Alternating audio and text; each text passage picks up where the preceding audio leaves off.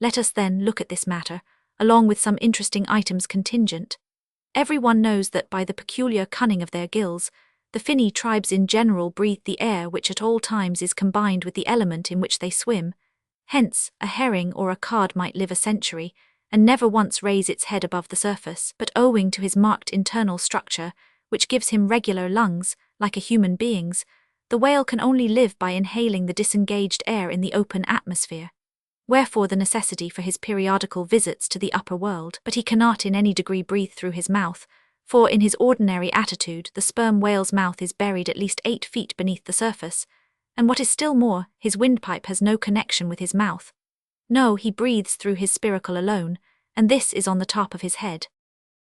If I say that in any creature breathing is only a function indispensable to vitality, inasmuch as it withdraws from the air a certain element, which being subsequently brought into contact with the blood imparts to the blood its vivifying principle, I do not think I shall err, though I may possibly use some superfluous scientific words. Assume it, and it follows that if all the blood in a man could be aerated with one breath, he might then seal up his nostrils and not fetch another for a considerable time.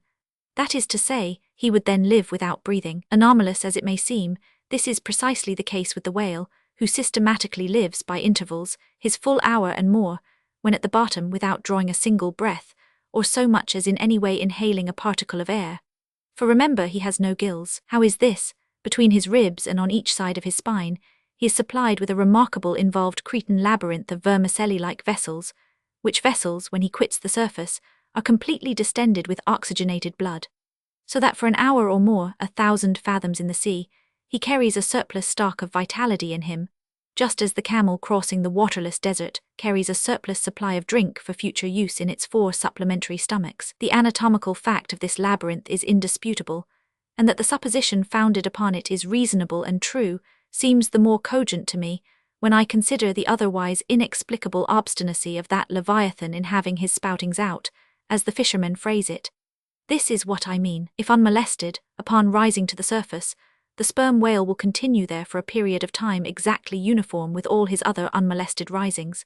Say he stays 11 minutes, and jets 70 times, that is, respires 70 breaths, then whenever he rises again, he will be sure to have his 70 breaths over again to a minute. Now if after he fetches a few breaths you alarm him, so that he sounds, he will be always dodging up again to make good his regular allowance of air.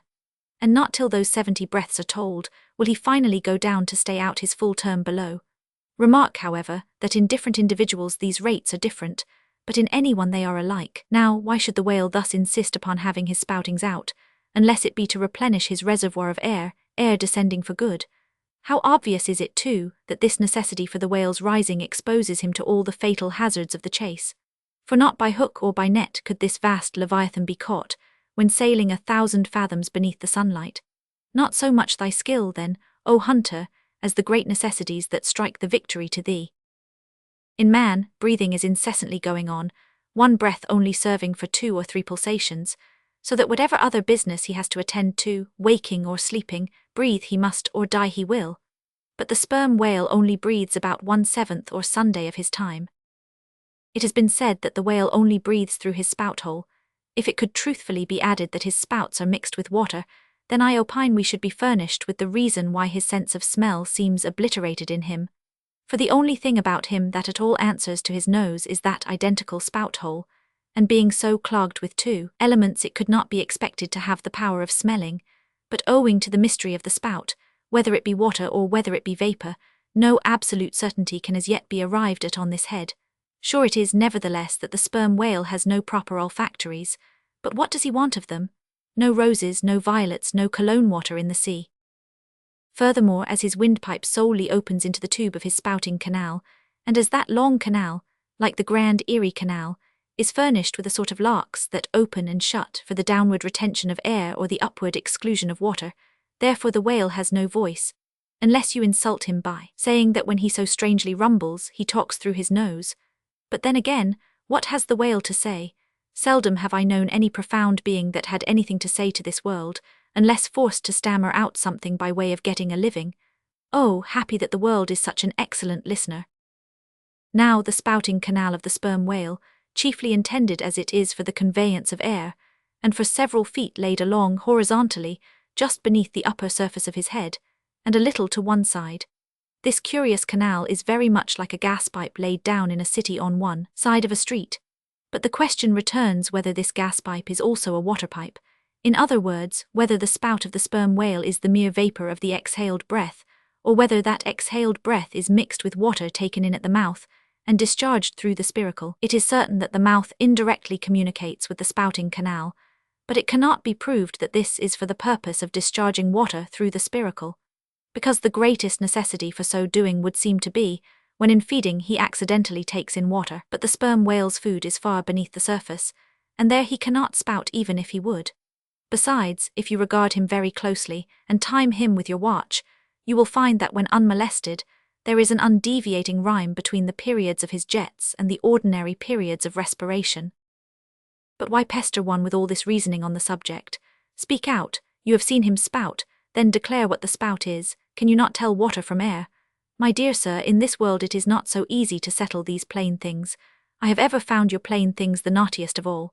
And as for this whale spout, you might almost stand in it, and yet be undecided as to what it is precisely.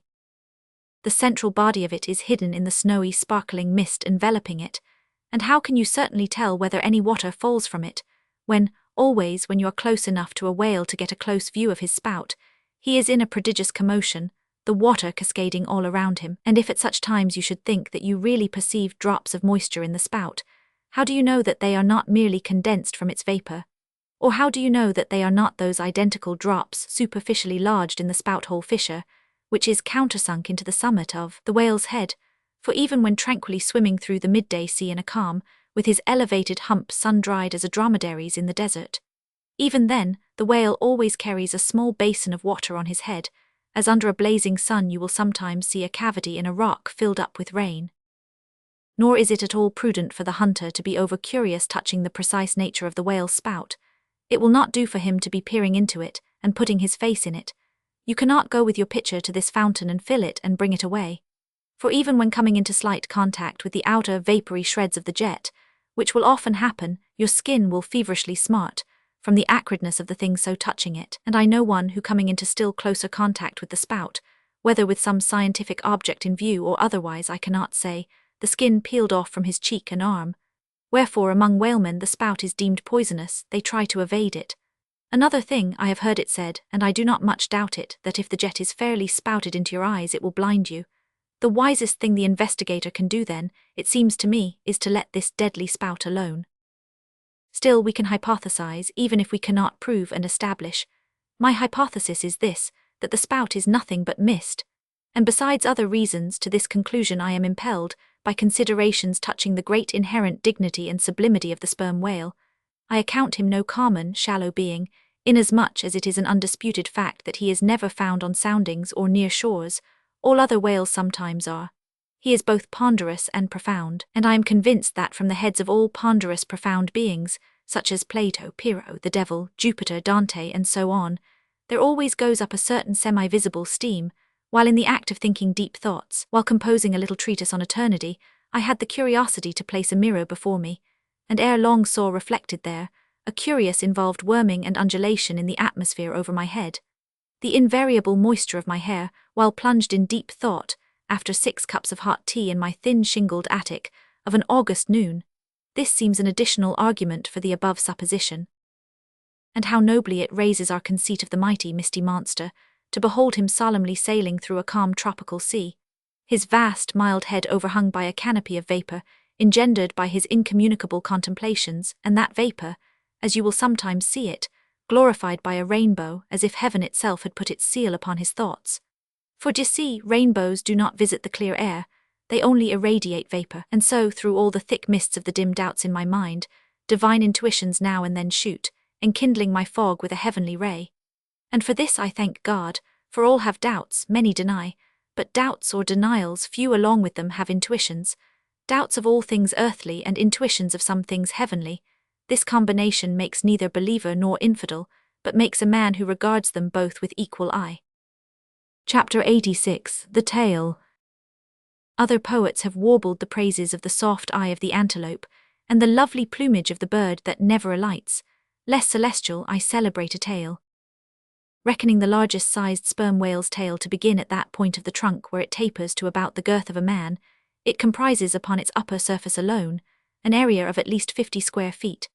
The compact round body of its root expands into two broad, firm, flat palms or flukes, gradually shoaling away to less than an inch in thickness. At the crotch or junction, these flukes slightly overlap, then sideways recede from each other like wings, leaving a wide vacancy between. In no living thing are the lines of beauty more exquisitely defined than in the crescentic borders of these flukes. At its utmost expansion in the full-grown whale, the tail will considerably exceed 20 feet across. The entire member seems a dense webbed bed of welded sinews, but cut into it, and you find that three distinct strata compose it: upper, middle, and lower. The fibers in the upper and lower layers are long and horizontal, those of the middle one very short and running crosswise between the outside layers. This triune structure, as much as anything else, imparts power to the tail. To the student of old Roman walls, the middle layer will furnish a curious parallel to the thin course of tiles, always alternating with the stone in those wonderful relics of the antique, and which undoubtedly contributes so much to the great strength of the masonry. But as if this vast local power in the tendinous tail were not enough, the whole bulk of the Leviathan is knit over with a warp and woof of muscular fibers and filaments, which, passing on either side the loins and running down into the flukes, insensibly blend with them and largely contribute to their might, so that in the tail the confluent measureless force of the whole whale seems concentrated to a point. Could annihilation occur to matter, this were the thing to do it. Nor does this, its amazing strength, at all tend to cripple the graceful flexion of its motions, where infantileness of ease undulates through a titanism of power. On the contrary, those motions derive their most appalling beauty from it. Real strength never impairs beauty or harmony, but it often bestows it, and in everything imposingly beautiful, strength has much to do with the magic. Take away the tied tendons that all over seem bursting from the marble in the carved Hercules, and its charm would be gone. As devout Eckermann lifted the linen sheet from the naked corpse of Goethe, he was overwhelmed with the massive chest of the man, that seemed as a Roman triumphal arch. When Angelo paints even God the Father in human form, mark what robustness is there, and whatever they may reveal of the divine love in the Son, the soft, curled, hermaphroditical Italian pictures in which his idea has been most successfully embodied. These pictures, so destitute as they are of all brawniness, hint nothing of any power, but the mere negative, feminine one of submission and endurance, which on all hands it is conceded, form the peculiar practical virtues of his teachings. Such is the subtle elasticity of the organ I treat of, that whether wielded in sport, or in earnest, or in anger, whatever be the mood it be in, its flexions are invariably marked by exceeding grace. Therein no fairy's arm can transcend it. 5 great motions are peculiar to it: first, when used as a fin for progression; second, when used as a mace in battle; third, in sweeping; fourth, in lobtailing; fifth, in peaking flukes. First, being horizontal in its position, the Leviathan's tail acts in a different manner from the tails of all other sea creatures. It never wriggles. In man or fish, wriggling is a sign of inferiority. To the whale, his tail is the sole means of propulsion. Scrollwise coiled forwards beneath the body, and then rapidly sprung backwards, it is this which gives that singular darting, leaping motion to the monster when furiously swimming. His side fins only serve to steer by. Second, it is a little significant that while one sperm whale only fights another sperm whale with his head and jaw, nevertheless in his conflicts with man, he chiefly and contemptuously uses his tail. In striking at a boat, he swiftly curves away his flukes from it, and the blow is only inflicted by the recoil. If it be made in the unobstructed air, especially if it descend to its mark, the stroke is then simply irresistible. No ribs of man or boat can withstand it.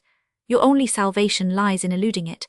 But if it comes sideways through the opposing water, then partly owing to the light buoyancy of the whale boat, and the elasticity of its materials, a cracked rib or a dashed plank or two, a sort of stitch in the side, is generally the most serious result.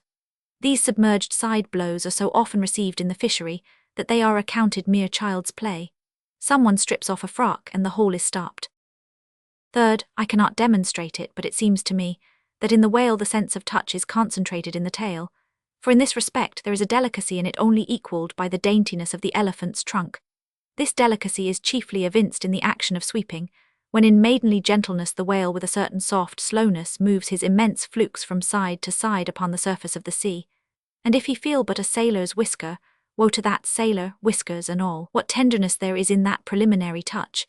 Had this tale any prehensile power, I should straightway bethink me of Darmanodes, elephant that so frequented the flower market, and with low salutations presented nosegays to damsels, and then caressed their zones. On more accounts than one, a pity it is that the whale does not possess this prehensile virtue in his tail, for I have heard of yet another elephant, that when wounded in the fight, curved round his trunk and extracted the dart. Fourth, stealing unawares upon the whale in the fancied security of the middle of solitary seas, you find him unbent from the vast corpulence of his dignity, and kitten-like, he plays on the ocean as if it were a hearth. But still you see his power in his play. The broad palms of his tail are flirted high into the air, then smiting the surface, the thunderous concussion resounds for miles. You would almost think a great gun had been discharged, and if you noticed the light wreath of vapour from the spiracle at his other extremity, you would think that that was the smoke from the touch-hole. Fifth, as in the ordinary floating posture of the Leviathan the flukes lie considerably below the level of his back, they are then completely out of sight beneath the surface.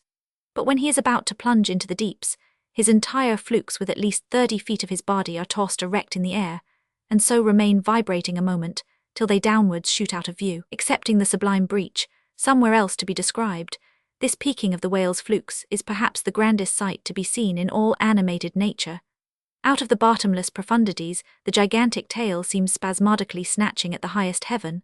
So in dreams, have I seen majestic Satan thrusting forth his tormented colossal claw from the flame Baltic of hell. But in gazing at such scenes, it is all in all what mood you are in.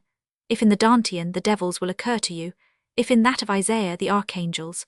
Standing at the masthead of my ship during a sunrise that crimsoned sky and sea, I once saw a large herd of whales in the east, all heading towards the sun, and for a moment vibrating in concert with peaked flukes. As it seemed to me at the time, such a grand embodiment of adoration of the gods was never beheld, even in Persia, the home of the fire worshippers.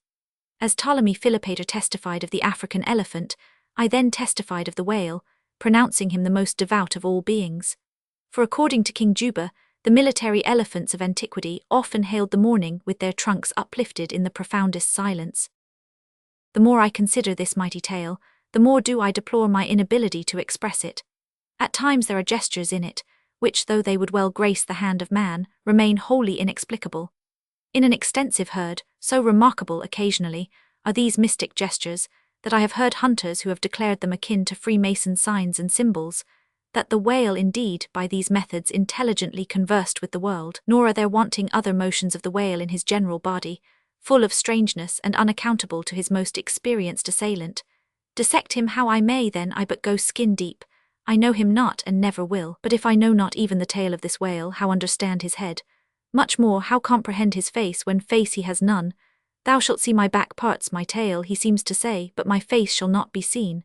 But I cannot completely make out his back parts, and hint what he will about his face, I say again he has no face. Chapter 87, The Grand Armada. The long and narrow peninsula of Malacca, extending southeastward from the territories of Burma, forms the most southerly point of all Asia. In a continuous line from that peninsula stretch the long islands of Sumatra, Java, Bali and Timor, which with many others form a vast mole, or rampart, lengthwise connecting Asia with Australia, and dividing the long unbroken Indian Ocean from the thickly studded Oriental archipelagos. This rampart is pierced by several sally ports for the convenience of ships and whales, conspicuous among which are the Straits of Sunda and Malacca. By the Straits of Sunda, chiefly, vessels bound to China from the west emerge into the China Seas. Those narrow Straits of Sunda divide Sumatra from Java, and standing midway in that vast rampart of islands, buttressed by that bold green promontory, known to seamen as Java Head, they not a little correspond to the central gateway opening into some vast walled empire, and considering the inexhaustible wealth of spices and silks and jewels and gold and ivory, with which the 1,000 islands of that Oriental Sea are enriched, it seems a significant provision of nature, that such treasures, by the very formation of the land, should at least bear the appearance, however ineffectual, of being guarded from the all-grasping Western world. The shores of the Straits of Sunda are unsupplied with those domineering fortresses which guard the entrances to the Mediterranean, the Baltic, and the Propontis. Unlike the Danes, these Orientals do not demand the obsequious homage of lowered topsails from the endless procession of ships before the wind, which for centuries past, by night and by day, have passed between the islands of Sumatra and Java, freighted with the costliest cargoes of the East. But while they freely waive a ceremonial like this, they do by no means renounce their claim to more solid tribute. Time out of mind, the piratical proas of the Malays, lurking among the low-shaded coves and islets of Sumatra, have sallied out upon the vessels sailing through the straits, fiercely demanding tribute at the point of their spears. Though by the repeated bloody chastisements they have received at the hands of European cruisers, the audacity of these corsairs has of late been somewhat repressed. Yet, even at the present day, we occasionally hear of English and American vessels, which in those waters have been remorselessly boarded and pillaged.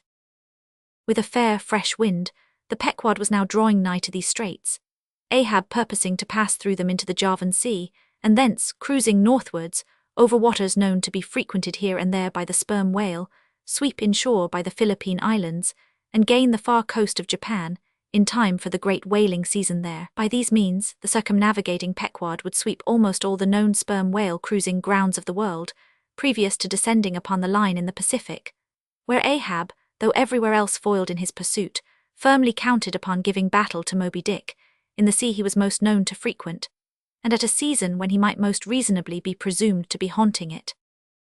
But how now, in this zoned quest, does Ahab touch no land? Does his crew drink air? Surely he will stop for water. Nay, for a long time now the circus-running sun has raced within his fiery ring and needs no sustenance but what's in himself. So Ahab, mark this too in the whaler, while other hulls are loaded down with alien stuff, to be transferred to foreign wharves, the world-wandering whaleship carries no cargo but herself and crew, their weapons and their wants. She has a whole lake's contents bottled in her ample hold. She is ballasted with utilities, not altogether with unusable piglead and kentelge. She carries years' water in her. Clear old prime Nantucket water, which when 3 years afloat the Nantucketer in the Pacific prefers to drink before the brackish fluid, but yesterday rafted off in casks, from the Peruvian or Indian streams. Hence it is that, while other ships may have gone to China from New York, and back again touching at a score of ports, the whaleship in all that interval may not have sighted one grain of soil, her crew having seen no man but floating seamen like themselves. So that did you carry them the news that another flood had come, they would only answer, "Well, boys, here's the ark." Now as many sperm whales had been captured off the western coast of Java, in the near vicinity of the Straits of Sunda. Indeed, as most of the ground roundabout was generally recognized by the fishermen as an excellent spot for cruising, therefore, as the Pequod gained more and more upon Java Head, the lookouts were repeatedly hailed, and admonished to keep wide awake. But though the green palmy cliffs of the land soon loomed on the starboard bow, and with delighted nostrils the fresh cinnamon was snuffed in the air, yet not a single jet was descried. Almost renouncing all thought of falling in with any game hereabouts, the ship had well nigh entered the straits, when the customary cheering cry was heard from aloft, and ere long a spectacle of singular magnificence saluted us. But here be it premised, that owing to the unwearied activity with which of late they have been hunted over all 4 oceans, the sperm whales, instead of almost invariably sailing in small detached companies, as in former times, are now frequently met with in extensive herds, sometimes embracing so great a multitude, that it would almost seem as if numerous nations of them had sworn solemn league and covenant for mutual assistance and protection. To this aggregation of the sperm whale into such immense caravans may be imputed the circumstance that even in the best cruising grounds, you may now sometimes sail for weeks and months together, without being greeted by a single spout, and then be suddenly saluted by what sometimes seems thousands on thousands. Broad on both bows, at the distance of some 2 or 3 miles, and forming a great semicircle, embracing one half of the level horizon, a continuous chain of whale jets were up playing and sparkling in the noonday air. Unlike the straight perpendicular twin jets of the right whale, which, dividing at top, fall over in 2 branches, like the cleft drooping boughs of a willow, the single forward slanting spout of the sperm whale presents a thick curled bush of white mist, continually rising and falling away to leeward.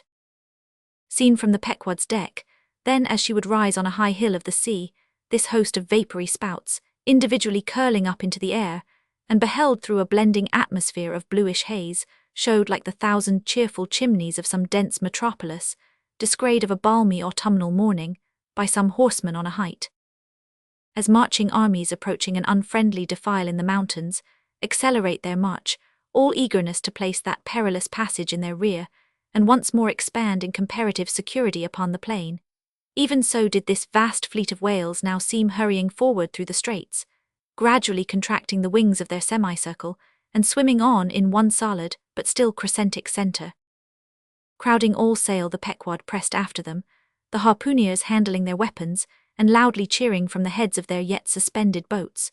If the wind only held, little doubt had they that, chased through these straits of sunder, the vast host would only deploy into the oriental seas to witness the capture of not a few of their number, and who could tell whether in that congregated caravan Moby Dick himself might not temporarily be swimming, like the worshipped white elephant in the coronation procession of the Siamese. So with stunsail piled on stunsail, we sailed along, driving these leviathans before us, when of a sudden the voice of Tashtego was heard, loudly directing attention to something in our wake. Corresponding to the crescent in our van, we beheld another in our rear. It seemed formed of detached white vapors, rising and falling something like the spouts of the whales, only they did not so completely come and go, for they constantly hovered without finally disappearing. Leveling his glass at this sight, Ahab quickly revolved in his pivot hole, crying, "Aloft there, and rig whips and buckets to wet the sails. Malays, sir, and after us." As if too long lurking behind the headlands, till the Pequod should fairly have entered the straits, these rascally Asiatics were now in hot pursuit, to make up for their over-cautious delay. But when the swift Pequod, with a fresh leading wind, was herself in hot chase, how very kind of these tawny philanthropists to assist in speeding her onto her own chosen pursuit, mere riding whips and rowels to her that they were. As with glass under arm, Ahab to and fro paced the deck, in his forward turn beholding the monsters he chased, and in the after one the bloodthirsty pirates chasing him, some such fancy as the above seemed his, and when he glanced upon the green walls of the watery defile in which the ship was then sailing, and bethought him that through that gate lay the route to his vengeance, and beheld how that through that same gate he was now both chasing and being chased to his deadly end. And not only that, but a herd of remorseless wild pirates and inhuman atheistical devils were infernally cheering him on with their curses. When all these conceits had passed through his brain, Ahab's brow was left gaunt and ribbed, like the black sand beach after some stormy tide has been gnawing it, without being able to drag the firm thing from its place. But thoughts like these troubled very few of the reckless crew, and when, after steadily dropping the pirates astern, the Pequod at last shot by the vivid green cockatoo point on the Sumatra side, emerging at last upon the broad waters beyond, then the harpooneers seemed more to grieve that the swift whales had been gaining upon the ship, than to rejoice that the ship had so victoriously gained upon the Malays. But still driving on in the wake of the whales, at length they seemed abating their speed. Gradually the ship neared them, and the wind now dying away, word was passed to spring to the boats. But no sooner did the herd, by some presumed wonderful instinct of the sperm whale, become notified of the 3 keels that were after them, though as yet a mile in their rear, than they rallied again, and forming in close ranks and battalions, so that their spouts all looked like flashing lines of stacked bayonets, moved on with redoubled velocity.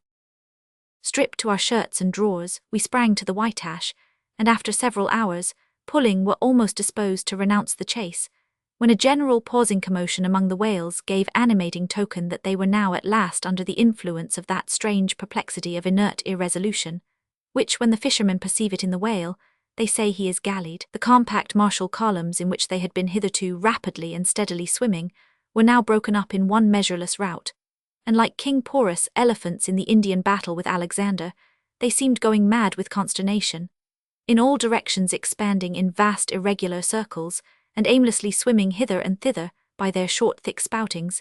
They plainly betrayed their distraction of panic. This was still more strangely evinced by those of their number, who, completely paralyzed as it were, helplessly floated like waterlogged dismantled ships on the sea. Had these leviathans been but a flock of simple sheep, pursued over the pasture by 3 fierce wolves, they could not possibly have evinced such excessive dismay.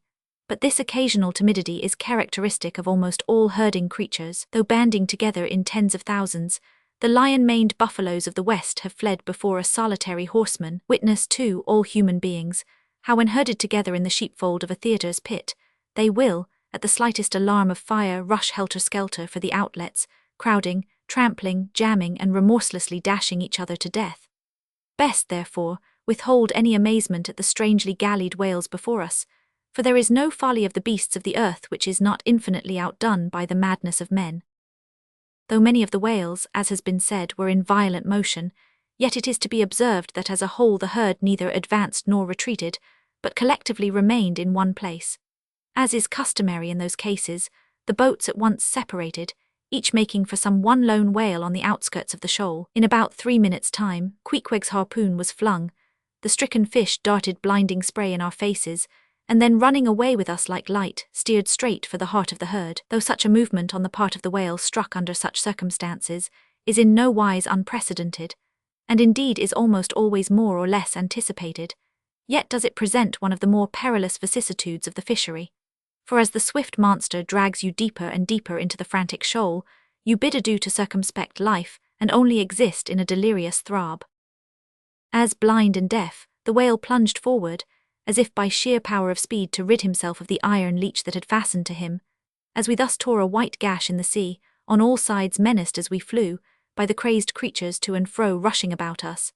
Our beset boat was like a ship mobbed by ice isles in a tempest, and striving to steer through their complicated channels and straits, knowing not at what moment it may be locked in and crushed. But not a bit daunted, Queequeg steered us manfully, now sheering off from this monster directly across our route in advance, now edging away from that, whose colossal flukes were suspended overhead, while all the time Starbuck stood up in the bows, lance in hand, pricking out of our way whatever whales he could reach by short darts, for there was no time to make long ones, nor were the oarsmen quite idle, though their wonted duty was now altogether dispensed with. They chiefly attended to the shouting part of the business. "Out of the way, Commodore," cried one to a great dromedary that of a sudden rose bodily to the surface, and for an instant threatened to swamp us. "Hard down with your tail there," cried a second to another, which close to our gunwale seemed calmly cooling himself with his own fan-like extremity. All whaleboats carry certain curious contrivances, originally invented by the Nantucket Indians, called drugs. 2 thick squares of wood of equal size are stoutly clenched together, so that they cross each other's grain at right angles. A line of considerable length is then attached to the middle of this block, and the other end of the line being looped, it can in a moment be fastened to a harpoon. It is chiefly among gallied whales that this drug is used, for then more whales are close round you than you can possibly chase at one time, but sperm whales are not every day encountered. While you may then, you must kill all you can, and if you cannot kill them all at once, you must wing them so that they can be afterwards killed at your leisure. Hence it is that at times like these the drug comes into requisition. Our boat was furnished with 3 of them.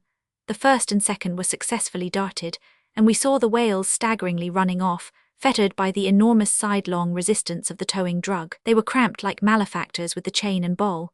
But upon flinging the third, in the act of tossing overboard the clumsy wooden block, it caught under one of the seats of the boat, and in an instant tore it out and carried it away, dropping the oarsman in the boat's bottom as the seat slid from under him. On both sides the sea came in at the wounded planks, but we stuffed 2 or 3 drawers and shirts in, and so stopped the leaks for the time. It had been next to impossible to dart these drugged harpoons, were it not that as we advanced into the herd, our whale's way greatly diminished. Moreover, that as we went still further and further from the circumference of commotion, the direful disorder seemed waning, so that when at last the jerking harpoon drew out, and the towing whale sideways vanished, then, with the tapering force of his parting momentum, we glided between 2 whales into the innermost heart of the shoal, as if from some mountain torrent we had slid into a serene valley lake. Here the storms in the roaring glens between the outermost whales were heard but not felt. In this central expanse, the sea presented that smooth satin-like surface, called a sleek, produced by the subtle moisture thrown off by the whale in his more quiet moods. Yes, we were now in that enchanted calm which they say lurks at the heart of every commotion, and still in the distracted distance we beheld the tumults of the outer concentric circles, and saw successive pods of whales, 8 or 10 in each, swiftly going round and round, like multiplied spans of horses in a ring, and so closely shoulder to shoulder that a titanic circus rider might easily have overarched the middle ones, and so have gone round on their backs, owing to the density of the crowd of reposing whales, more immediately surrounding the embayed axis of the herd. No possible chance of escape was at present afforded us. We must watch for a breach in the living wall that hemmed us in, the wall that had only admitted us in order to shut us up. Keeping at the centre of the lake, we were occasionally visited by small tame cows and calves, the women and children of this rooted host. Now, inclusive of the occasional wide intervals between the revolving outer circles, and inclusive of the spaces between the various pods in any one of those circles, the entire area at this juncture, embraced by the whole multitude, must have contained at least 2 or 3 square miles. At any rate, though indeed such a test at such a time might be deceptive, spoutings might be discovered from our low boat that seemed playing up almost from the rim of the horizon. I mention this circumstance because, as if the cows and calves had been purposely locked up in this innermost fold, and as if the wide extent of the herd had hitherto prevented them from learning the precise cause of its stopping, or, possibly, being so young, unsophisticated, and every way innocent and inexperienced. However it may have been, these smaller whales, now and then visiting our becalmed boat from the margin of the lake, evinced a wondrous fearlessness and confidence, or else a still becharmed panic which it was impossible not to marvel at. Like household dogs they came snuffling round us, right up to our gunwales and touching them, till it almost seemed that some spell had suddenly domesticated them. Queequeg patted their foreheads, Starbuck scratched their backs with his lance, but fearful of the consequences, for the time refrained from darting it. But far beneath this wondrous world upon the surface, another and still stranger world met our eyes as we gazed over the side. For, suspended in those watery vaults, floated the forms of the nursing mothers of the whales, and those that by their enormous girth seemed shortly to become mothers. The lake, as I have hinted, was to a considerable depth exceedingly transparent, and as human infants while suckling will calmly and fixedly gaze away from the breast, as if leading 2 different lives at the time, and while yet drawing mortal nourishment be still, spiritually feasting upon some unearthly reminiscence, even so did the young of these whales seem looking up towards us but not at us, as if we were but a bit of gulfweed in their newborn sight. Floating on their sides, the mothers also seemed quietly eyeing us. One of these little infants, that from certain queer tokens seemed hardly a day old, might have measured some 14 feet in length and some 6 feet in girth. He was a little frisky, though as yet his body seemed scarce yet recovered from that irksome position it had so lately occupied in the maternal reticule, where, tail to head and all ready for the final spring, the unborn whale lies bent like a Tartar's bow. The delicate side fins and the palms of his flukes still freshly retained the plated crumpled appearance of a baby's ears newly arrived from foreign parts. "Line, line," cried Queequeg looking over the gunwale, him fast, who line him who struck, 2 whale, 1 big, 1 little." "What ails ye, man?" cried Starbuck. "Look ye here," said Queequeg, pointing down. And thus, though surrounded by circle upon circle of consternations and affrights, did these inscrutable creatures at the centre freely and fearlessly indulge in all peaceful concernments, yea, serenely revelled in dalliance and delight. But even so, amid the tornadoed Atlantic of my being, do I myself still for ever centrally disport in mute calm, and while ponderous planets of unwaning woe revolve round me, deep down and deep inland there, I still bathe me in eternal mildness of joy. Meanwhile, as we thus lay entranced, the occasional sudden frantic spectacles in the distance evinced the activity of the other boats, still engaged in drugging the whales on the frontier of the host, or possibly carrying on the war within the first circle, where abundance of room and some convenient retreats were afforded them. But the sight of the enraged, drugged whales now, and then blindly darting to and fro across the circles, was nothing to what at last met our eyes. It is sometimes the custom, when fast to a whale more than commonly powerful and alert, to seek to hamstring him, as it were, by sundering or maiming his gigantic tail tendon. It is done by darting a short-handled cutting spade, to which is attached a rope for hauling it back again. A whale wounded, as we afterwards learned in this part, but not effectually as it seemed, had broken away from the boat, carrying along with him half of the harpoon line, and in the extraordinary agony of the wound, he was now dashing among the revolving circles like the lone mounted desperado Arnold, at the Battle of Saratoga, carrying dismay wherever he went. But agonizing as was the wound of this whale, and an appalling spectacle enough anyway, yet the peculiar horror with which he seemed to inspire the rest of the herd was owing to a cause which at first the intervening distance obscured from us, but at length we perceived that by one of the unimaginable accidents of the fishery, this whale had become entangled in the harpoon line that he towed.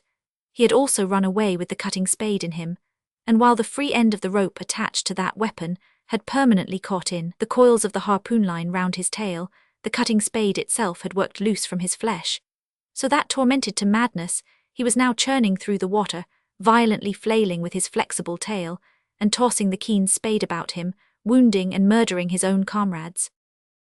This terrific object seemed to recall the whole herd from their stationary fright. First, the whales forming the margin of our lake began to crowd a little, and tumble against each other, as if lifted by half-spent billows from afar. Then the lake itself began faintly to heave and swell. The submarine bridal chambers and nurseries vanished. In more and more contracting orbits, the whales in the more central circles began to swim in thickening clusters. Yes, the long calm was departing. A low advancing hum was soon heard, and then, like to the tumultuous masses of block ice when the great river Hudson breaks up in spring, the entire host of whales came tumbling upon their inner center, as if to pile themselves up in one common mountain. Instantly Starbuck and Queequeg changed places, Starbuck taking the stern. "Oars, oars," he intensely whispered, seizing the helm. "Gripe your oars and clutch your souls now. My guard men stand by, shove him off, you Queequeg the whale there. Prick him, hit him, stand up and stay so, spring men, pull men, never mind their backs, scrape them, scrape away." The boat was now all but jammed between two vast black bulks, leaving a narrow Dardanelles between their long lengths.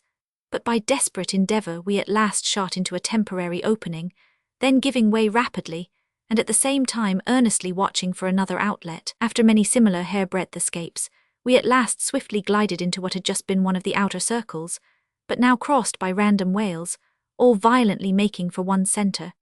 This lucky salvation was cheaply purchased by the loss of Queequeg's hat, who, while standing in the bows to prick the fugitive whales, had his hat taken clean from his head by the air eddy made by the sudden tossing of a pair of broad flukes close by. Riotous and disordered as the universal commotion now was, it soon resolved itself into what seemed a systematic movement, for having clumped together at last in one dense body, they then renewed their onward flight with augmented fleetness. Further pursuit was useless, but the boats still lingered in their wake to pick up what drugged whales might be dropped astern, and likewise to secure one which Flask had killed and waifed. The waif is a pennant pole, 2 or 3 of which are carried by every boat, and which, when additional game is at hand, are inserted upright into the floating body of a dead whale, both to mark its place on the sea, and also as token of prior possession, should the boats of any other ship draw near. The result of this lowering was somewhat illustrative of that sagacious saying in the fishery, "The more whales the less fish." Of all the drugged whales only one was captured, the rest contrived to escape for the time, but only to be taken, as will hereafter be seen, by some other craft than the Pequod. Chapter 88, Schools and Schoolmasters. The previous chapter gave account of an immense body or herd of sperm whales, and there was also then given the probable cause inducing those vast aggregations. Now, though such great bodies are at times encountered, yet, as must have been seen, even at the present day, small detached bands are occasionally observed, embracing from 20 to 50 individuals each. Such bands are known as schools. They generally are of 2 sorts, those composed almost entirely of females, and those mustering none but young vigorous males or bulls as they are familiarly designated.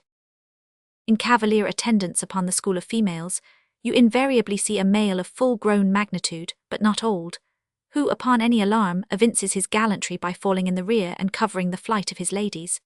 In truth, this gentleman is a luxurious Ottoman, swimming about over the watery world, surroundingly accompanied by all the solaces and endearments of the harem. The contrast between this Ottoman and his concubines is striking, because while he is always of the largest leviathanic proportions, the ladies, even at full growth, are not more than 1/3 of the bulk of an average-sized male. They are comparatively delicate indeed, I dare say, not to exceed 6 yards round the waist. Nevertheless, it cannot be denied that upon the whole they are hereditarily entitled to en-bon point. It is very curious to watch this harem and its lord in their indolent ramblings. Like fashionables, they are forever on the move in leisurely search of variety. You meet them on the line in time for the full flower of the equatorial feeding season, having just returned, perhaps, from spending the summer in the northern seas, and so cheating summer of all unpleasant weariness and warmth. By the time they have lounged up and down the promenade of the equator a while, they start for the oriental waters in anticipation of the cool season there, and so evade the other excessive temperature of the year. When serenely advancing on one of these journeys, if any strange suspicious sights are seen, my Lord Whale keeps a wary eye on his interesting family. Should any unwarrantably pert young Leviathan coming that way presume to draw confidentially close to one of the ladies, with what prodigious fury the Bashaw assails him and chases him away. High times indeed if unprincipled young rakes like him are to be permitted to invade the sanctity of domestic bliss, though do what the Bashaw will, he cannot keep the most notorious Lothario out of his bed. For alas, all fish bed in common, as ashore the ladies often cause the most terrible duels among their rival admirers. Just so with the whales, who sometimes come to deadly battle and all for love. They fence with their long lower jaws, sometimes locking them together, and so striving for the supremacy like elks that warringly interweave their antlers. Not a few are captured, having the deep scars of these encounters, furrowed heads, broken teeth, scalloped fins, and in some instances wrenched and dislocated mouths. But supposing the invader of domestic bliss to betake himself away at the first rush of the harem's lord, then is it very diverting to watch that lord. Gently he insinuates his vast bulk among them again, and revels there a while, still in tantalizing vicinity to young Lothario, like pious Solomon devoutly worshipping among his 1,000 concubines. Granting other whales to be in sight, the fisherman will seldom give chase to one of these Grand Turks, for these Grand Turks are too lavish of their strength, and hence their unctuousness is small. As for the sons and the daughters they beget, why, those sons and daughters must take care of themselves, at least with only the maternal help, for like certain other omnivorous roving lovers that might be named, my Lord Whale has no taste for the nursery, however much for the bower. And so, being a great traveller, he leaves his anonymous babies all over the world, every baby an exotic. In good time, nevertheless, as the ardour of youth declines, as years and dumps increase, as reflection lends her solemn pauses, in short, as a general lassitude overtakes the sated Turk, then a love of ease and virtue supplants the love for maidens. Our Ottoman enters upon the impotent, repentant, admonitory stage of life, forswears, disbands the harem, and grown to an exemplary, sulky old soul, goes about all alone among the meridians and parallels saying his prayers, and warning each young Leviathan from his amorous errors. Now, as the harem of Wales is called by the fishermen a school, so is the lord and master of that school technically known as the schoolmaster. It is therefore not in strict character, however admirably satirical, that after going to school himself, he should then go abroad inculcating not what he learned there, but the folly of it. His title, schoolmaster, would very naturally seem derived from the name bestowed upon the harem itself, but some have surmised that the man who first thus entitled this sort of Ottoman whale must have read the memoirs of Vidocq, and informed himself what sort of a country schoolmaster that famous Frenchman was in his younger days, and what was the nature of those occult lessons he inculcated into some of his pupils. The same secludedness and isolation to which the schoolmaster whale betakes himself in his advancing years is true of all aged sperm whales.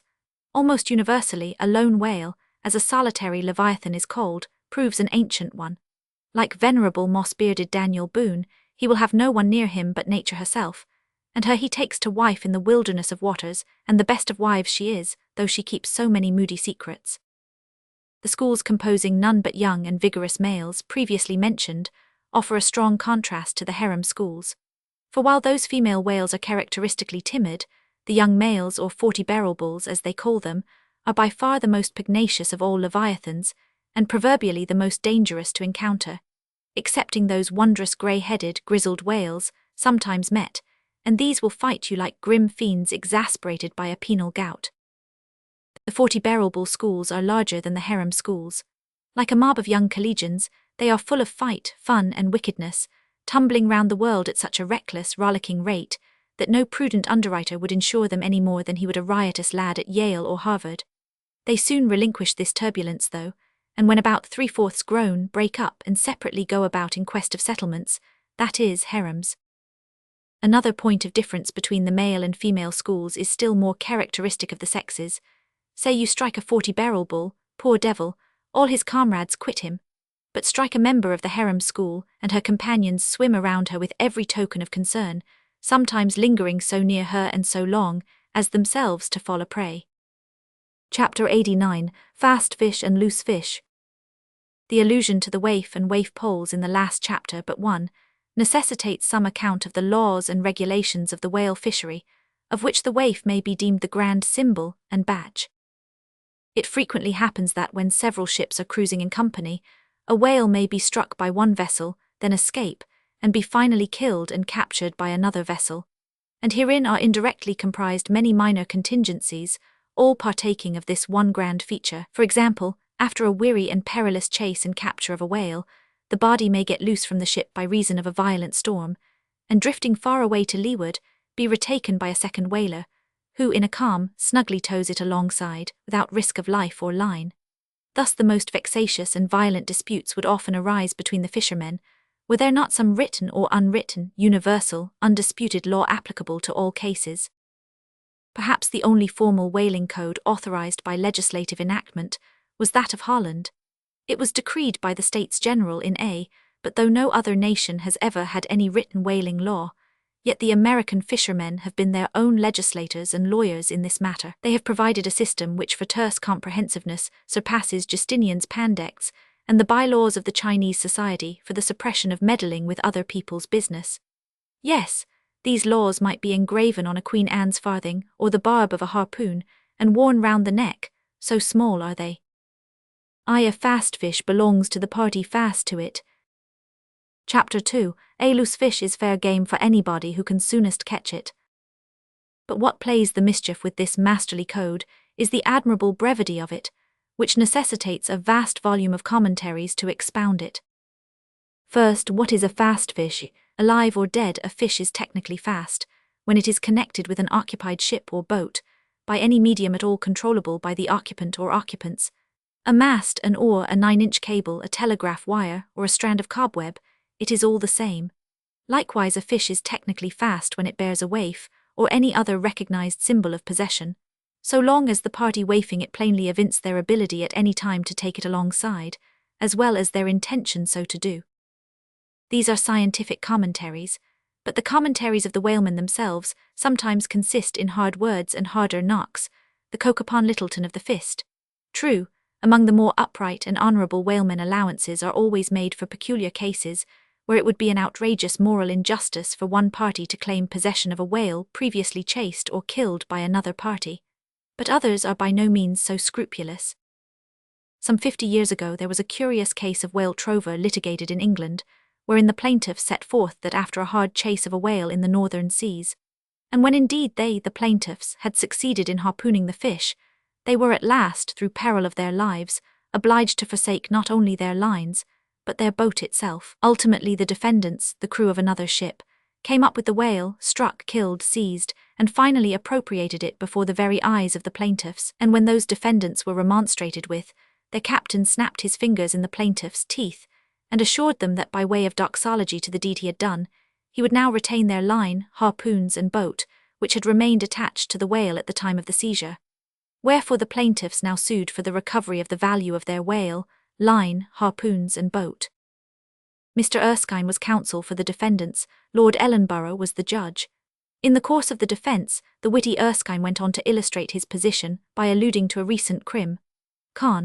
Case wherein a gentleman, after in vain trying to bridle his wife's viciousness, had at last abandoned her upon the seas of life, but in the course of years, repenting of that step, he instituted an action to recover possession of her. Erskine was on the other side, and he then supported it by saying that though the gentleman had originally harpooned the lady, and had once had her fast, and only by reason of the great stress of her plunging viciousness had at last abandoned her, yet abandon her he did so that she became a loose fish, and therefore when a subsequent gentleman reharpooned her, the lady then became that subsequent gentleman's property, along with whatever harpoon might have been found sticking in her.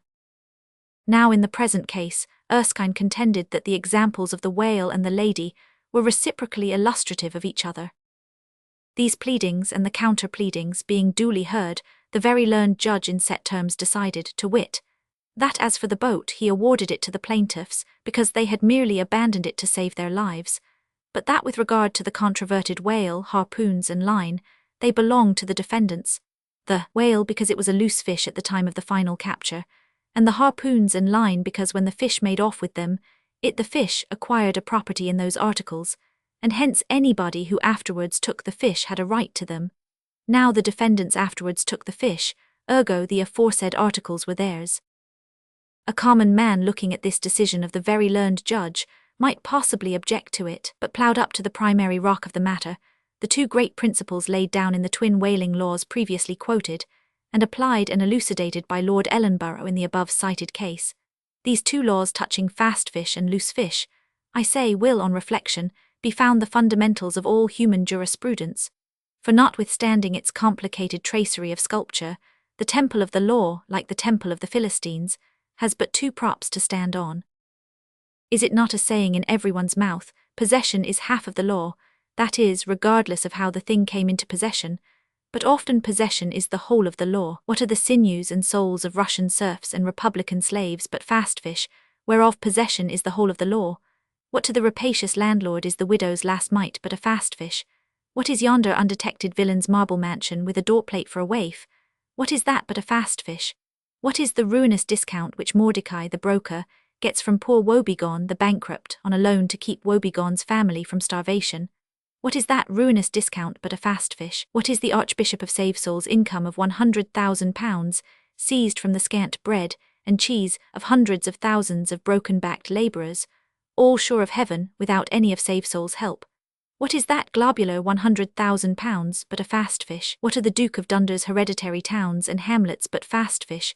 What to that redoubted harpooner John Bull is poor Ireland but a fast fish? What to that apostolic lancer, brother Jonathan, is Texas but a fast fish?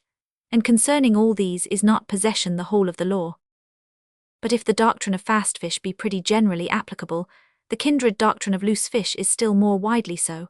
That is internationally and universally applicable. What was America in 1492 but a loose fish, in which Columbus struck the Spanish standard by way of waifing it for his royal master and mistress? What was Poland to the Tsar? What Greece to the Turk? What India to England?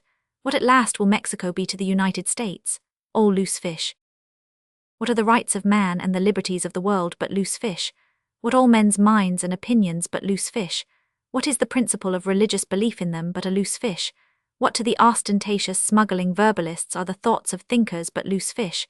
What is the great globe itself but a loose fish? And what are you, reader, but a loose fish and a fast fish too? Chapter 90, Heads or Tails. De bail naviro sufficit si rex habet caput et regina caudam, Bracton. Latin from the books of the laws of England, which taken along with the context, means that of all whales captured by anybody on the coast of that land, the king, as honorary grand harpooner, must have the head, and the queen be respectfully presented with the tail. A division which in the whale is much like having an apple.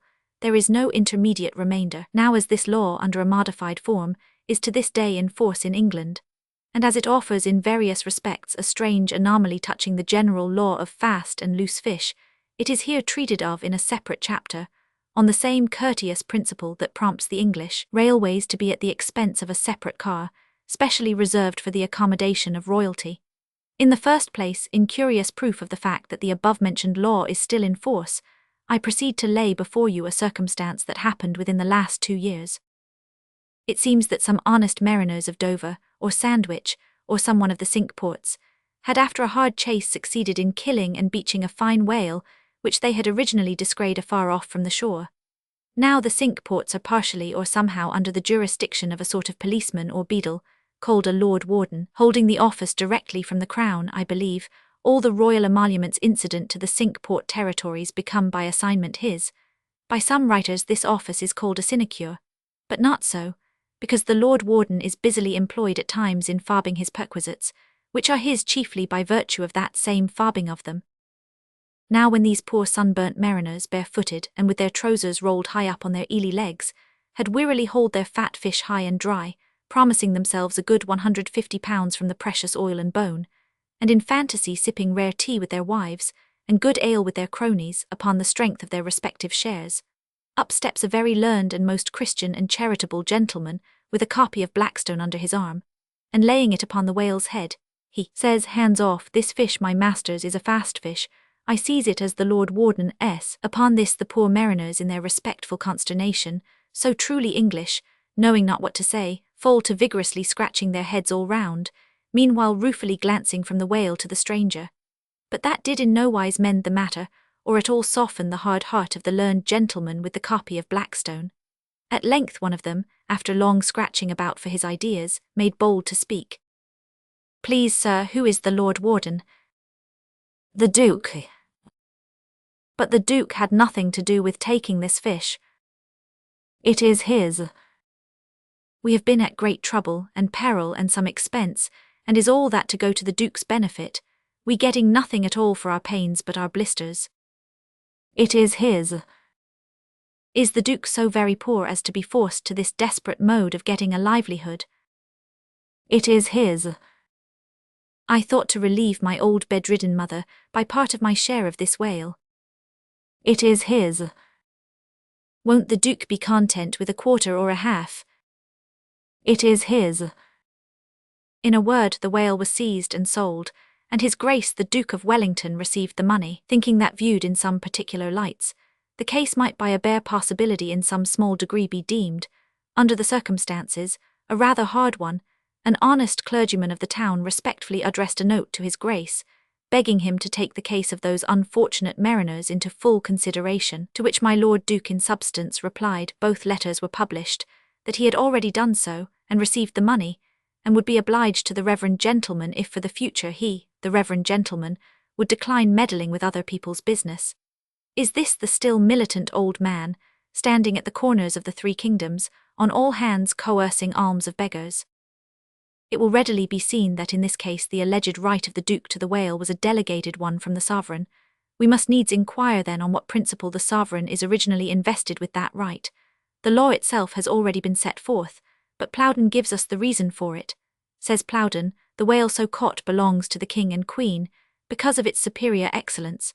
And by the soundest commentators this has ever been held a cogent argument in such matters.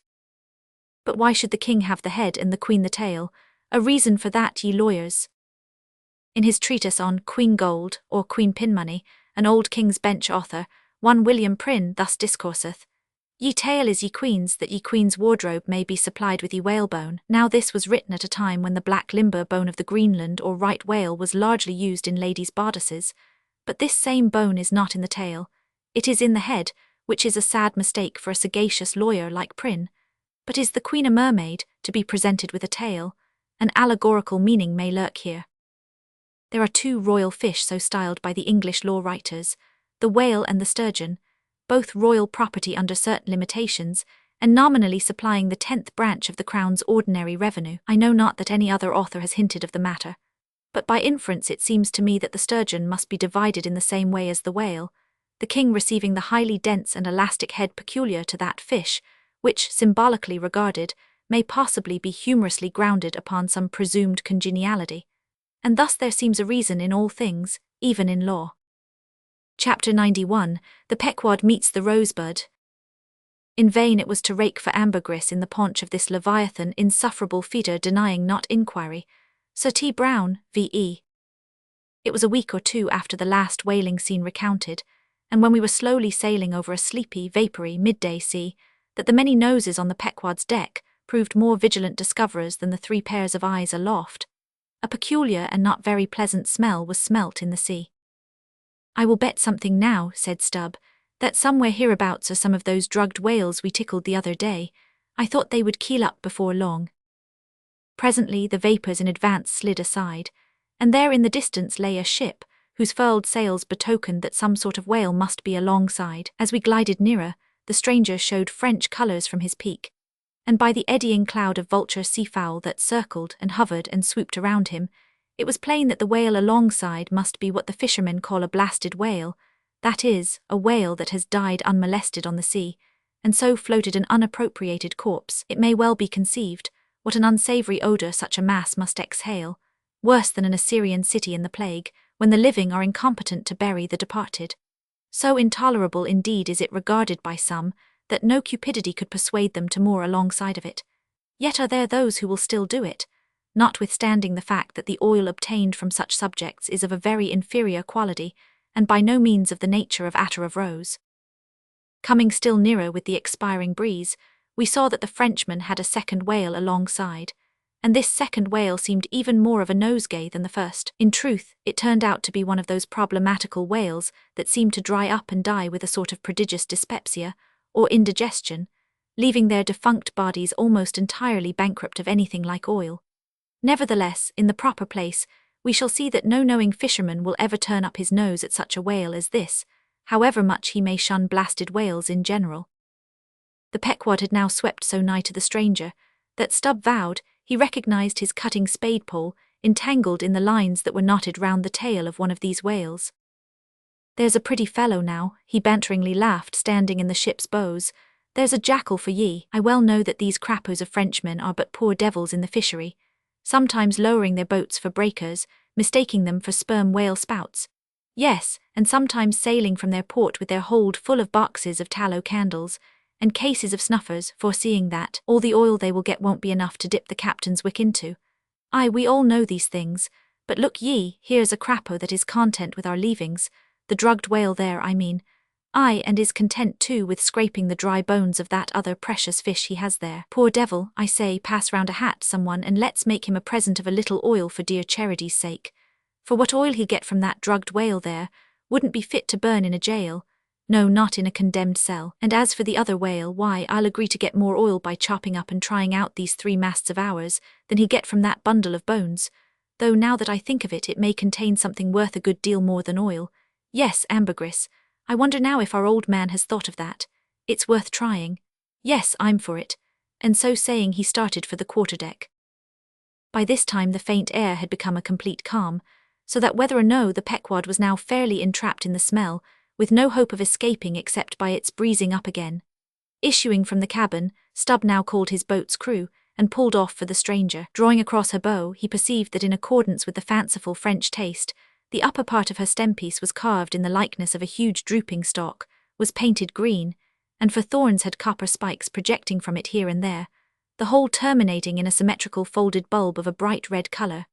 Upon her headboards, in large gilt letters, he read Bouton de Rose, rose button or rosebud, and this was the romantic name of this aromatic ship. Though Stubb did not understand the bouton part of the inscription, yet the word rose, and the bulbous figurehead put together, sufficiently explained the whole to him. A wooden rosebud, eh? He cried with his hand to his nose. That will do very well, but how like all creation it smells. Now, in order to hold direct communication with the people on deck, he had to pull round the bows to the starboard side, and thus come close to the blasted whale, and so talk over it. Arrived then at this spot, with one hand still to his nose, he bawled, "Bouton de Rose, ahoy! Are there any of you Bouton de Roses that speak English?" "Yes," rejoined a Guernsey man from the bulwarks, who turned out to be the chief mate. "Well then, my Bouton de Rosebud, have you seen the white whale?" "What whale?" "The white whale, a sperm whale, Moby Dick, have you seen him?" "Never heard of such a whale, cachalot blanche white whale, no." "Very good then, goodbye now, and I'll call again in a minute." Then rapidly pulling back towards the Pequod, and seeing Ahab leaning over the quarterdeck rail awaiting his report, he moulded his 2 hands into a trumpet and shouted, "No, sir. No," upon which Ahab retired and Stubb returned to the Frenchman. He now perceived that the Guernsey man, who had just got into the chains, and was using a cutting spade, had slung his nose in a sort of bag. "What's the matter with your nose there?" said Stubb. "Broke it." "I wish it was broken, or that I didn't have any nose at all," answered the Guernsey man, who did not seem to relish the job he was at very much. "But what are you holding yours for?" "Oh, nothing, it's a wax nose, I have to hold it on. Fine day, ain't it? Air rather gardeny, I should say. Throw us a bunch of posies, will ye, Bouton de Rose?" "What in the devil's name do you want here?" roared the Guernseyman, flying into a sudden passion. "Oh, keep cool, cool. Yes, that's the word. Why don't you pack those whales in ice while you're working at 'em? But joking aside, though, do you know, Rosebud, that it's all nonsense trying to get any oil out of such whales? As for that dried-up one there, he hasn't a gill in his whole carcase." "I know that well enough, but d'ye see, the captain here won't believe it. This is his first voyage. He was a cologne manufacturer before. But come aboard, and mayhap he'll believe you if he won't me, and so I'll get out of this dirty scrape." "Anything to oblige ye, my sweet and pleasant fellow," rejoined Stubb, and with that he soon mounted to the deck. There a queer scene presented itself. The sailors, in tasselled caps of red worsted, were getting the heavy tackles in readiness for the whales, but they worked rather slow and talked very fast, and seemed in anything but a good humour, all their noses upwardly projected from their faces like so many jib-booms. Now and then pairs of them would drop their work, and run up to the masthead to get some fresh air. Some, thinking they would catch the plague, dipped oakum in coal tar, and at intervals held it to their nostrils. Others, having broken the stems of their pipes almost short off at the bowl, were vigorously puffing tobacco smoke, so that it constantly filled their olfactories. Stubb was struck by a shower of outcries and anathemas proceeding from the captain's roundhouse abaft, and looking in that direction saw a fiery face thrust from behind the door, which was held ajar from within. This was the tormented surgeon, who, after in vain remonstrating against the proceedings of the day, had betaken himself to the captain's roundhouse, cabinet he called it to avoid the pest, but still could not help yelling out his entreaties and indignations at times. Marking all this, Stubb argued well for his scheme, and turning to the Guernsey man had a little chat with him, during which the stranger mate expressed his detestation of his captain as a conceited ignoramus, who had brought them all into so unsavoury and unprofitable a pickle. Sounding him carefully, Stubb further perceived that the Guernsey man had not the slightest suspicion concerning the ambergris. He therefore held his peace on that head, but otherwise was quite frank and confidential with him, so that the two quickly concocted a little plan for both circumventing and satirizing the captain, without his at all dreaming of distrusting their sincerity. According to this little plan of theirs, the Guernsey man, under cover of an interpreter's office, was to tell the captain what he pleased, but as coming from Stubb. And as for Stubb, he was to utter any nonsense that should come uppermost in him during the interview. By this time their destined victim appeared from his cabin. He was a small and dark, but rather delicate-looking man for a sea captain, with large whiskers and moustache, however, and wore a red cotton velvet vest with watch seals at his side. To this gentleman, Stubb was now politely introduced by the Guernsey man, who at once ostentatiously put on the aspect of interpreting between them. "What shall I say to him first?" said he. "Why," said Stubb, eyeing the velvet vest and the watch and seals, "you may as well begin by telling him that he looks a sort of babyish to me, though I don't pretend to be a judge." "He says, monsieur," said the Guernsey man in French, turning to his captain, "that only yesterday his ship spoke a vessel, whose captain and chief mate with 6 sailors had all died of a fever caught from a blasted whale they had brought alongside." Upon this the captain started, and eagerly desired to know more. "What now?" said the Guernsey man to Stubb. "Why, since he takes it so easy, tell him that now I have eyed him carefully, I'm quite certain that he's no more fit to command a whale ship than a St. Jago monkey. In fact, tell him from me he's a baboon. He vows and declares, monsieur, that the other whale, the dried one, is far more deadly than the blasted one. In fine, monsieur, he conjures us, as we value our lives, to cut loose from these fish." Instantly the captain ran forward, and in a loud voice commanded his crew to desist from hoisting the cutting tackles, and at once cast loose the cables and chains confining the whales to the ship. "What now?" said the Guernsey man, when the captain had returned to them. "Why, let me see. Yes, you may as well tell him now that in fact tell him I've diddled him, and aside to himself, perhaps somebody else. He says, monsieur, that he's very happy to have been of any service to us." Hearing this, the captain vowed that they were the grateful parties, meaning himself and mate, and concluded by inviting Stubb down into his cabin to drink a bottle of Bordeaux. "He wants you to take a glass of wine with him," said the interpreter. "Thank him heartily, but tell him it's against my principles to drink with the man I've diddled. In fact, tell him I must go. He says, monsieur, that his principles won't admit of his drinking, but that if monsieur wants to live another day to drink, then monsieur had best drop all 4 boats and pull the ship away from these whales, for it's so calm they won't drift." By this time Stubb was over the side, and getting into his boat, hailed the Guernsey man to this effect, that having a long tow-line in his boat, he would do what he could to help them, by pulling out the lighter whale of the 2 from the ship's side. While the Frenchman's boats, then, were engaged in towing the ship one way, Stubb benevolently towed away at his whale the other way, ostentatiously slacking out a most unusually long tow-line. Presently a breeze sprang up. Stubb feigned to cast off from the whale. Hoisting his boats, the Frenchman soon increased his distance, while the Pequod slid in between him and Stubb's whale. Whereupon Stubb quickly pulled to the floating body, and hailing the Pequod to give notice of his intentions, at once proceeded to reap the fruit of his unrighteous cunning. Seizing his sharp boat spade, he commenced an excavation in the body, a little behind the side fin. You would almost have thought he was digging a cellar there in the sea, and when at length his spade struck against the gaunt ribs, it was like turning up old Roman tiles and pottery buried in fat English loam. His boat's crew were all in high excitement, eagerly helping their chief, and looking as anxious as gold hunters. And all the time numberless fowls were diving, and ducking and screaming and yelling and fighting around them. Stubb was beginning to look disappointed, especially as the horrible nosegay increased, when suddenly from out the very heart of this plague, there stole a faint stream of perfume, which flowed through the tide of bad smells without being absorbed by it, as one river will flow into and then along with another, without at all blending with it for a time. I have it, cried Stubb with delight, striking something in the subterranean regions. A purse, a purse.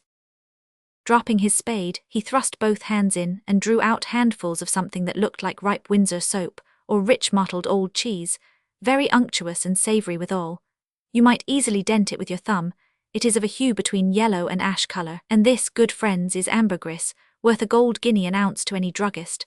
Some 6 handfuls were obtained, but more was unavoidably lost in the sea, and still more, perhaps, might have been secured were it not for impatient Ahab's loud command to Stubb to desist, and come on board, else the ship would bid them good-bye. Chapter 92, Ambergris.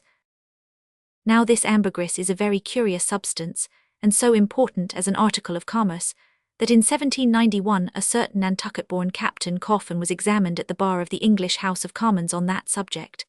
For at that time, and indeed until a comparatively late day, the precise origin of ambergris remained, like amber itself, a problem to the learned. Though the word ambergris is but the French compound for grey amber, yet the two substances are quite distinct, for amber, though at times found on the sea-coast, is also dug up in some far inland soils, whereas ambergris is never found except upon the sea. Besides, amber is a hard, transparent, brittle, odourless substance, used for mouthpieces to pipes for beads and ornaments, but ambergris is soft, waxy, and so highly fragrant and spicy that it is largely used in perfumery, in pastiles, precious candles, hair powders, and pomatum. The Turks use it in cooking, and also carry it to Mecca, for the same purpose that frankincense is carried to St. Peter's in Rome. Some wine merchants drop a few grains into claret to flavour it. Who would think then that such fine ladies and gentlemen should regale themselves with an essence found in the inglorious bowels of a sick whale? Yet so it is. By some, ambergris is supposed to be the cause, and by others the effect, of the dyspepsia in the whale. How to cure such a dyspepsia it were hard to say, unless by administering 3 or 4 boat-loads of Brandreth's pills, and then running out of harm's way, as labourers do in blasting rocks. I have forgotten to say that there were found in this ambergris certain hard, round, bony plates, which at first Stubb thought might be sailors' trousers buttons, but it afterwards turned out that they were nothing more than pieces of small squid bones embalmed in that manner. Now that the incorruption of this most fragrant ambergris should be found in the heart of such decay, is this nothing? Bethink thee of that saying of St. Paul in Corinthians about corruption and incorruption, how that we are sown in dishonour but raised in glory, and likewise call to mind that saying of Paracelsus about what it is that maketh the best musk.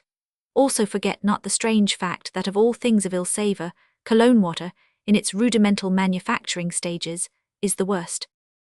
I should like to conclude the chapter with the above appeal, but cannot, owing to my anxiety to repel a charge often made against whalemen, and which, in the estimation of some already biased minds, might be considered as indirectly substantiated by what has been said of the Frenchman's 2 whales.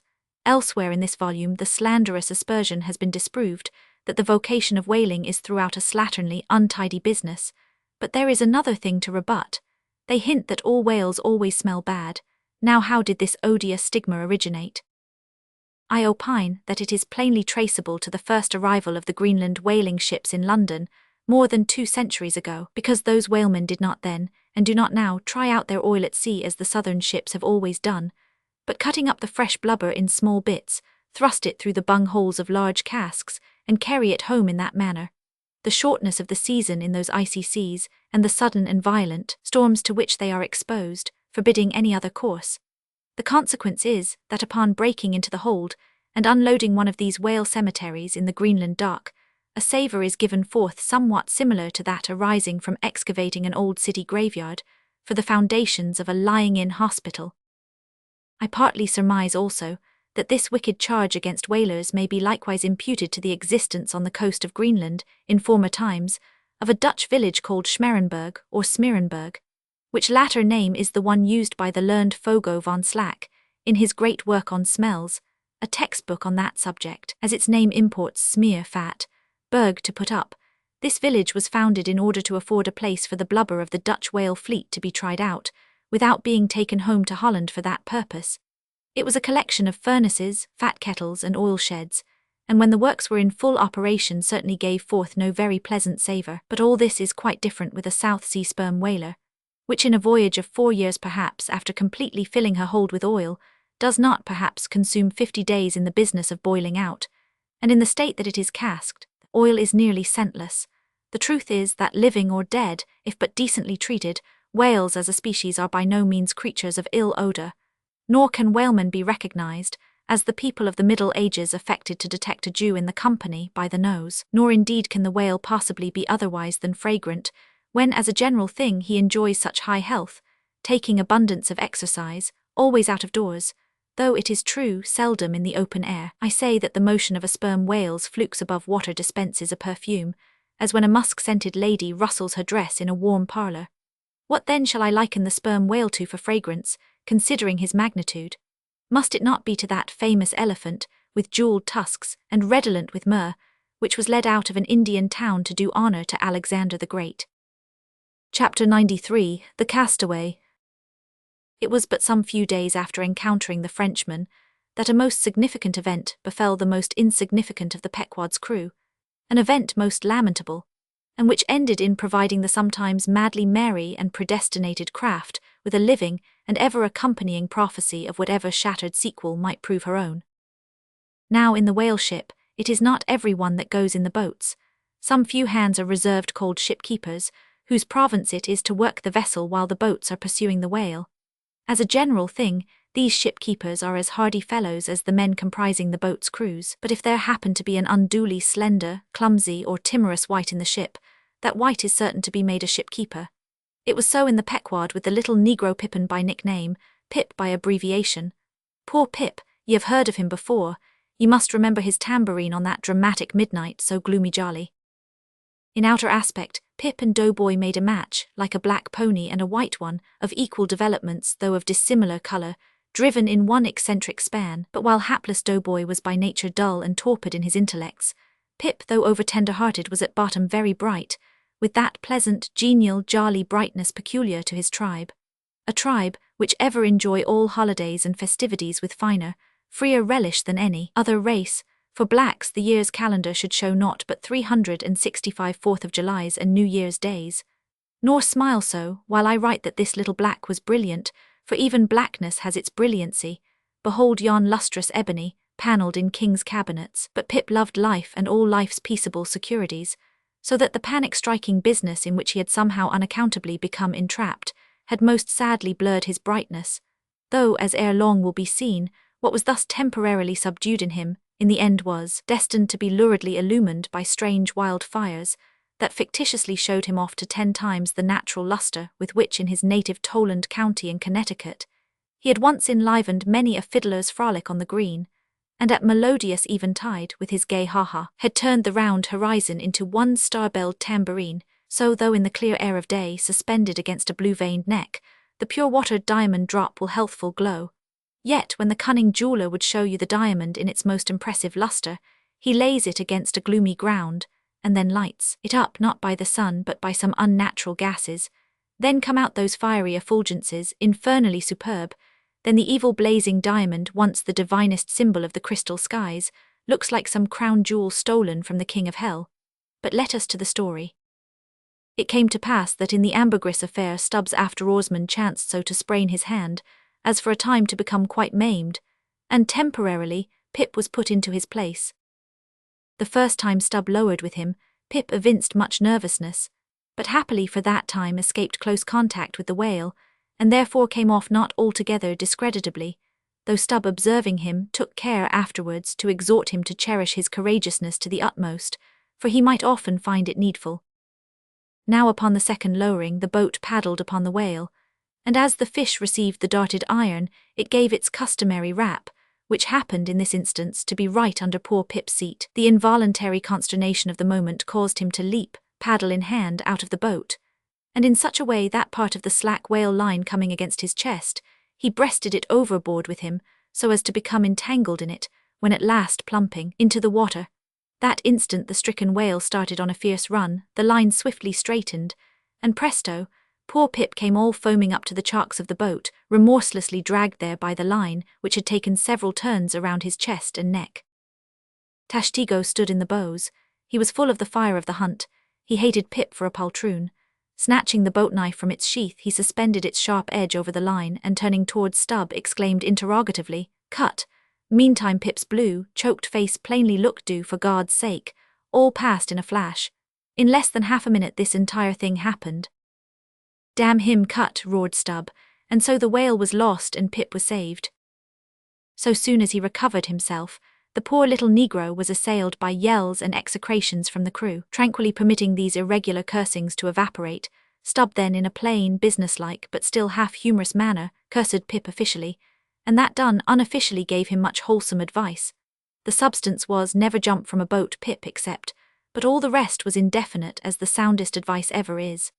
Now, in general, stick to the boat is your true motto in whaling, but cases will sometimes happen when leap from the boat is still better. Moreover, as if perceiving at last that if he should give undiluted conscientious advice to Pip, he would be leaving him too wide a margin to jump in for the future, Stubb suddenly dropped all advice and concluded with a peremptory command: "Stick to the boat, Pip, or by the Lord, I won't pick you up if you jump.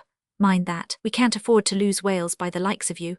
A whale would sell for 30 times what you would, Pip, in Alabama. Bear that in mind and don't jump any more."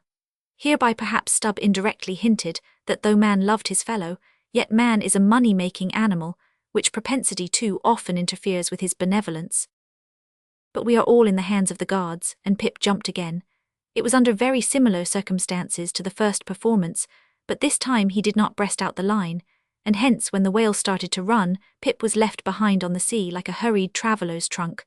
Alas, Stubb was but too true to his word. It was a beautiful, bounteous blue day, the spangled sea calm and cool and flatly stretching away all round to the horizon, like gold-beater's skin hammered out to the extremist. Bobbing up and down in that sea, Pip's ebon head showed like a head of cloves. No boat knife was lifted when he fell so rapidly astern. Stubb's inexorable back was turned upon him, and the whale was winged. In 3 minutes a whole mile of shoreless ocean was between Pip and Stubb. Out from the centre of the sea, poor Pip turned his crisp, curling, black head to the sun, another lonely castaway, though the loftiest and the brightest. Now in calm weather, to swim in the open ocean is as easy to the practised swimmer as to ride in a spring carriage ashore. But the awful lonesomeness is intolerable. The intense concentration of self in the middle of such a heartless immensity, my God, who can tell it? Mark how when sailors in a dead calm bathe in the open sea, mark how closely they hug their ship and only coast along her sides. But had Stubb really abandoned the poor little Negro to his fate? No, he did not mean to, at least, because there were 2 boats in his wake, and he supposed, no doubt, that they would of course come up to Pip very quickly and pick him up, though indeed such considerations towards oarsmen jeopardized through their own timidity is not always manifested by the hunters in all similar instances, and such instances not unfrequently occur. Almost invariably in the fishery, a coward so called is marked with the same ruthless detestation peculiar to military navies and armies. But it so happened that those boats, without seeing Pip, suddenly spying whales close to them on one side, turned and gave chase, and Stubb's boat was now so far away, and he and all his crew so intent upon his fish, that Pip's ringed horizon began to expand around him. Miserably, by the merest chance the ship itself at last rescued him, but from that hour the little Negro went about the deck an idiot, such at least they said he was. The sea had jeeringly kept his finite body up, but drowned the infinite of his soul. Not drowned entirely though, rather carried down alive to wondrous depths, where strange shapes of the unwarped primal world glided to and fro before his passive eyes. And the miser merman wisdom revealed his hoarded heaps, and among the joyous, heartless, ever-juvenile eternities, Pip saw the multitudinous, God-omnipresent, choral insects that out of the firmament of waters heaved the colossal orbs. He saw God's foot upon the treadle of the loom and spoke it, and therefore his shipmates called him mad. So man's insanity is heaven's sense, and wandering from all mortal reason, man comes at last to that celestial thought which to reason is absurd and frantic, and weal or woe feels then uncompromised, indifferent as his God. For the rest, blame not Stubb too hardly. The thing is common in that fishery, and in the sequel of the narrative it will then be seen what like abandonment befell myself. Chapter 94, A Squeeze of the Hand. That whale of Stubb's, so dearly purchased, was duly brought to the Pequod's side, where all those cutting and hoisting operations previously detailed were regularly gone through, even to the bailing of the Heidelberg tun or case.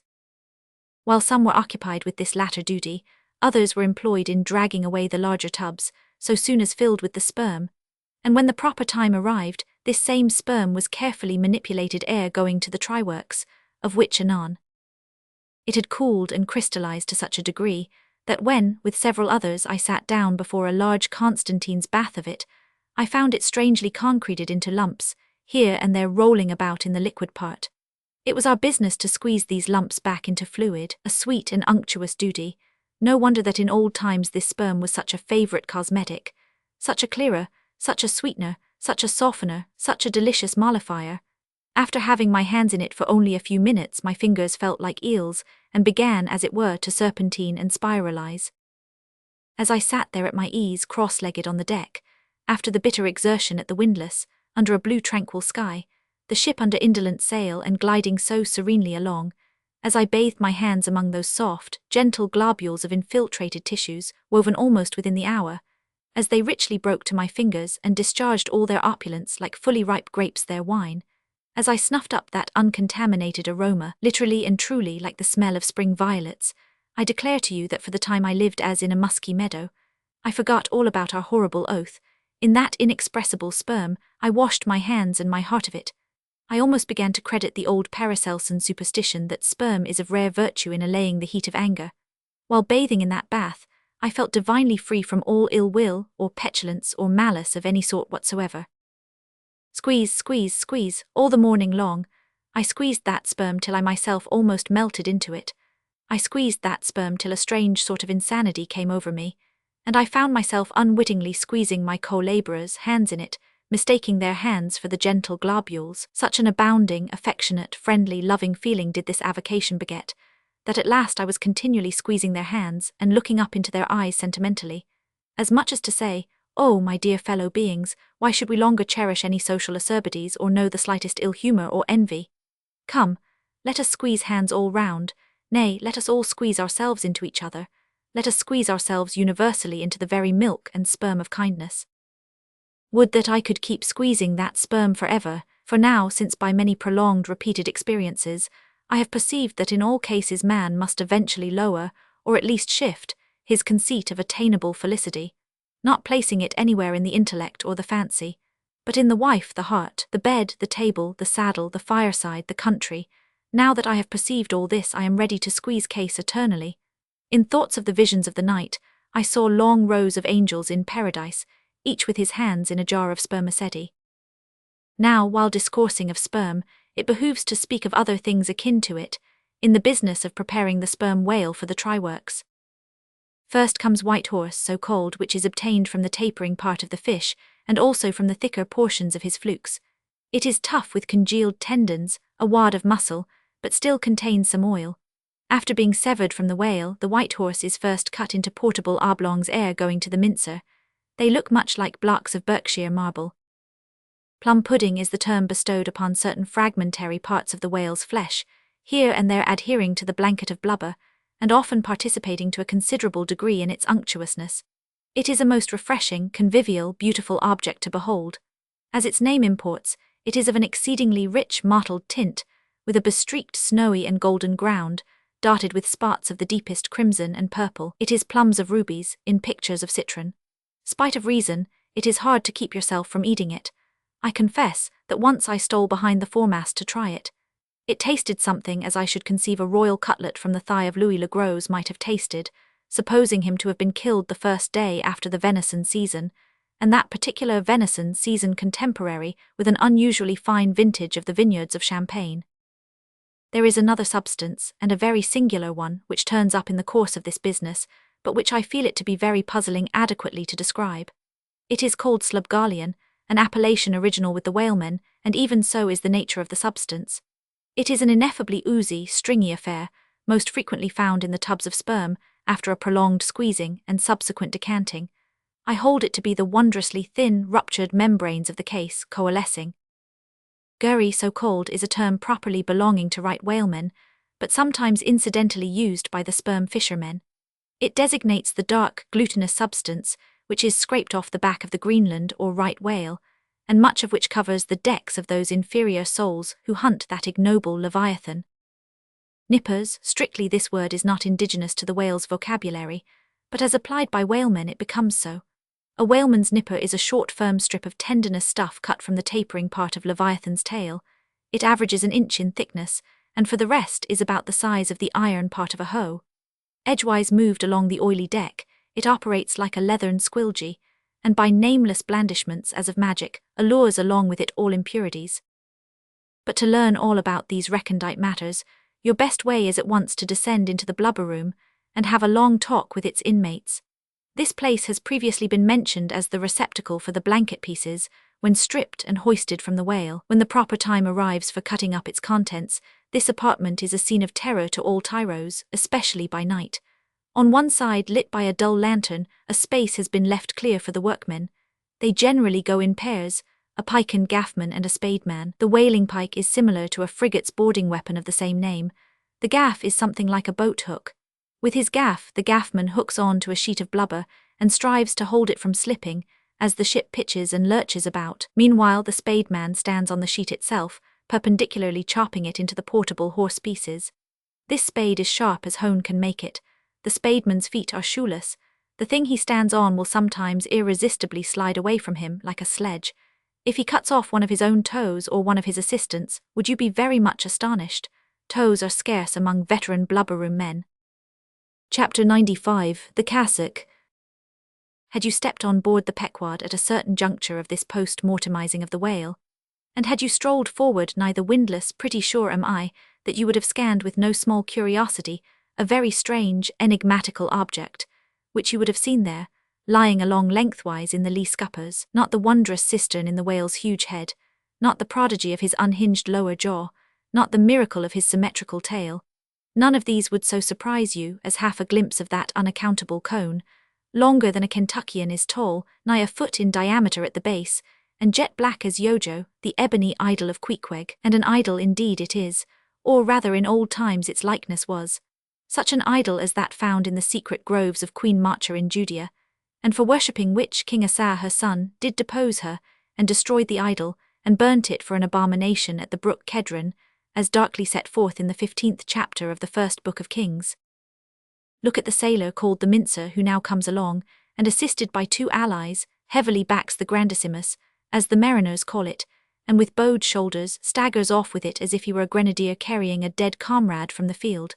Extending it upon the forecastle deck, he now proceeds cylindrical to remove its dark pelt, as an African hunter the pelt of a boa. This done, he turns the pelt inside out like a pantaloon leg, gives it a good stretching so as almost to double its diameter, and at last hangs it well spread in the rigging to dry. Ere long it is taken down, when removing some 3 feet of it towards the pointed extremity, and then cutting 2 slits for armholes at the other end, he lengthwise slips himself bodily into it.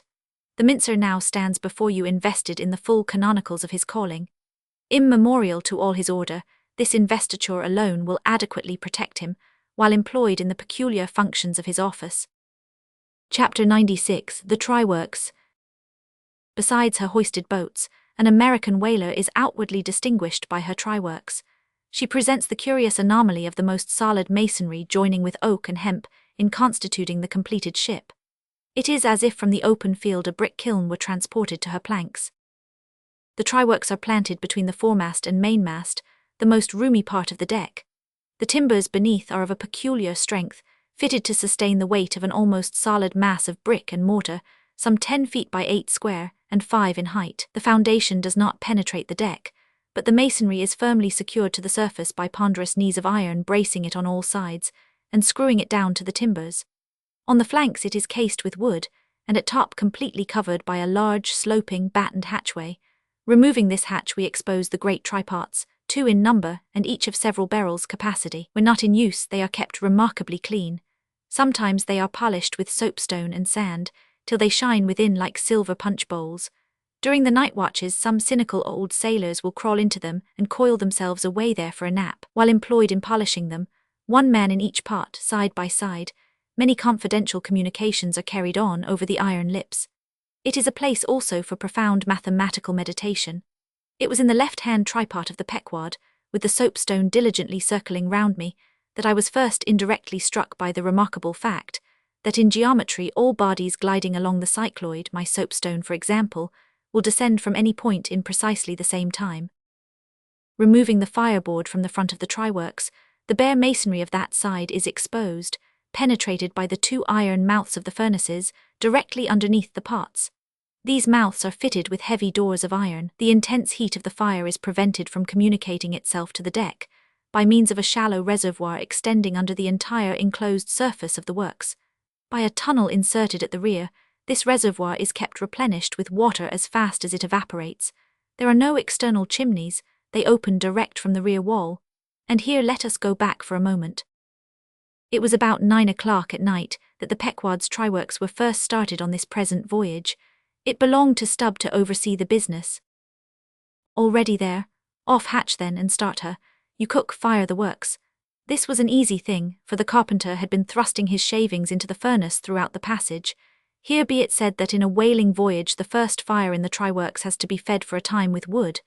After that no wood is used, except as a means of quick ignition to the staple fuel. In a word, after being tried out, the crisp, shriveled blubber now called scraps or fritters still contains considerable of its unctuous properties. These fritters feed the flames. Like a plethoric burning martyr or a self-consuming misanthrope, once ignited, the whale supplies his own fuel and burns by his own body. Would that he consumed his own smoke. For his smoke is horrible to inhale, and inhale it you must, and not only that, but you must live in it for the time. It has an unspeakable, wild Hindu odour about it, such as may lurk in the vicinity of funereal pyres. It smells like the left wing of the Day of Judgment. It is an argument for the pit. By midnight the works were in full operation. We were clear from the carcase, sail had been made, the wind was freshening, the wild ocean darkness was intense, but that darkness was licked up by the fierce flames, which at intervals forked forth from the sooty flues, and illuminated every lofty rope in the rigging, as with the famed Greek fire. The burning ship drove on, as if remorselessly commissioned to some vengeful deed. So the pitch and sulphur-freighted brigs of the bold Hydriote Canaris, issuing from their midnight harbours with broad sheets of flame for sails, bore down upon the Turkish frigates, and folded them in conflagrations. The hatch, removed from the top of the works, now afforded a wide hearth in front of them. Standing on this were the Tartarian shapes of the pagan harpooneers, always the whaleship's stokers. With huge pronged poles they pitched hissing masses of blubber into the scalding pots, or stirred up the fires beneath, till the snaky flames darted, curling out of the doors to catch them by the feet. The smoke rolled away in sullen heaps. To every pitch of the ship there was a pitch of the boiling oil, which seemed all eagerness to leap into their faces. Opposite the mouth of the works on the further side of the wide wooden hearth was the windlass. This served for a sea sofa. Here lounged the watch when not otherwise employed, looking into the red heat of the fire, till their eyes felt scorched in their heads, their tawny features, now all begrimed with smoke and sweat, their matted beards, and the contrasting barbaric brilliancy of their teeth. All these were strangely revealed in the capricious emblazonings of the works, as they narrated to each other their unholy adventures, their tales of terror told in words of mirth, as their uncivilized laughter forked upwards out of them like the flames from the furnace. As to and fro in their front, the harpooneers wildly gesticulated with their huge pronged forks and dippers. As the wind howled on, and the sea leaped, and the ship groaned and dived, and yet steadfastly shot her red hell further and further into the blackness of the sea and the night, and scornfully champed the white bone in her mouth, and viciously spat round her on all sides. Then the rushing Pequod, freighted with savages, and laden with fire, and burning a corpse, and plunging into that blackness of darkness, seemed the material counterpart of her monomaniac commander's soul. So seemed it to me as I stood at her helm, and for long hours silently guided the way of this fireship on the sea. Wrapped for that interval in darkness myself, I but the better saw the redness, the madness, the ghastliness of others. The continual sight of the fiend shapes before me, capering half in smoke and half in fire, these at last begat kindred visions in my soul, so soon as I began to yield to that unaccountable drowsiness which ever would come over me at a midnight helm. But that night in particular, a strange, and ever since inexplicable, thing occurred to me. Starting from a brief standing sleep, I was horribly conscious of something fatally wrong. The jawbone tiller smote my side, which leaned against it. In my ears was the low hum of sails, just beginning to shake in the wind. I thought my eyes were open. I was half conscious of putting my fingers to the lids and mechanically stretching them still further apart. But spite of all this, I could see no compass before me to steer by, though it seemed but a minute since I had been watching the card, by the steady binnacle lamp illuminating it. Nothing seemed before me but a jet gloom, now and then made ghastly by flashes of redness. Uppermost was the impression that whatever swift, rushing thing I stood on was not so much bound to any haven ahead as rushing from all havens astern. A stark, bewildered feeling as of death came over me. Convulsively my hands grasped the tiller, but with the crazy conceit that the tiller was, somehow in some enchanted way, inverted. My God, what is the matter with me? Thought I. Lo, in my brief sleep I had turned myself about, and was fronting the ship's stern, with my back to her prow and the compass. In an instant I faced back, just in time to prevent the vessel from flying up into the wind, and very probably capsizing her. How glad and how grateful the relief from this unnatural hallucination of the night, and the fatal contingency of being brought by the lee. Look not too long in the face of the fire, O man, never dream with thy hand on the helm, turn not thy back to the compass, accept the first hint of the hitching tiller, believe not the artificial fire when its redness makes all things look ghastly. Tomorrow in the natural sun the skies will be bright, those who glared like devils in the forking flames, the morn will show in far other at least gentler relief, the glorious, golden, glad sun, the only true lamp, all others but liars. Nevertheless the sun hides not Virginia's dismal swamp, nor Rome's accursed Campagna, nor wide Sahara, nor all the millions of miles of deserts and of griefs beneath the moon. The sun hides not the ocean, which is the dark side of this earth, and which is 2/3 of this earth. So therefore that mortal man who hath more of joy than sorrow in him, that mortal man cannot be true, not true, or undeveloped. With books the same, the truest of all men was the man of sorrows, and the truest of all books is Solomon S., and Ecclesiastes is the fine hammered steel of woe. All is vanity. All, this wilful world hath not got hold of unchristian Solomon's wisdom yet, but he who dodges hospitals and jails and walks fast crossing graveyards, and would rather talk of operas than hell, calls Cowper, Young, Pascal, Rousseau, poor devils all of sick men, and throughout a carefree lifetime swears by Rabelais as passing wise, and therefore jolly.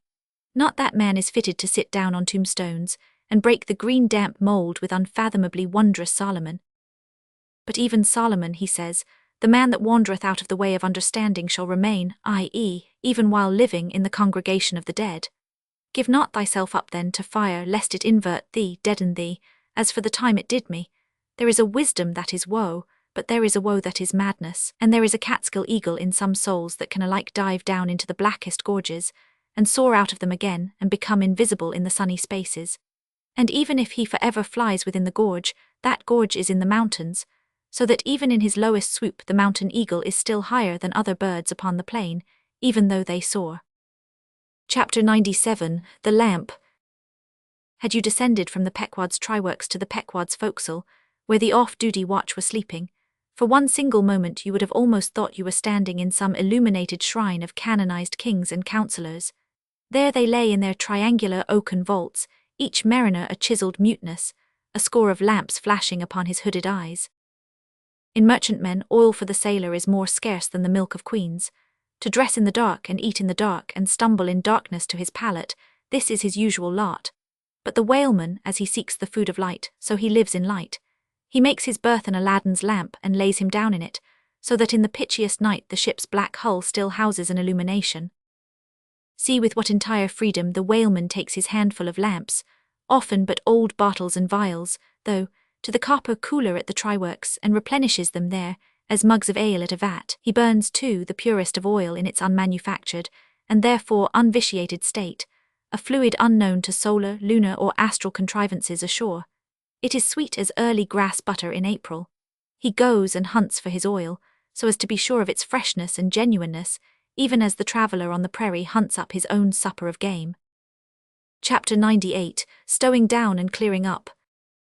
Already has it been related how the great Leviathan is afar off descried from the masthead, how he is chased over the watery moors, and slaughtered in the valleys of the deep, how he is then towed alongside and beheaded, and how, on the principle which entitled the headsman of old to the garments in which the beheaded was killed, his great padded surtout becomes the property of his executioner, how in due time he is condemned to the pots, and like Shadrach, Meshach, and Abednego, his spermaceti, oil and bone pass unscathed through the fire. But now it remains to conclude the last chapter of this part of the description by rehearsing, singing if I may, the romantic proceeding of decanting off his oil into the casks and striking them down into the hold, where once again Leviathan returns to his native profundities, sliding along beneath the surface as before, but alas, never more to rise and blow. While still warm, the oil like hot punch is received into the 6-barrel casks, and while perhaps the ship is pitching and rolling this way, and that in the midnight sea the enormous casks are slewed round and headed over, end for end, and sometimes perilously scoot across the slippery deck like so many landslides, till at last manhandled and stayed in their course, and all round the hoops rap, rap go as many hammers as can play upon them, for now ex officio every sailor is a cooper.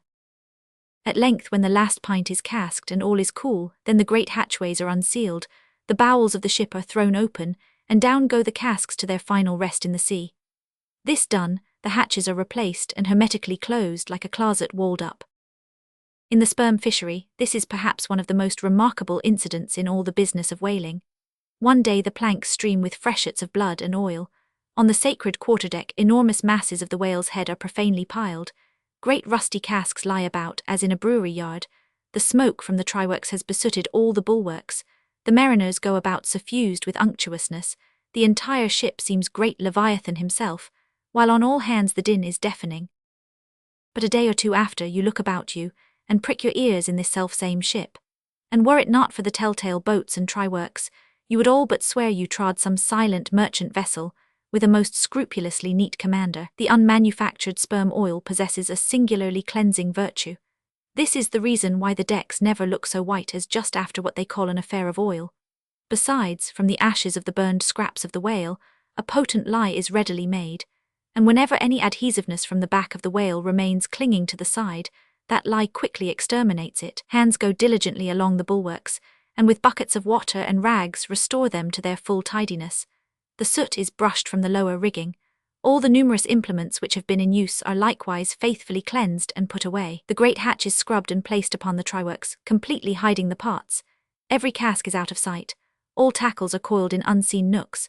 And when by the combined and simultaneous industry of almost the entire ship's company, the whole of this conscientious duty is at last concluded, then the crew themselves proceed to their own ablutions, shift themselves from top to toe, and finally issue to the immaculate deck, fresh and all aglow, as bridegrooms new leaped from out the daintiest Holland. Now with elated step, they pace the planks in twos and threes, and humorously discourse of parlours, sofas, carpets, and fine cambrics, propose to mat the deck, think of having hanging to the top, object not to taking tea by moonlight on the piazza of the forecastle. To hint to such musked mariners of oil and bone and blubber were little short of audacity. They know not the thing you distantly allude to. Away and bring us napkins. But mark, aloft there at the three-mast heads, stand three men intent on spying out more whales, which, if caught, infallibly will again soil the old oaken furniture, and drop at least one small grease spot somewhere. Yes, and many is the time when, after the severest uninterrupted labours which know no night, continuing straight through for 96 hours, when from the boat where they have swelled their wrists with all day rowing on the line, they only step to the deck to carry vast chains, and heave the heavy windlass, and cut and slash, yea, and in their very sweatings to be smoked and burned anew by the combined fires of the equatorial sun and the equatorial tryworks, when on the heel of all this, they have finally bestirred themselves to cleanse the ship, and make a spotless dairy room of it, many is the time the poor fellows, just buttoning the necks of their clean frocks, are startled by the cry of "There she blows," and away they fly to fight another whale and go through the whole weary thing again. Oh, my friends, but this is man-killing, yet this is life, for hardly have we mortals by long toilings extracted from this world's vast bulk its small but valuable sperm, and then with weary patience cleansed ourselves from its defilements and learned to live here in clean tabernacles of the soul. Hardly is this done when, there she blows, the ghost is spouted up, and away we sail to fight some other world and go through young life's old routine again. Oh, the metempsychosis! Oh, Pythagoras that in bright Greece 2,000 years ago did die so good, so wise, so mild. I sailed with thee along the Peruvian coast last voyage, and foolish as I am, taught thee, a green simple boy, how to splice a rope. Chapter 99, The Doubloons. Ere now it has been related how Ahab was wont to pace his quarterdeck, taking regular turns at either limit, the binnacle and mainmast. But in the multiplicity of other things requiring narration, it has not been added how that sometimes in these walks, when most plunged in his mood, he was wont to pause in turn at each spot, and stand there strangely eyeing the particular object before him. When he halted before the binnacle, with his glance fastened on the pointed needle in the compass, that glance shot like a javelin with the pointed intensity of his purpose. And when resuming his walk he again paused before the mainmast, then, as the same riveted glance fastened upon the riveted gold coin there, he still wore the same aspect of nailed firmness, only dashed with a certain wild longing, if not hopefulness. But one morning, turning to pass the doubloon, he seemed to be newly attracted by the strange figures and inscriptions stamped on it, as though now for the first time beginning to interpret for himself in some monomaniac way whatever significance might lurk in them. And some certain significance lurks in all things, else all things are little worth, and the round world itself but an empty cipher, except to sell by the cartload, as they do hills about Boston, to fill up some morass in the Milky Way. Now this doubloon was of purest, virgin gold, raked somewhere out of the heart of gorgeous hills, whence east and west over golden sands, the head waters of many a Pactolus flows. And though now nailed amidst all the rustiness of iron bolts and the verdigris of copper spikes, yet untouchable and immaculate to any foulness, it still preserved its Quito glow, nor, though placed amongst a ruthless crew and every hour passed by ruthless hands, and through the livelong nights shrouded with thick darkness which might cover any pilfering approach, nevertheless every sunrise found the doubloon where the sunset left it last, for it was set apart and sanctified to one awe-striking end, and however wanton in their sailor ways one and all, the mariners revered it as the white whale's talisman. Sometimes they talked it over in the weary watch by night, wondering whose it was to be at last, and whether he would ever live to spend it. Now those noble golden coins of South America are as medals of the sun and tropic token pieces. Here palms, alpacas and volcanoes, sun's discs and stars, ecliptics, horns of plenty and rich banners waving, are in luxuriant profusion stamped, so that the precious gold seems almost to derive an added preciousness and enhancing glories by passing through those fancy mints, so Spanishly poetic. It so chanced that the doubloon of the Pequod was a most wealthy example of these things. On its round border it bore the letters República del Ecuador, Quito, so this bright coin came from a country planted in the middle of the world, and beneath the great equator, and named after it, and it had been cast midway up the Andes, in the unwaning clime that knows no autumn. Zoned by those letters you saw the likeness of 3 Andes summits, from one aflame, a tower on another, on the third a crowing cock, while arching over all was a segment of the partitioned zodiac, the signs all marked with their usual cabalistics, and the keystone sun entering the equinoctial point at Libra.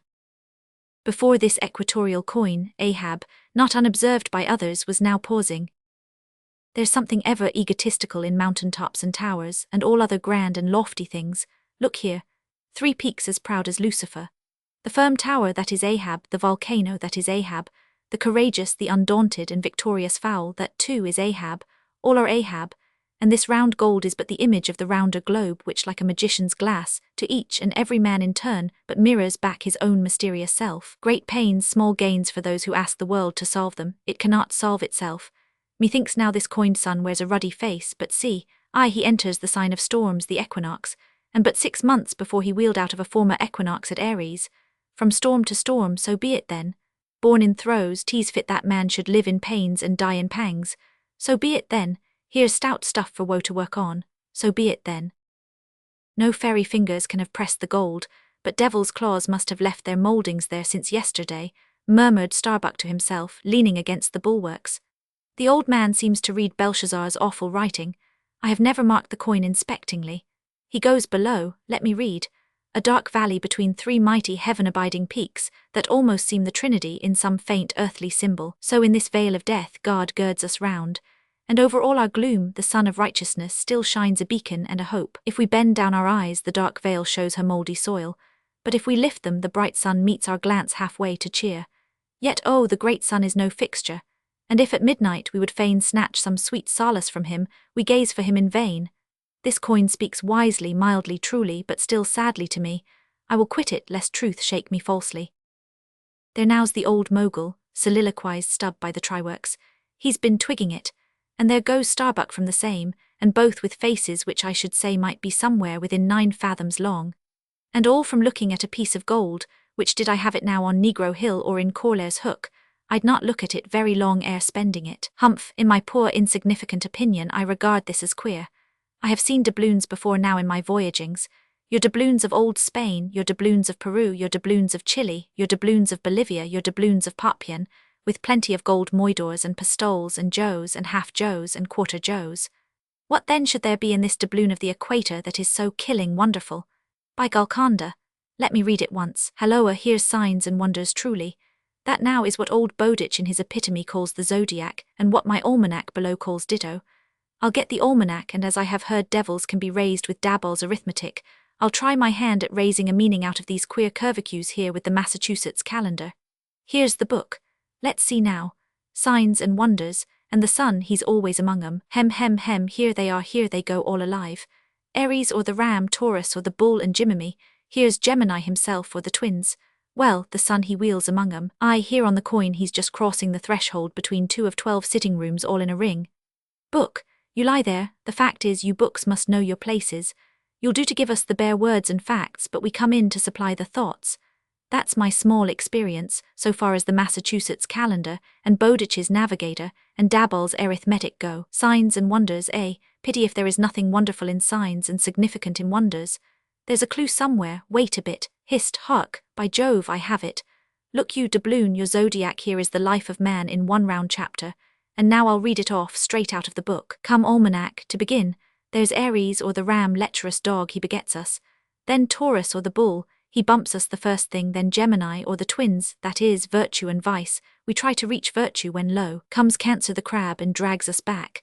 And here, going from virtue, Leo, a roaring lion, lies in the path. He gives a few fierce bites and surly dabs with his paw. We escape and hail Virgo the virgin. That's our first love. We marry and think to be happy for aye when pop comes Libra or the scales, happiness weighed and found wanting. And while we are very sad about that, Lord, how we suddenly jump as Scorpio or the scorpion stings us in the rear. We are curring the wound when wang come the arrows all round. Sagittarius or the archer is amusing himself. As we pluck out the shafts, stand aside. Here, the battering ram, Capricornus or the goat. Full tilt he comes rushing, and headlong we are tossed, when Aquarius or the water-bearer pours out his whole deluge and drowns us. And to wind up with Pisces or the fishes, we sleep. There's a sermon now, writ in high heaven, and the sun goes through it every year and yet comes out of it all alive and hearty. Jollily he aloft there wheels through toil and trouble, and so alow here does jolly stub. Oh, jolly's the word for I ado doubloon. But stop, here comes little King Post, dodge round the triworks now and let's hear what he'll have to say. There, he's before it, he'll out with something presently. So, he's beginning. I see nothing here but a round thing made of gold, and whoever raises a certain whale, this round thing belongs to him. So what's all this staring been about? It is worth $16, that's true, and at 2 cents the cigar, that's 960 cigars. I won't smoke dirty pipes like Stubb, but I like cigars, and here's 960 of them, so here goes flask aloft to spy 'em out. Shall I call that wise or foolish now? If it be really wise, it has a foolish look to it. Yet if it be really foolish, then has it a sort of wisish look to it. But avast, here comes our old Manxman, the old hearse driver he must have been, that is, before he took to the sea.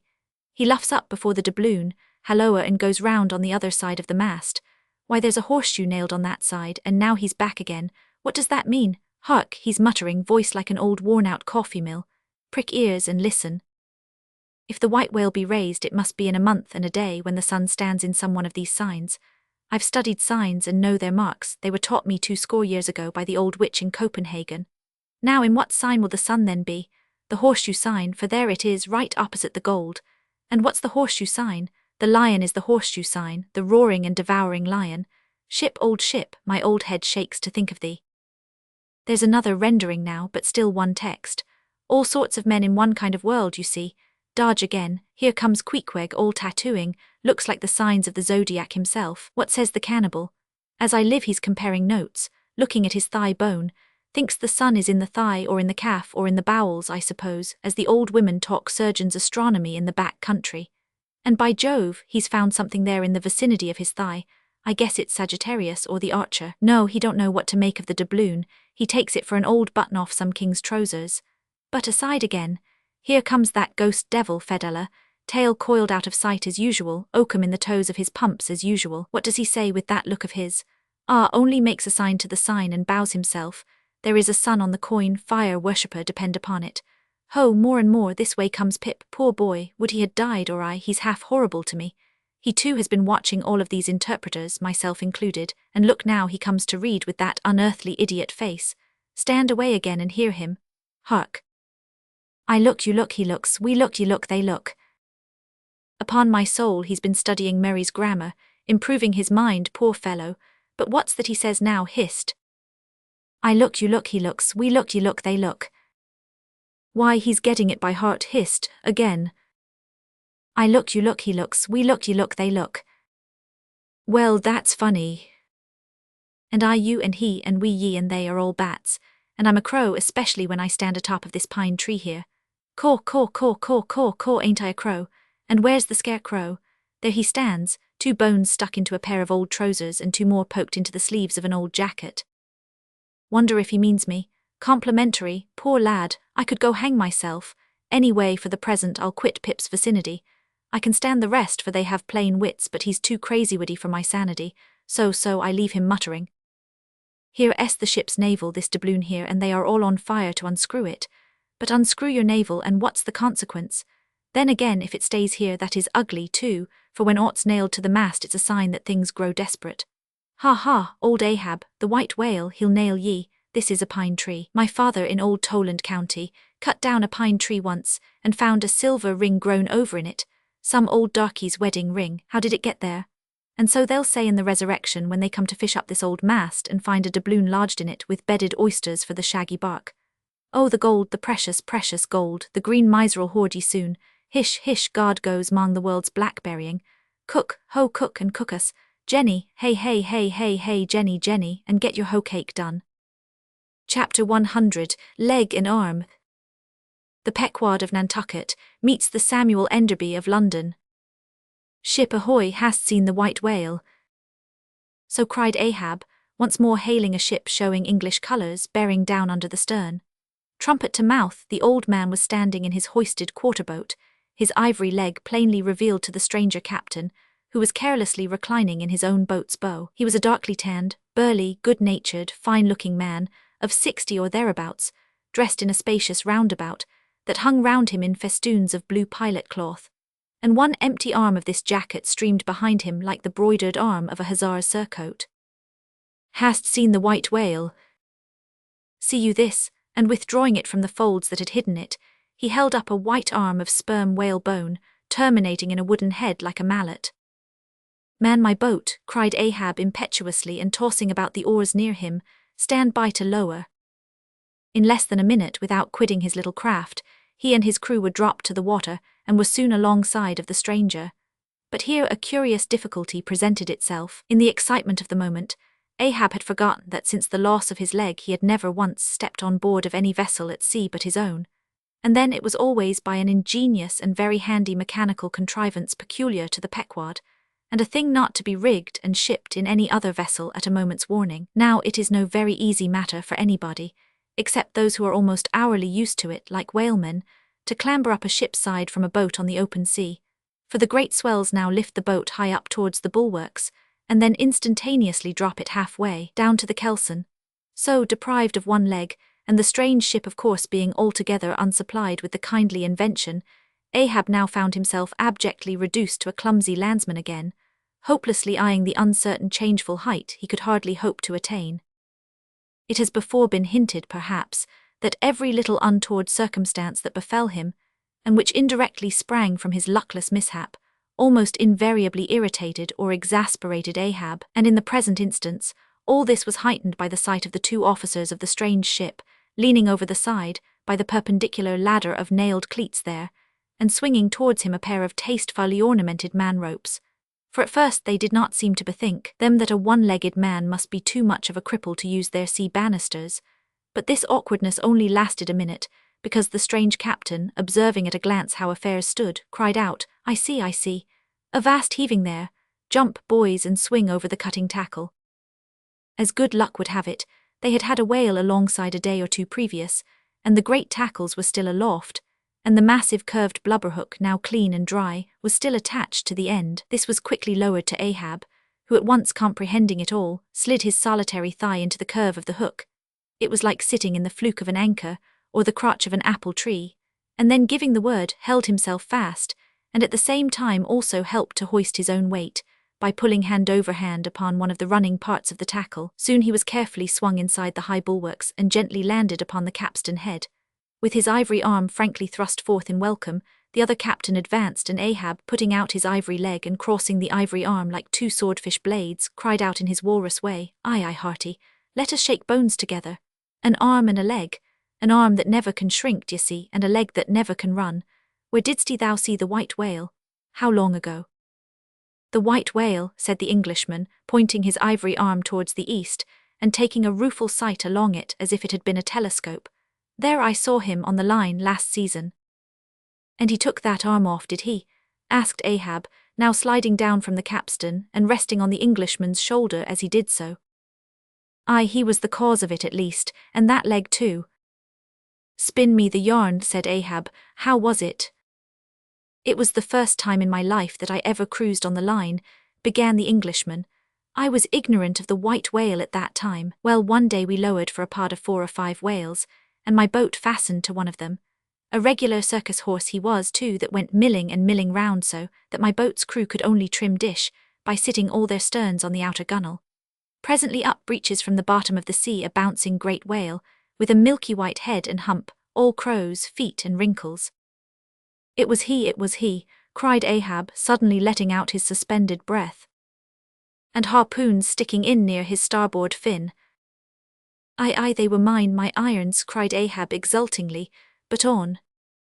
Give me a chance then, said the Englishman good-humouredly. Well, this old great-grandfather with the white head and hump runs all afoam into the pod, and goes to snapping furiously at my fast line. I see, wanted to part it, free the fast fish, an old trick, I know him.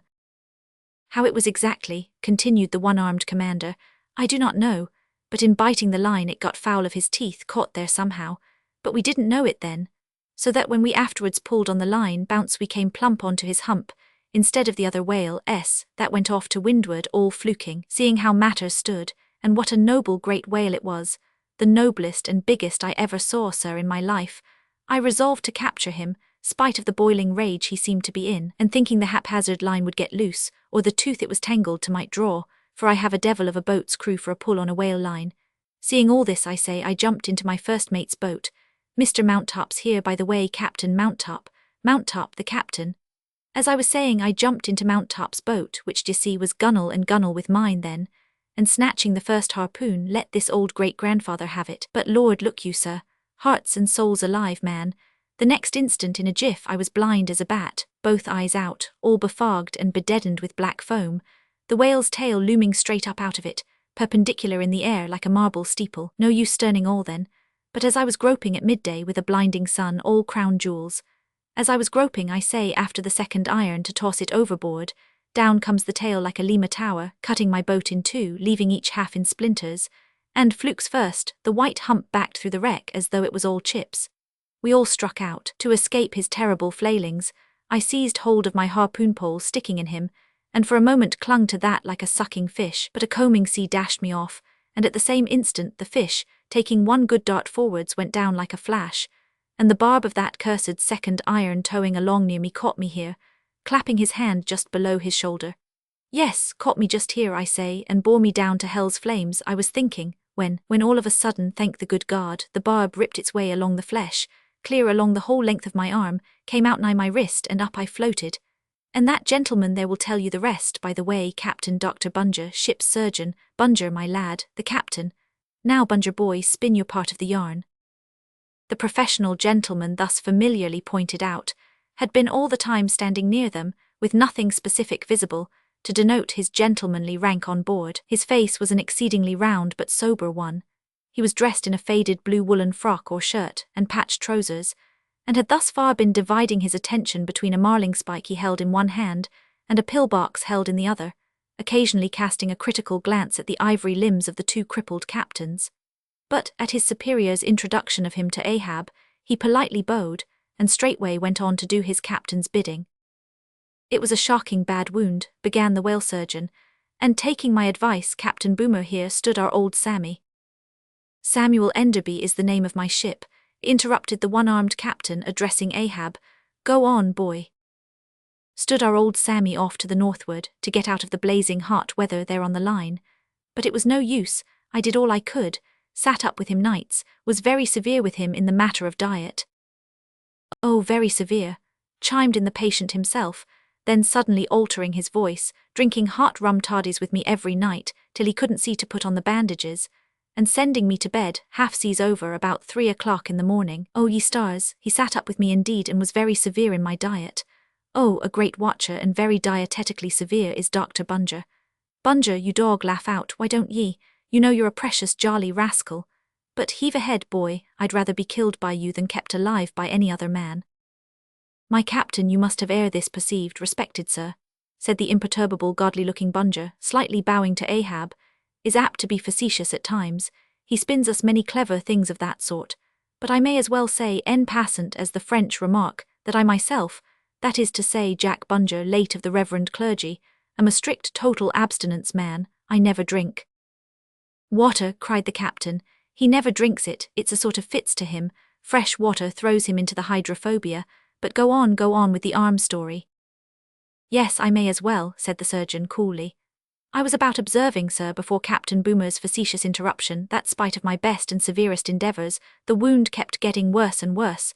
The truth was, sir, it was as ugly gaping wound as surgeon ever saw, more than 2 feet and several inches long. I measured it with the lead line. In short, it grew black. I knew what was threatened, and off it came, but I had no hand in shipping that ivory arm there. That thing is against all rule, pointing at it with the marling spike. That is the captain's work, not mine. He ordered the carpenter to make it. He had that club hammer there put to the end, to knock someone's brains out with, I suppose, as he tried mine once. He flies into diabolical passions sometimes. Do you see this dent, sir? Removing his hat and brushing aside his hair and exposing a bowl-like cavity in his skull, but which bore not the slightest scary trace or any token of ever having been a wound. Well, the captain there will tell you how that came here. He knows. No, I don't, said the captain, but his mother did, he was born with it. Oh, you solemn rogue, you Bunger, was there ever such another Bunger in the watery world? Bunger, when you die, you ought to die in pickle, you dog. You should be preserved to future ages, you rascal. What became of the white whale?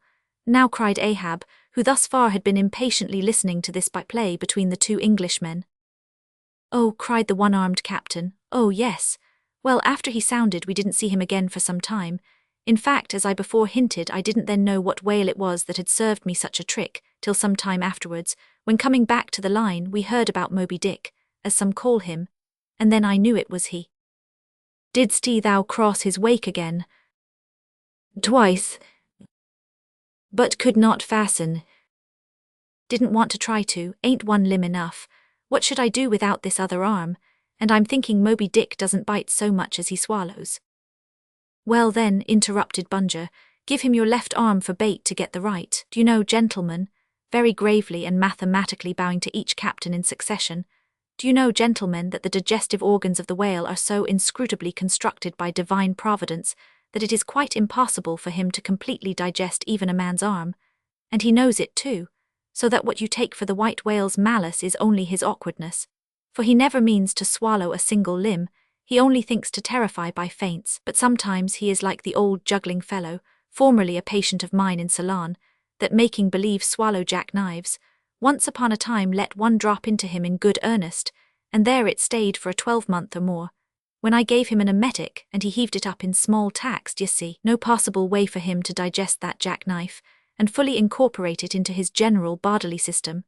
Yes, Captain Boomer, if you are quick enough about it, and have a mind to pawn one arm for the sake of the privilege of giving decent burial to the other, why in that case the arm is yours. Only let the whale have another chance at you shortly, that's all. No, thank ye, Bunger, said the English captain. He's welcome to the arm he has, since I can't help it and didn't know him then, but not to another one. No more white whales for me. I've lowered for him once and that has satisfied me. There would be great glory in killing him, I know that, and there is a shipload of precious sperm in him, but hark ye, he's best let alone, don't you think so, Captain? Glancing at the ivory leg. He is, but he will still be hunted for all that. What is best let alone, that accursed thing is not always what least allures. He's all a magnet. How long since thou saw'st him last? Which way heading? Bless my soul and curse the foul fiend cried Bunger, stoopingly walking round Ahab and like a dog strangely snuffing. This man's blood bring the thermometer. It's at the boiling point. His pulse makes these planks beat. Sir, taking a lancet from his pocket and drawing near to Ahab's arm. Avast, roared Ahab, dashing him against the bulwarks, man the boat, which way heading? Good God, cried the English captain to whom the question was put. What's the matter? He was heading east, I think. "Is your captain crazy?" whispering Fedella. But Fedella, putting a finger on his lip, slid over the bulwarks to take the boat's steering oar, and Ahab, swinging the cutting tackle towards him, commanded the ship's sailors to stand by to lower. In a moment he was standing in the boat's stern, and the Manila men were springing to their oars. In vain the English captain hailed him. With back to the stranger's ship and face set like a flint to his own, Ahab stood upright till alongside of the Pequod. Chapter 101, The Decanter. Ere the English ship fades from sight, be it set down here that she hailed from London, and was named after the late Samuel Enderby, merchant of that city, the original of the famous whaling house of Enderby and Sons, a house which in my poor whaleman's opinion comes not far behind the united royal houses of the Tudors and Bourbons, in point of real historical interest. How long prior to the year of our Lord this great whaling house was in existence, my numerous fish documents do not make plain. But in that year, 1775, it fitted out the first English ships that ever regularly hunted the sperm whale, though for some score of years previous, ever since 1726, our valiant Coffins and Macies of Nantucket and the Vineyard had in large fleets pursued that Leviathan, but only in the North and South Atlantic, not elsewhere. Be it distinctly recorded here that the Nantucketers were the first among mankind to harpoon with civilized steel the great sperm whale, and that for half a century they were the only people of the whole globe who so harpooned him.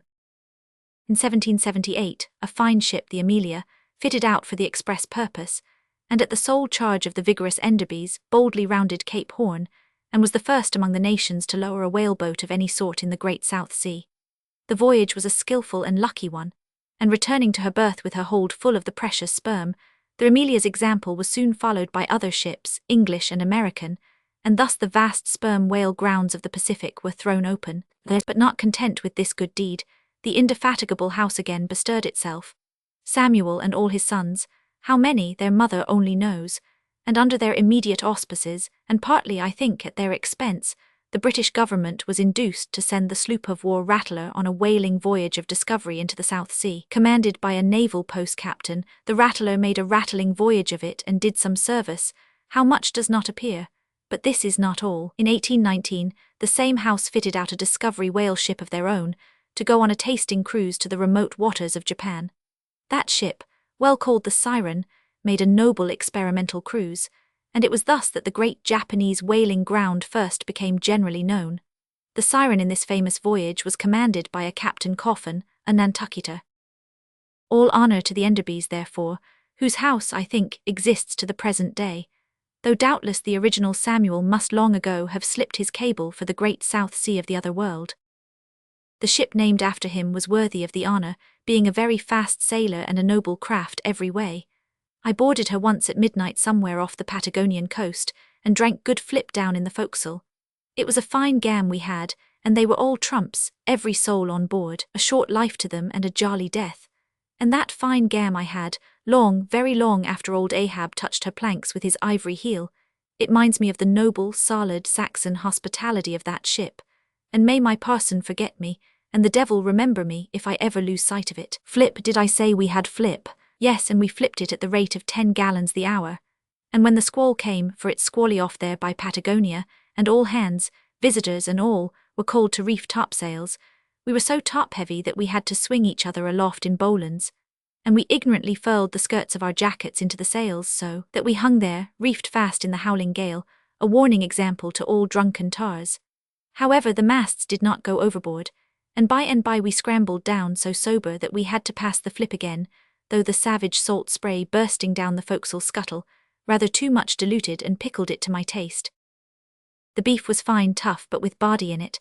They said it was bull beef, others that it was dromedary beef, but I do not know for certain how that was. They had dumplings too, small but substantial, symmetrically globular and indestructible dumplings. I fancied that you could feel them and roll them about in you after they were swallowed. If you stooped over too far forward, you risked their pitching out of you like billiard balls. The bread, but that couldn't be helped. Besides, it was an anti-scorbutic. In short, the bread contained the only fresh fare they had.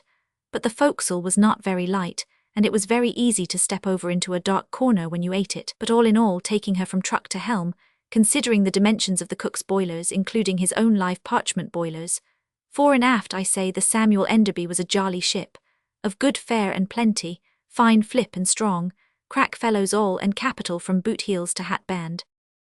But why was it, think ye, that the Samuel Enderby and some other English whalers I know of, not all though, were such famous hospitable ships, that passed round the beef and the bread and the can and the joke, and were not soon weary of eating and drinking and laughing? I will tell you. The abounding good cheer of these English whalers is matter for historical research, nor have I been at all sparing of historical whale research when it has seemed needed. The English were preceded in the whale fishery by the Hollanders, Zealanders, and Danes, from whom they derived many terms still extant in the fishery, and what is yet more, their fat old fashions, touching plenty to eat and drink, for as a general thing the English merchant ship scrimps her crew, but not so the English whaler. Hence in the English this thing of whaling good cheer is not normal and natural, but incidental and particular, and therefore must have some special origin, which is here pointed out, and will be still further elucidated.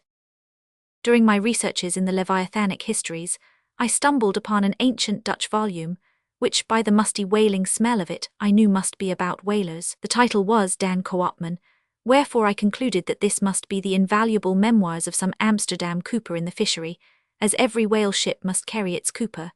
I was reinforced in this opinion by seeing that it was the production of one Fitz Swackhammer. But my friend Dr. Snodhead, a very learned man, professor of Low Dutch and High German in the College of Santa Claus and St. Part S, to whom I handed the work for translation, giving him a box of sperm candles for his trouble.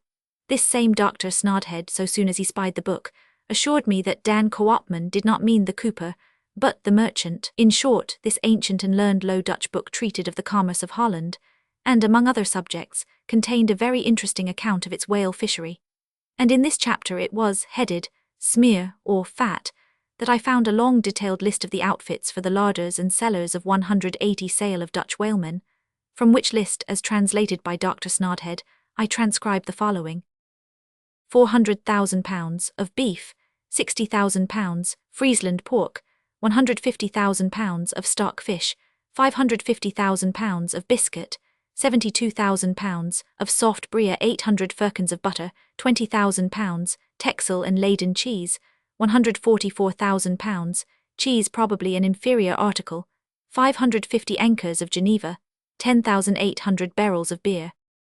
Most statistical tables are parchingly dry in the reading, not so in the present case, however, where the reader is flooded with whole pipes, barrels, quarts, and gills of good gin and good cheer. At the time, I devoted 3 days to the studious digesting of all this beer, beef, and bread, during which many profound thoughts were incidentally suggested to me, capable of a transcendental and Platonic application. And furthermore, I compiled supplementary tables of my own, touching the probable quantity of stockfish, etc., consumed by every Low Dutch harpooner in that ancient Greenland and Spitzbergen whale fishery. In the first place, the amount of butter and Texel and Leyden cheese consumed seems amazing. I impute it, though, to their naturally unctuous natures, being rendered still more unctuous by the nature of their vocation, and especially by their pursuing their game in those frigid polar seas, on the very coasts of that Esquimaux country, where the convivial natives pledge each other in bumpers of train oil. The quantity of beer, too, is very large, 10,800 barrels. Now, as those polar fisheries could only be prosecuted in the short summer of that climate, so that the whole cruise of one of these Dutch whalemen, including the short voyage to and from the Spitzbergen Sea, did not much exceed 3 months, say, and reckoning 30 men to each of their fleet of 180 sail, we have 5,400 Low Dutch seamen in all. Therefore, I say, we have precisely 2 barrels of beer per man, for a 12 weeks' allowance, exclusive of his fair proportion of that 550 anchors of gin. Now, whether these gin and beer harpooneers, so fuddled as one might fancy them to have been, were the right sort of men to stand up in a boat's head and take good aim at flying whales, this would seem somewhat improbable. Yet they did aim at them and hit them too, but this was very far north, be it remembered, where beer agrees well with the constitution. Upon the equator in our southern fishery, beer would be apt to make the harpooner sleepy at the masthead and boozy in his boat, and grievous loss might ensue to Nantucket and New Bedford. But no more. Enough has been said to show that the old Dutch whalers of 2 or 3 centuries ago were high livers, and that the English whalers have not neglected so excellent an example.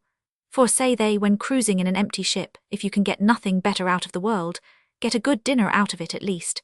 And this empties the decanter. Chapter 102, A Bower in the Arsacides. Hitherto, in descriptively treating of the sperm whale, I have chiefly dwelt upon the marvels of his outer aspect, or separately and in detail upon some few interior structural features, but to a large and thorough sweeping comprehension of him, it behooves me now to unbutton him still further, and untagging the points of his hose, unbuckling his garters, and casting loose the hooks and the eyes of the joints of his innermost bones, set him before you in his ultimatum, that is to say, in his unconditional skeleton. But how now, Ishmael?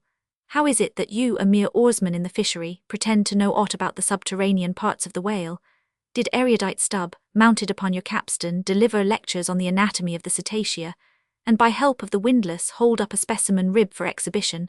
Explain thyself, Ishmael. Can you land a full-grown whale on your deck for examination, as a cook dishes a roast pig? Surely not. A veritable witness have you hitherto been, Ishmael, but have a care how you seize the privilege of Jonah alone, the privilege of discoursing upon the joists and beams, the rafters, ridge-pole, sleepers, and underpinnings, making up the framework of Leviathan, and belike of the tallow-vats, dairy-rooms, butteries, and cheeseries in his bowels. I confess that since Jonah, few whalemen have penetrated very far beneath the skin of the adult whale.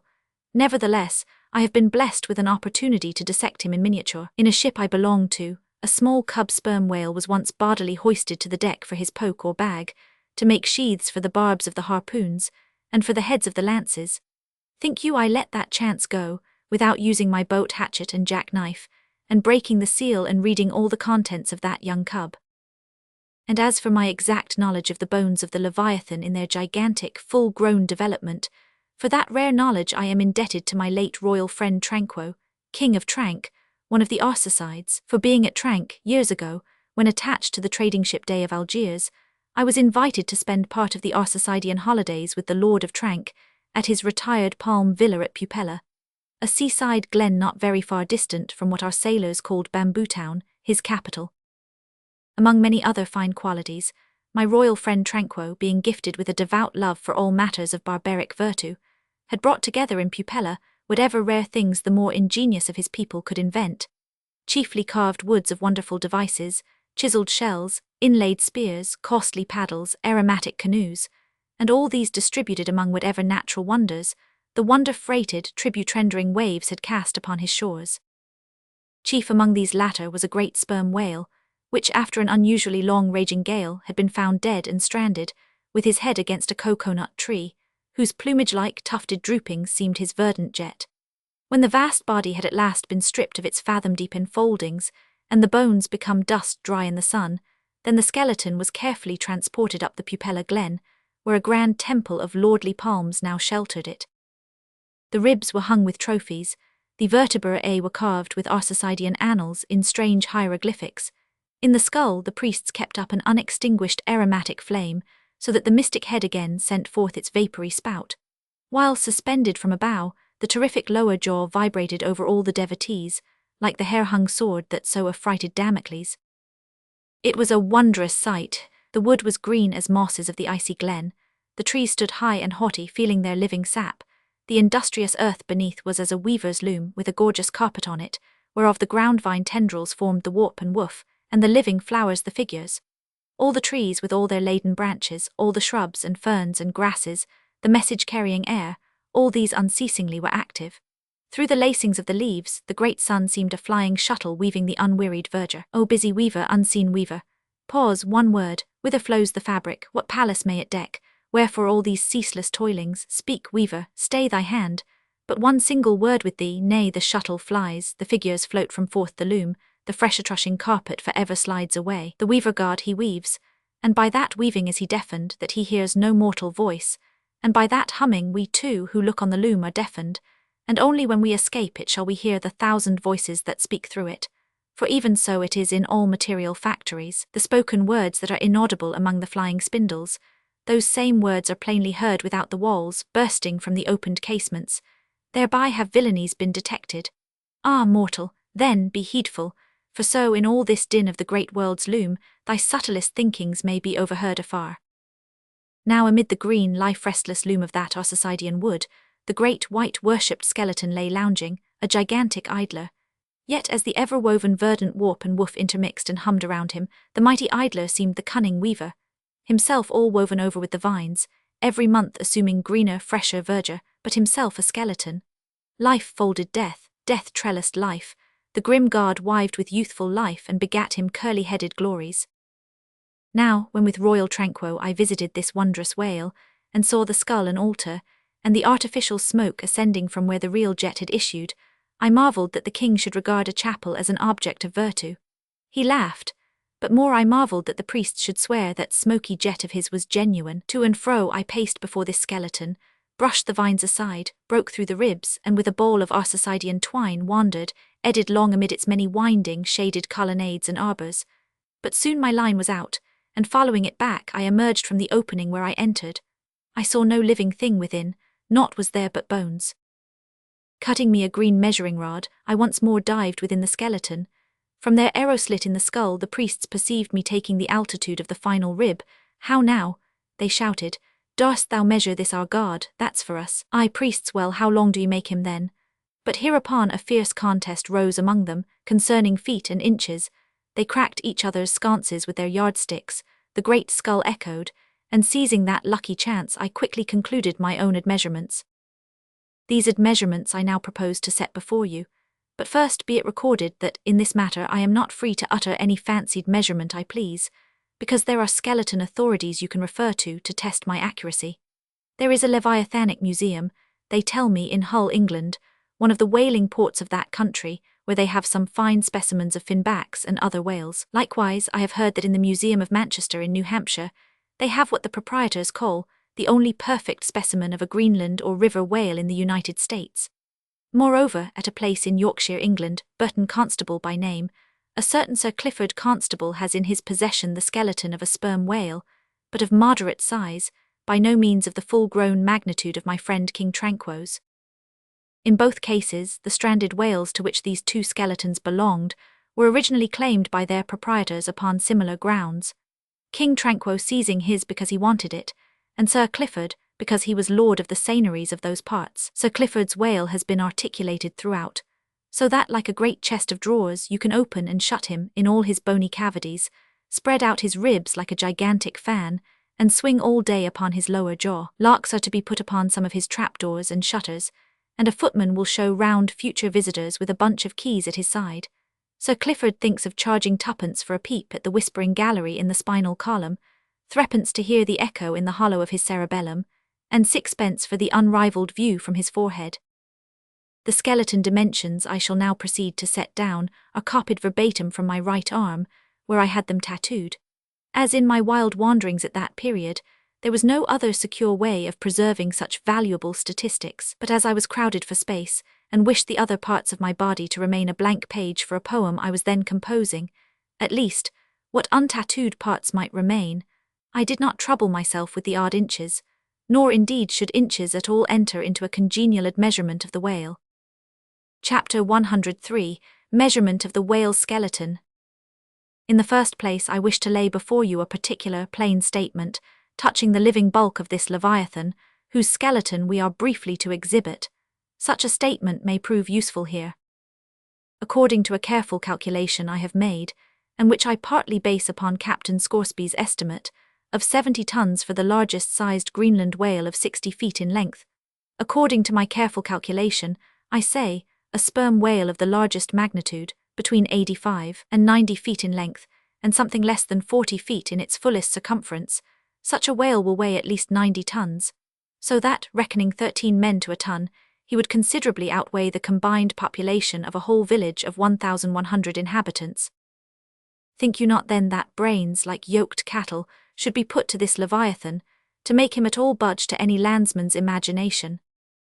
Having already in various ways put before you his skull, spout-hole, jaw, teeth, tail, forehead, fins, and divers other parts, I shall now simply point out what is most interesting in the general bulk of his unobstructed bones. But as the colossal skull embraces so very large a proportion of the entire extent of the skeleton, as it is by far the most complicated part, and as nothing is to be repeated concerning it in this chapter, you must not fail to carry it in your mind, or under your arm, as we proceed, otherwise you will not gain a complete notion of the general structure we are about to view.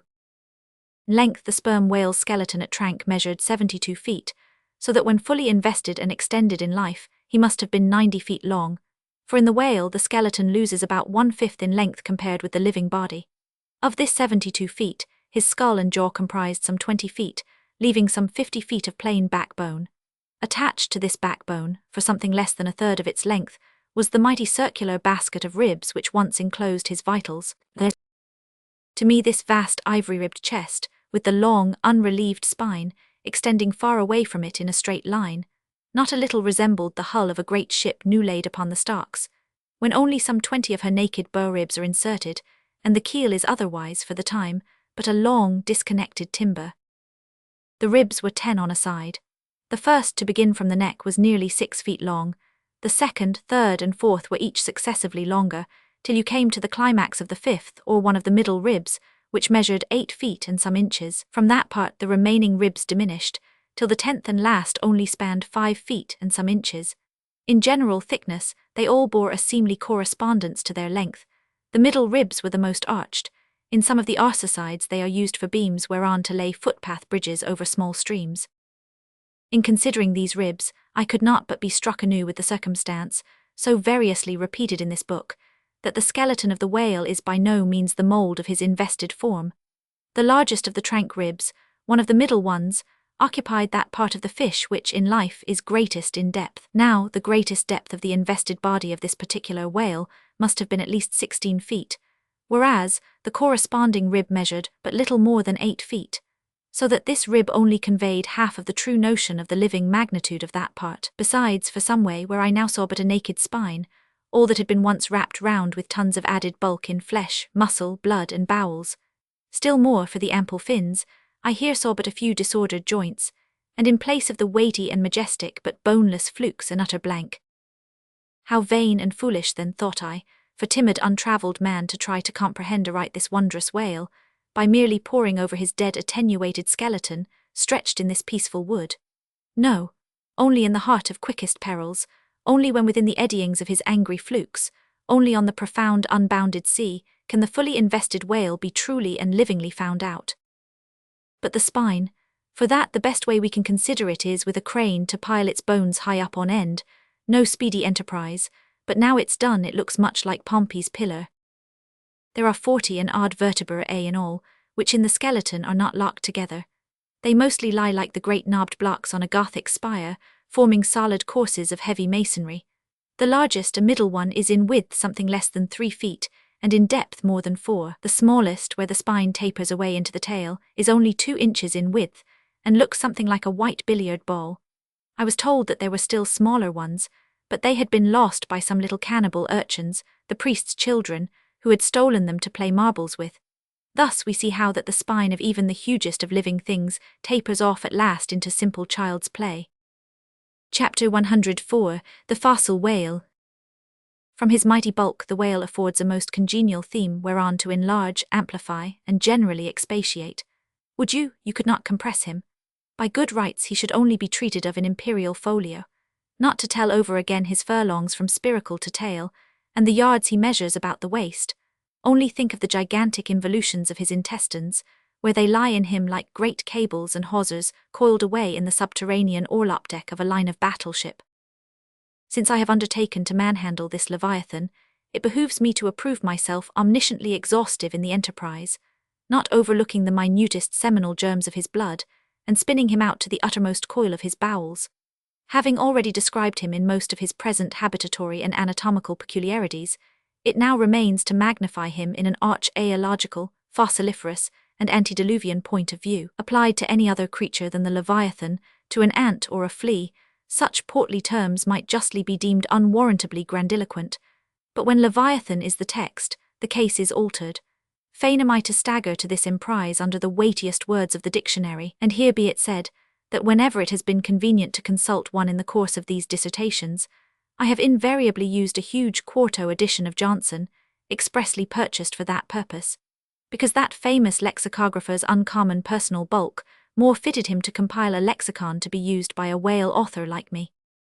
One often hears of writers that rise and swell with their subject, though it may seem but an ordinary one.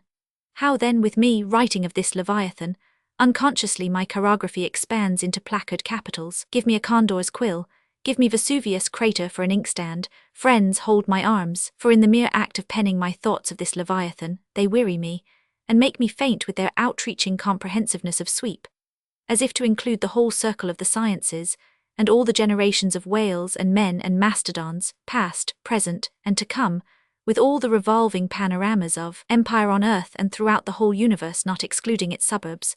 Such and so magnifying is the virtue of a large and liberal theme, we expand to its bulk. To produce a mighty book you must choose a mighty theme. No great and enduring volume can ever be written on the flea, though many there be who have tried it. Ere entering upon the subject of fossil whales, I present my credentials as a geologist, by stating that in my miscellaneous time I have been a stone mason, and also a great digger of ditches, canals and wells, wine vaults, cellars and cisterns of all sorts. Likewise, by way of preliminary, I desire to remind the reader that while in the earlier geological strata there are found the fossils of monsters now almost completely extinct, the subsequent relics discovered in what are called the tertiary formations seem the connecting, or at any rate intercepted links, between the antichronical creatures and those whose remote posterity are said to have entered the ark. All the fossil whales hitherto discovered belong to the tertiary period, which is the last preceding the superficial formations, and though none of them precisely answer to any known species of the present time, they are yet sufficiently akin to them in general respects to justify their taking rank as cetacean fossils. Detached broken fossils of pre-Adamite whales, fragments of their bones and skeletons, have within 30 years past, at various intervals, been found at the base of the Alps, in Lombardy, in France, in England, in Scotland, and in the states of Louisiana, Mississippi, and Alabama. Among the more curious of such remains is part of a skull, which in the year 1779 was disinterred in the Rue Dauphine in Paris, a short street opening almost directly upon the Palace of the Tuileries, and bones disinterred in excavating the great docks of Antwerp, in Napoleon's time. Cuvier pronounced these fragments to have belonged to some utterly unknown leviathanic species. But by far the most wonderful of all cetacean relics was the almost complete vast skeleton of an extinct monster, found in the year 1842, on the plantation of Judge Krieg in Alabama. The awe-stricken credulous slaves in the vicinity took it for the bones of one of the fallen angels. The Alabama doctors declared it a huge reptile, and bestowed upon it the name of Basilosaurus, but some specimen bones of it being taken across the sea to Owen, the English anatomist, it turned out that this alleged reptile was a whale, though of a departed species, a significant illustration of the fact, again and again repeated in this book, that the skeleton of the whale furnishes but little clue to the shape of his fully invested body. So Owen rechristened the monster Zeuglodon, and in his paper read before the London Geological Society, pronounced it, in substance, one of the most extraordinary creatures which the mutations of the globe have blotted out of existence. When I stand among these mighty leviathan skeletons, skulls, tusks, jaws, ribs, and vertebrae, all characterized by partial resemblances to the existing breeds of sea monsters, but at the same time bearing on the other hand similar affinities to the annihilated antichronical leviathans, their incalculable seniors, I am, by a flood, borne back to that wondrous period, ere time itself can be said to have begun. For time began with man. Here Saturn's grey chaos rolls over me, and I obtain dim, shuddering glimpses into those polar eternities, when wedged bastions of ice pressed hard upon what are now the tropics, and in all the 25,000 miles of this world's circumference, not an inhabitable hand's breadth of land was visible. Then the whole world was the whale, and king of creation he left his wake along the present lines of the Andes and the Himmels. Who can show a pedigree like Leviathan? Ahab's harpoon had shed older blood than the Pharaoh. Methuselah seems a schoolboy. I look round to shake hands with Shem. I am horror-struck at this anti-Mosaic, unsourced existence of the unspeakable terrors of the whale, which, having been before all time, must needs exist after all humane ages are over. But not alone has this Leviathan left his pre-Adamite traces in the stereotype plates of nature, and in limestone and marl bequeathed his ancient bust, but upon Egyptian tablets, whose antiquity seems to claim for them an almost fossiliferous character, we find the unmistakable print of his fin. In an apartment of the great temple of Dendera, some 50 years ago, there was discovered upon the granite ceiling a sculptured and painted planisphere, abounding in centaurs, griffins, and dolphins, similar to the grotesque figures on the celestial globe of the moderns. Gliding among them, old Leviathan swam as of yore, was there swimming in that planisphere, centuries before Solomon was cradled. Nor must there be omitted another strange attestation of the antiquity of the whale, in his own osseous post-Diluvian reality, as set down by the venerable John Leo, the old Barbary traveller. Not far from the seaside they have a temple, the rafters and beams of which are made of whale bones, for whales of a monstrous size are oftentimes cast up dead upon that shore. The common people imagine that by a secret power bestowed by God upon the temple, no whale can pass it without immediate death. But the truth of the matter is that on either side of the temple there are rocks that shoot 2 miles into the sea, and wound the whales when they light upon them. They keep a whale's rib of an incredible length for a miracle, which lying upon the ground with its convex part uppermost, makes an arch, the head of which cannot be reached by a man upon a camel's back. This rib, says John Leo, is said to have lain there 100 years before I saw it. Their historians affirm that a prophet who prophesied of Mahomet came from this temple, and some do not stand to assert that the prophet Jonas was cast forth by the whale at the base of the temple. In this Afric temple of the whale I leave you, reader, and if you be a Nantucketer and a whaleman, you will silently worship there. Chapter 105. Does the whale's magnitude diminish? Will he perish? Inasmuch, then, as this Leviathan comes floundering down upon us from the headwaters of the eternities, it may be fitly inquired whether, in the long course of his generations, he has not degenerated from the original bulk of his sires. But upon investigation we find that not only are the whales of the present day superior in magnitude to those whose fossil remains are found in the tertiary system, embracing a distinct geological period prior to man, but of the whales found in that tertiary system, those belonging to its latter formations exceed in size those of its earlier ones. Of all the pre-Adamite whales yet exhumed, by far the largest is the Alabama one mentioned in the last chapter, and that was less than 70 feet in length in the skeleton, whereas we have already seen that the tape measure gives 72 feet for the skeleton of a large-sized modern whale, and I have heard on whalemen's authority that sperm whales have been captured near 100 feet long at the time of capture. But may it not be that while the whales of the present hour are an advance in magnitude upon those of all previous geological periods, may it not be that since Adam's time they have degenerated?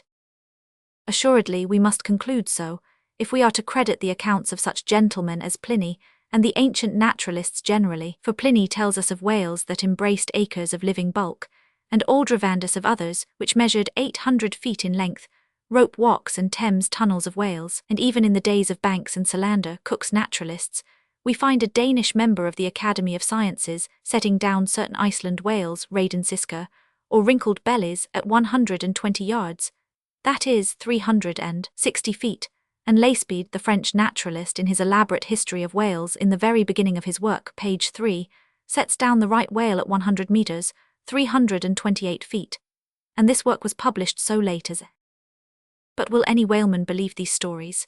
No, the whale of today is as big as his ancestors in Pliny's time, and if ever I go where Pliny is, I, a whaleman more than he was, will make bold to tell him so, because I cannot understand how it is that while the Egyptian mummies that were buried thousands of years before even Pliny was born do not measure so much in their coffins as a modern Kentuckian in his socks, and while the cattle and other animals sculptured on the oldest Egyptian and Nineveh tablets, by the relative proportions in which they are drawn, just as plainly prove that the high-bred, stall-fed prize cattle of Smithfield not only equal, but far exceed in magnitude the fattest of Pharaoh's fat kine. In the face of all this, I will not admit that of all animals the whale alone should have degenerated. But still another inquiry remains, one often agitated by the more recondite Nantucketers, whether owing to the almost omniscient lookouts at the mastheads of the whale ships, now penetrating even through Bering Straits, and into the remotest secret drawers and lockers of the world, and the 1,000 harpoons and lances darted along all continental coasts, the moot point is whether Leviathan can long endure so wide a chase and so remorseless a havoc, whether he must not at last be exterminated from the waters, and the last whale, like the last man, smoke his last pipe, and then himself evaporate in the final puff. Comparing the humped herds of whales with the humped herds of buffalo, which not 40 years ago overspread by tens of thousands the prairies of Illinois and Missouri, and shook their iron manes, and scowled with their thunder-clotted brows upon the sites of populous river capitals, where now the polite broker sells you land at $1 an inch. In such a comparison, an irresistible argument would seem furnished, to show that the hunted whale cannot now escape speedy extinction. But you must look at this matter in every light. though so short a period ago, not a good lifetime, the census of the buffalo in Illinois exceeded the census of men now in London, and though at the present day not one horn or hoof of them remains in all that region, and though the cause of this wondrous extermination was the spear of man, yet the far different nature of the whale hunt peremptorily forbids so inglorious an end to the Leviathan. 40 men in one ship hunting the sperm whales for 48 months think they have done extremely well, and thank God, if at last they carry home the oil of 40 fish, whereas in the days of the old Canadian and Indian hunters and trappers of the West, when the far West, in whose sunset suns still rise, was a wilderness and a virgin, the same number of moccasined men, for the same number of months mounted on horse instead of sailing in ships, would have slain not 40, but 40,000 and more buffaloes, a fact that, if need were, could be statistically stated. Nor, considered aright, does it seem any argument in favour of the gradual extinction of the sperm whale, for example, that in former years, the latter part of the last century, say these leviathans in small pods were encountered much oftener than at present, and in consequence the voyages were not so prolonged, and were also much more remunerative, because, as has been elsewhere noticed, those whales, influenced by some views to safety, now swim the seas in immense caravans, so that to a large degree the scattered solitaries, yolks and pods, and schools of other days are now aggregated into vast but widely separated unfrequent armies. That is all, and equally fallacious seems the conceit, that because the so-called whalebone whales no longer haunt many grounds in former years abounding with them, hence that species also is declining. For they are only being driven from promontory to cape, and if one coast is no longer enlivened with their jets, then, be sure, some other and remoter strand has been very recently startled by the unfamiliar spectacle.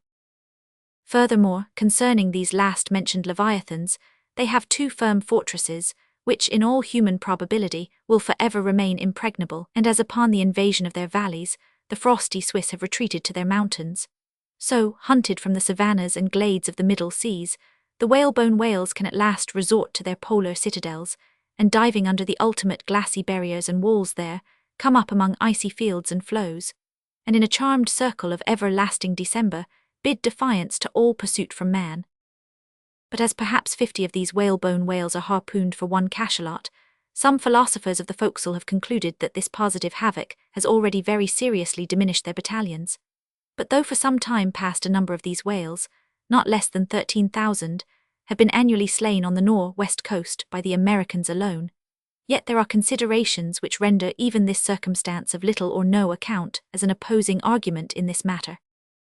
Natural as it is to be somewhat incredulous concerning the populousness of the more enormous creatures of the globe, yet what shall we say to Harto, the historian of Goa, when he tells us that at one hunting the king of Siam took 4,000 elephants, that in those regions elephants are numerous as droves of cattle in the temperate climes, and there seems no reason to doubt that if these elephants, which have now been hunted for thousands of years, by Semiramis, by Porus, by Hannibal, and by all the successive monarchs of the East, if they still survive there in great numbers, much more may the great whale outlast all hunting, since he has a pasture to expatiate in, which is precisely twice as large as all Asia, both Americas, Europe and Africa, New Holland, and all the isles of the sea combined.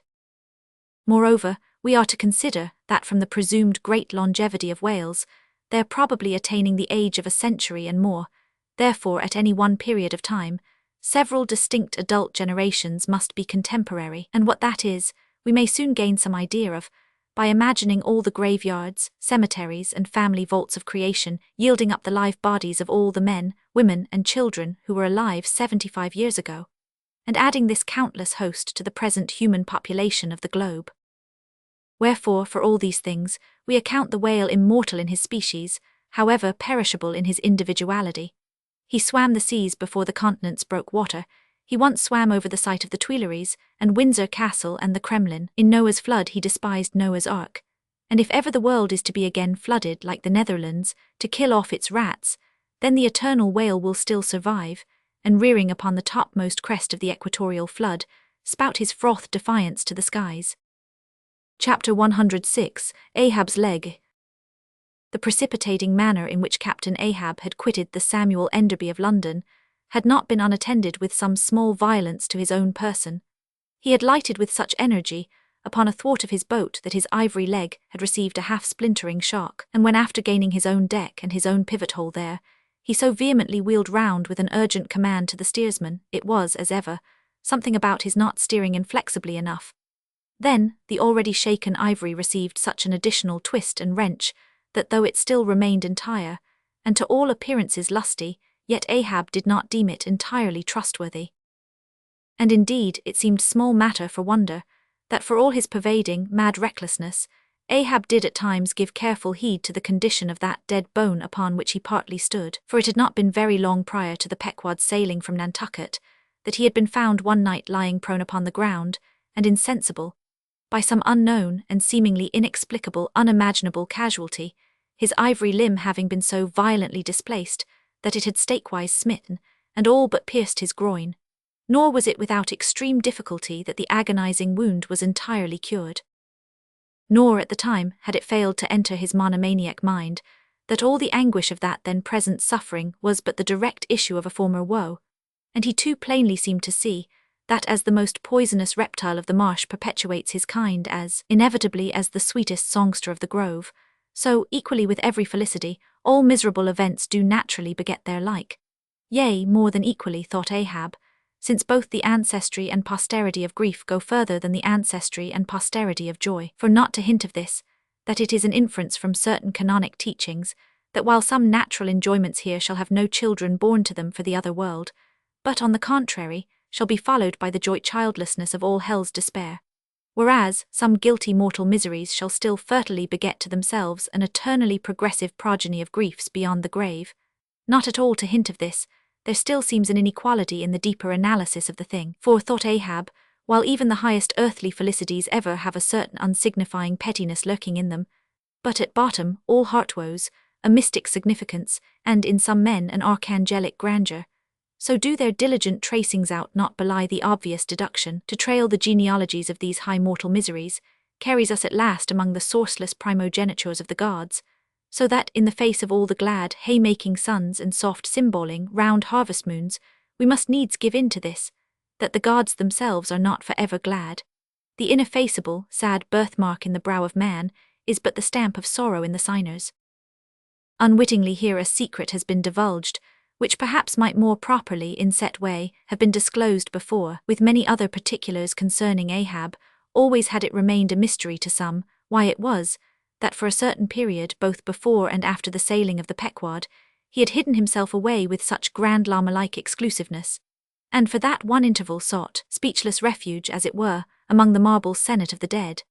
Captain Peleg's brooded reason for this thing appeared by no means adequate, though indeed, as touching all Ahab's deeper part, every revelation partook more of significant darkness than of explanatory light. But in the end it all came out, this one matter did at least, that direful mishap was at the bottom of his temporary recluseness, and not only this but to that ever-contracting, dropping circle ashore, who for any reason possessed the privilege of a less band approach to him.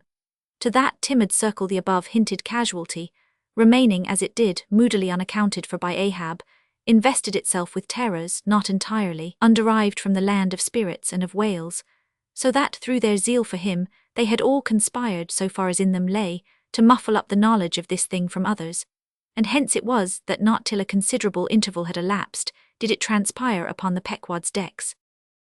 But be all this as it may, let the unseen, ambiguous synod in the air or the vindictive princes and potentates of fire have to do or not with earthly Ahab, yet in this present matter of his leg, he took plain practical procedures. He called the carpenter. And when that functionary appeared before him, he bade him without delay set about making a new leg, and directed the mates to see him supplied with all the studs and joists of jaw ivory, sperm whale, which had thus far been accumulated on the voyage, in order that a careful selection of the stoutest, clearest-grained stuff might be secured. This done, the carpenter received orders to have the leg completed that night, and to provide all the fittings for it, independent of those pertaining to the distrusted one in use. Moreover, the ship's forge was ordered to be hoisted out of its temporary idleness in the hold, and to accelerate the affair, the blacksmith was commanded to proceed at once to the forging of whatever iron contrivances might be needed. Chapter 107, The Carpenter. Seat thyself sultanically among the moons of Saturn, and take high abstracted man alone, and he seems a wonder, a grandeur, and a woe. But from the same point take mankind in mass, and for the most part they seem a mob of unnecessary duplicates, both contemporary and hereditary. But most humble though he was, and far from furnishing an example of the high humane abstraction, the Pequod's carpenter was no duplicate, hence he now comes in person on this stage. Like all seagoing ship carpenters, and more especially those belonging to whaling vessels, he was, to a certain off-handed, practical extent, alike experienced in numerous trades and callings collateral to his own, the carpenter's pursuit being the ancient and outbranching trunk of all those numerous handicrafts which more or less have to do with wood as an auxiliary material. But besides the application to him of the generic remark above, this carpenter of the Pequod was singularly efficient in those 1,000 nameless mechanical emergencies continually recurring in a large ship, upon a 3 or 4 years' voyage, in uncivilized and far distant seas, for not to speak of his readiness in ordinary duties, repairing stove boats, sprung spars, reforming the shape of clumsy bladed oars, inserting bull's eyes in the deck, or new tree nails in the side planks, and other miscellaneous matters more directly pertaining to his special business. He was moreover unhesitatingly expert in all manner of conflicting aptitudes, both useful and capricious. The one grand stage where he enacted all his various parts so manifold was his vice-bench, a long rude ponderous table furnished with several vices, of different sizes, and both of iron and of wood. At all times except when whales were alongside, this bench was securely lashed athwartships against the rear of the tryworks. A belaying pin is found too large to be easily inserted into its hole. The carpenter claps it into one of his ever-ready vices, and straightway files it smaller. A lost land bird of strange plumage strays on board and is made a captive. Out of clean-shaved rods of right whale bone and cross beams of sperm whale ivory, the carpenter makes a pagoda-looking cage for it.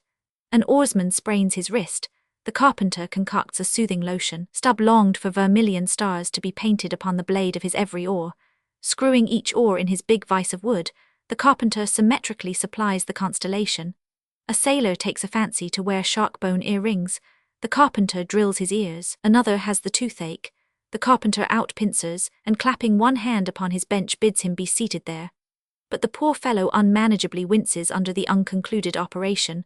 Whirling round the handle of his wooden vice, the carpenter signs him to clap his jaw in that, if he would have him draw the tooth.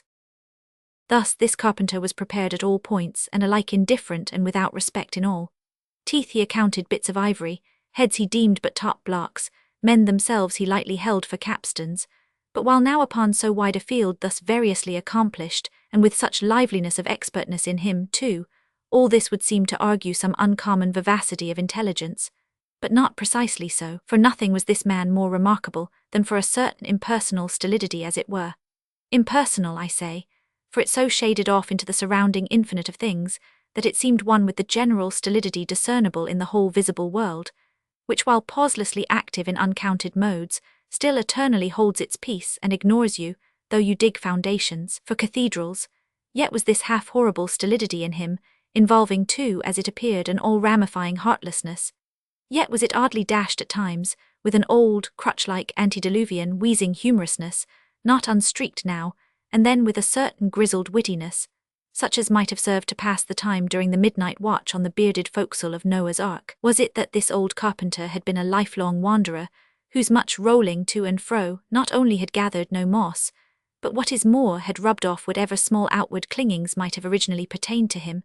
He was a stripped abstract, an unfractioned integral, uncompromised as a newborn babe, living without premeditated reference to this world or the next. You might almost say that this strange uncompromisedness in him involved a sort of unintelligence, for in his numerous trades he did not seem to work so much by reason or by instinct, or simply because he had been tutored to it, or by any intermixture of all these, even or uneven, but merely by a kind of deaf and dumb, spontaneous literal process. He was a pure manipulator. His brain, if he had ever had one, must have early oozed along into the muscles of his fingers. He was like one of those unreasoning but still highly useful, multum in parvo Sheffield contrivances, assuming the exterior, though a little swelled, of a common pocket knife, but containing not only blades of various sizes, but also screwdrivers, corkscrews, tweezers, awls, pens, rulers, nail filers, countersinkers. So if his superiors wanted to use the carpenter for a screwdriver, all they had to do was to open that part of him, and the screw was fast, or if for tweezers, take him up by the legs, and there they were. Yet, as previously hinted, this omnitooled, open and shut carpenter was, after all, no mere machine of an automaton. If he did not have a common soul in him, he had a subtle something that somehow anomalously did its duty. What that was, whether essence of quicksilver or a few drops of hartshorn, there is no telling, but there it was, and there it had abided for now some 60 years or more. And this it was, this same unaccountable, cunning life principle in him, this it was that kept him a great part of the time soliloquizing, but only like an unreasoning wheel which also hummingly soliloquizes, or rather his body was a sentry box and this soliloquizer on guard there, and talking all the time to keep himself awake. Chapter 108, Ahab and the Carpenter. The deck, first night watch. Carpenter standing before his vice bench, and by the light of 2 lanterns busily filing the ivory joist for the leg, which joist is firmly fixed in the vice. Slabs of ivory, leather straps, pads, screws, and various tools of all sorts lying about the bench. Forward, the red flame of the forge is seen, where the blacksmith is at work. Drat the file and drat the bone, that is hard which should be soft, and that is soft which should be hard. So we go who file old jaws and shinbones, let's try another. I now this works better, sneezes, halloa this bone dust is sneezes, why it sneezes, yes it sneezes, bless my soul it won't let me speak. This is what an old fellow gets now for working in dead lumber. Saw a live tree and you don't get this dust, amputate a live bone and you don't get it sneezes. Come, come you old smut there, bear a hand, and let's have that ferrule and buckle screw, I'll be ready for them presently. Lucky now sneezes there's no knee joint to make, that might puzzle a little, but a mere shinbone, why it's easy as making hot poles. Only I should like to put a good finish on. Time, if I but only had the time I could turn him out as neat a leg now as ever sneezes scraped to a lady in a parlour. Those buckskin legs and calves of legs I've seen in shop windows wouldn't compare at all. They soak water, they do, and of course get rheumatic and have to be doctored sneezes with washes and lotions just like live legs. There, before I saw it off now I must call his old mogulship and see whether the length will be all right. Too short if anything I guess. Ha, that's the heel, we are in luck, here he comes or it's somebody else that's certain. Ahab advancing. During the ensuing scene the carpenter continues sneezing at times. Well, manmaker. Just in time, sir. If the captain pleases I will now mark the length. Let me measure, sir. Measured for a leg, good. Well, it's not the first time, about it there keep thy finger on it. This is a cogent vice thou hast here, carpenter, let me feel its grip once. So, it does pinch some.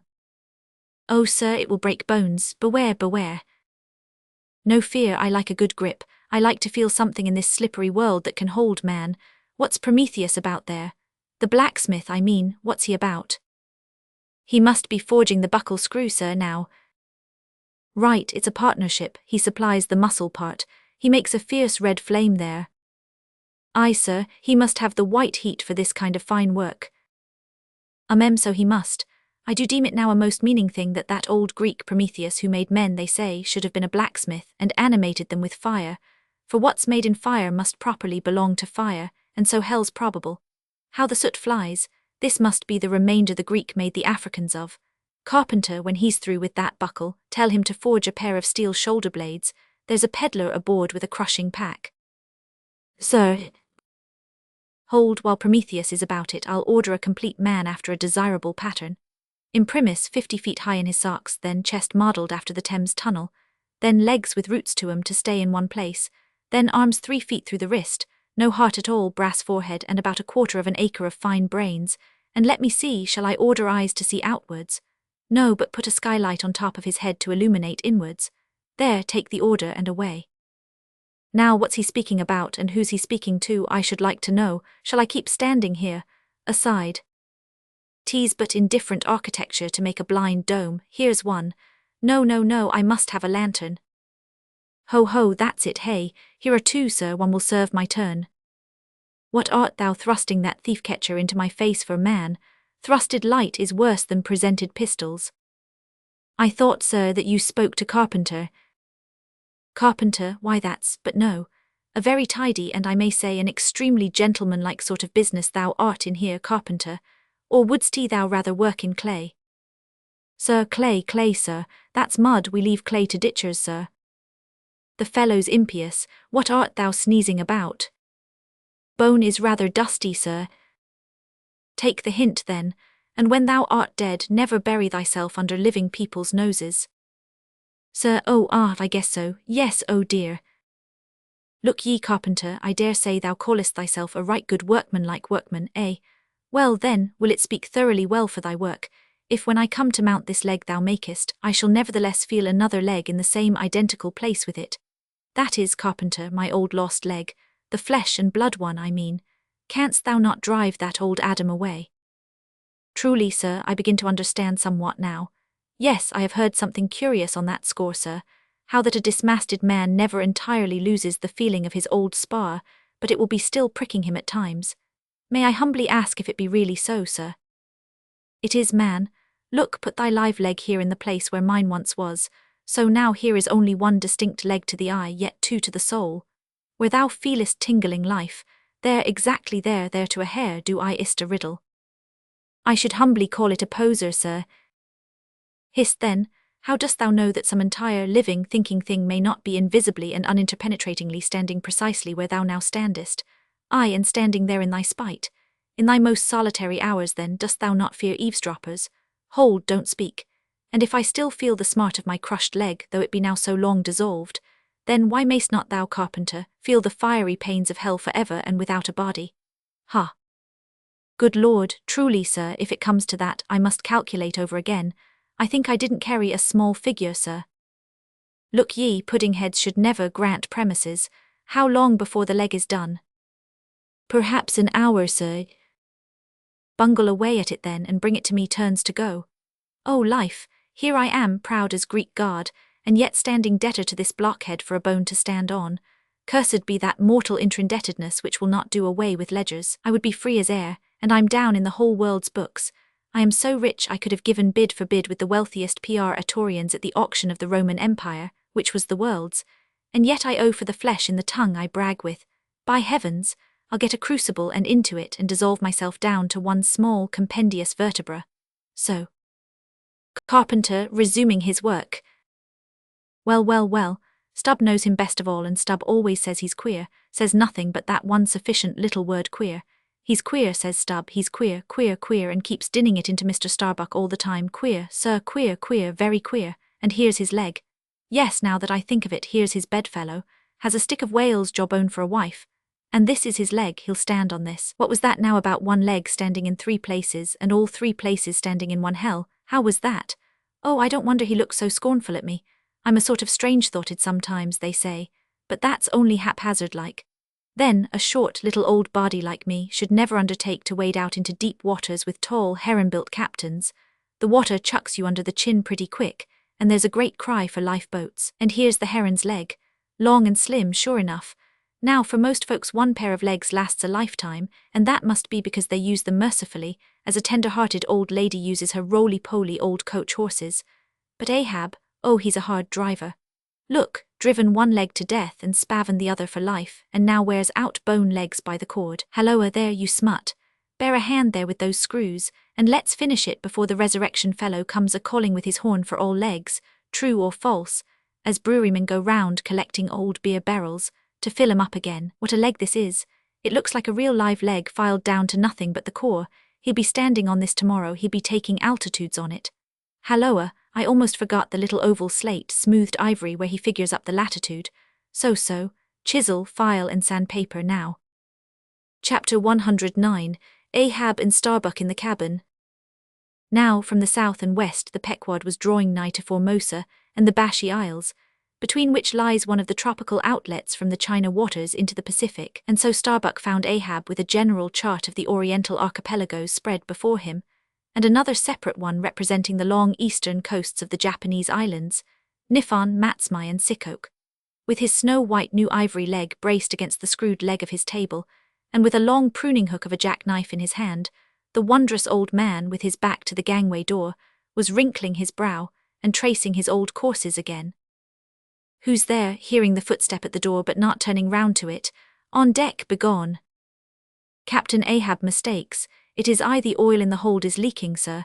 We must up Burton's and break out. Up Burton's and break out. Now that we are nearing Japan, heave to here for a week to tinker a parcel of old hoops. Either do that, sir, or waste in one day more oil than we may make good in a year. What we come 20,000 miles to get is worth saving, sir. So it is, if we get it. I was speaking of the oil in the hold, sir. And I was not speaking or thinking of that at all.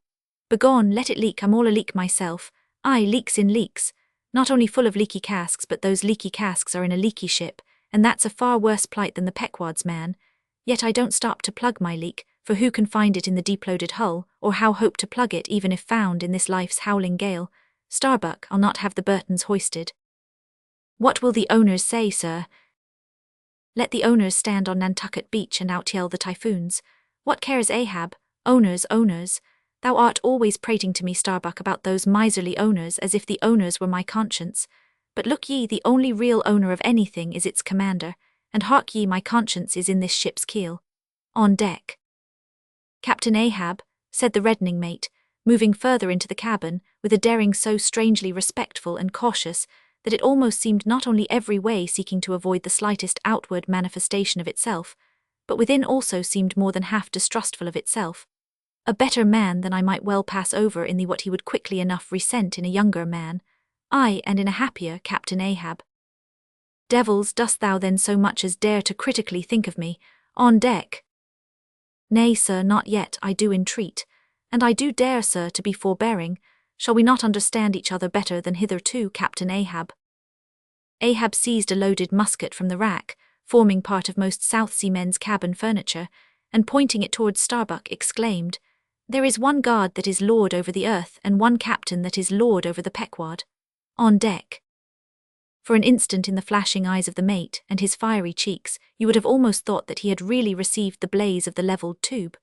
But mastering his emotion, he half calmly rose, and as he quitted the cabin paused for an instant and said, Thou hast outraged, not insulted me, sir, but for that I ask thee not to beware of Starbuck. Thou wouldst but laugh, but let Ahab beware of Ahab, beware of thyself, old man.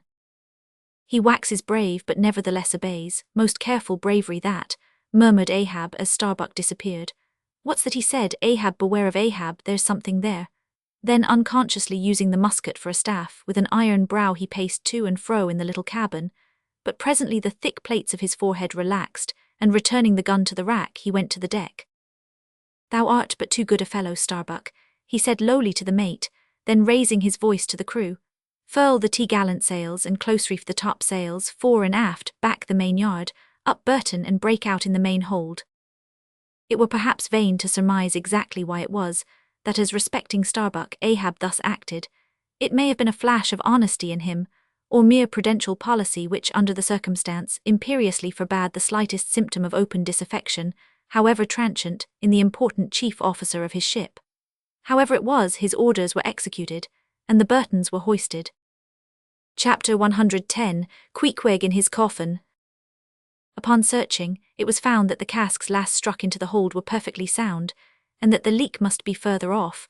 So, it being calm weather, they broke out deeper and deeper, disturbing the slumbers of the huge ground-tier butts, and from that black midnight sending those gigantic moles into the daylight above. So deep did they go, and so ancient and corroded, and weedy the aspect of the lowermost puncheons, that you almost looked next for some mouldy cornerstone cask containing coins of Captain Noah, with copies of the posted placards, vainly warning the infatuated old world from the flood. Tierce after tierce, too, of water and bread and beef and shooks of staves and iron bundles of hoops were hoisted out, till at last the piled decks were hard to get about, and the hollow hull echoed underfoot as if you were treading over empty catacombs, and reeled and rolled in the sea like an air-freighted demijohn. Top-heavy was the ship as a dinnerless student with all Aristotle in his head. Well was it that the typhoons did not visit them then. Now at this time it was that my poor pagan companion and fast-bosom friend, Queequeg, was seized with a fever, which brought him nigh to his endless end. Be it said that in this vocation of whaling, sinecures are unknown, dignity and danger go hand in hand. Till you get to be captain, the higher you rise the harder you toil. So with poor Queequeg, who as harpooner must not only face all the rage of the living whale, but, as we have elsewhere seen, mount his dead back in a rolling sea, and finally descend into the gloom of the hold, and bitterly sweating all day in that subterraneous confinement, resolutely manhandle the clumsiest casks and see to their stowage. To be short, among whalemen, the harpooners are the holders, so called.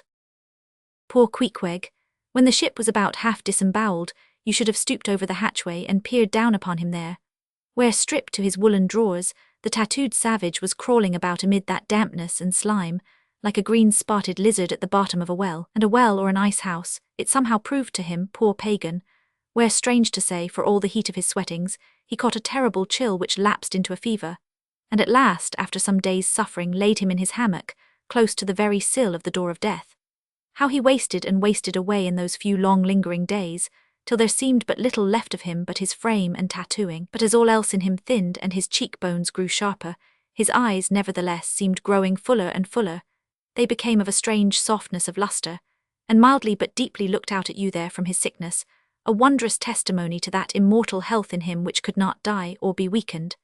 And like circles on the water which, as they grow fainter, expand, so his eyes seemed rounding and rounding, like the rings of eternity, and all that cannot be named would steal over you as you sat by the side of this waning savage, and saw as strange things in his face as any beheld who were bystanders when Zoroaster died.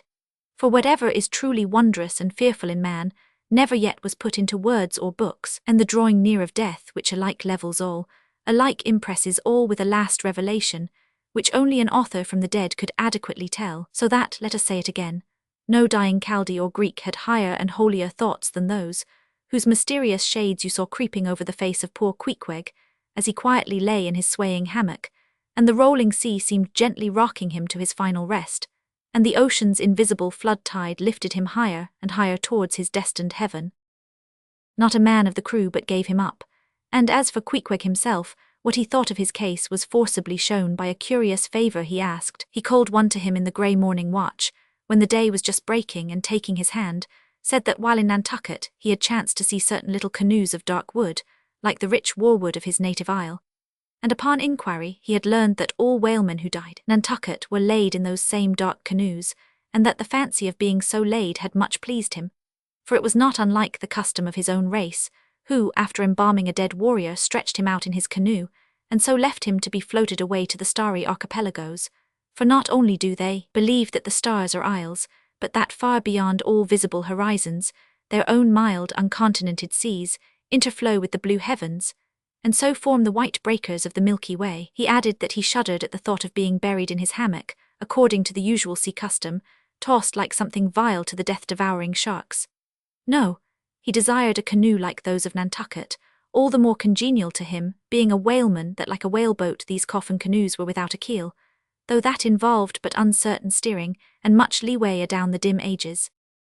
Now, when this strange circumstance was made known aft, the carpenter was at once commanded to do Queequeg's bidding, whatever it might include. There was some heathenish coffin-coloured old lumber aboard, which, upon a long previous voyage, had been cut from the aboriginal groves of the Lackaday Islands, and from these dark planks the coffin was recommended to be made.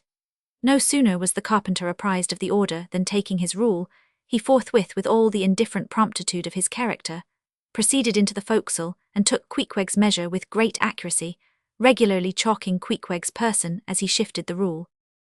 "Ah, poor fellow, he'll have to die now," ejaculated the Long Island sailor.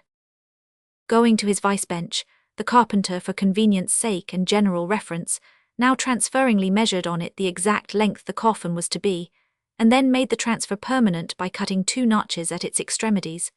This done, he marshalled the planks and his tools, and to work. When the last nail was driven, and the lid duly planed and fitted, he lightly shouldered the coffin and went forward with it, inquiring whether they were ready for it yet in that direction.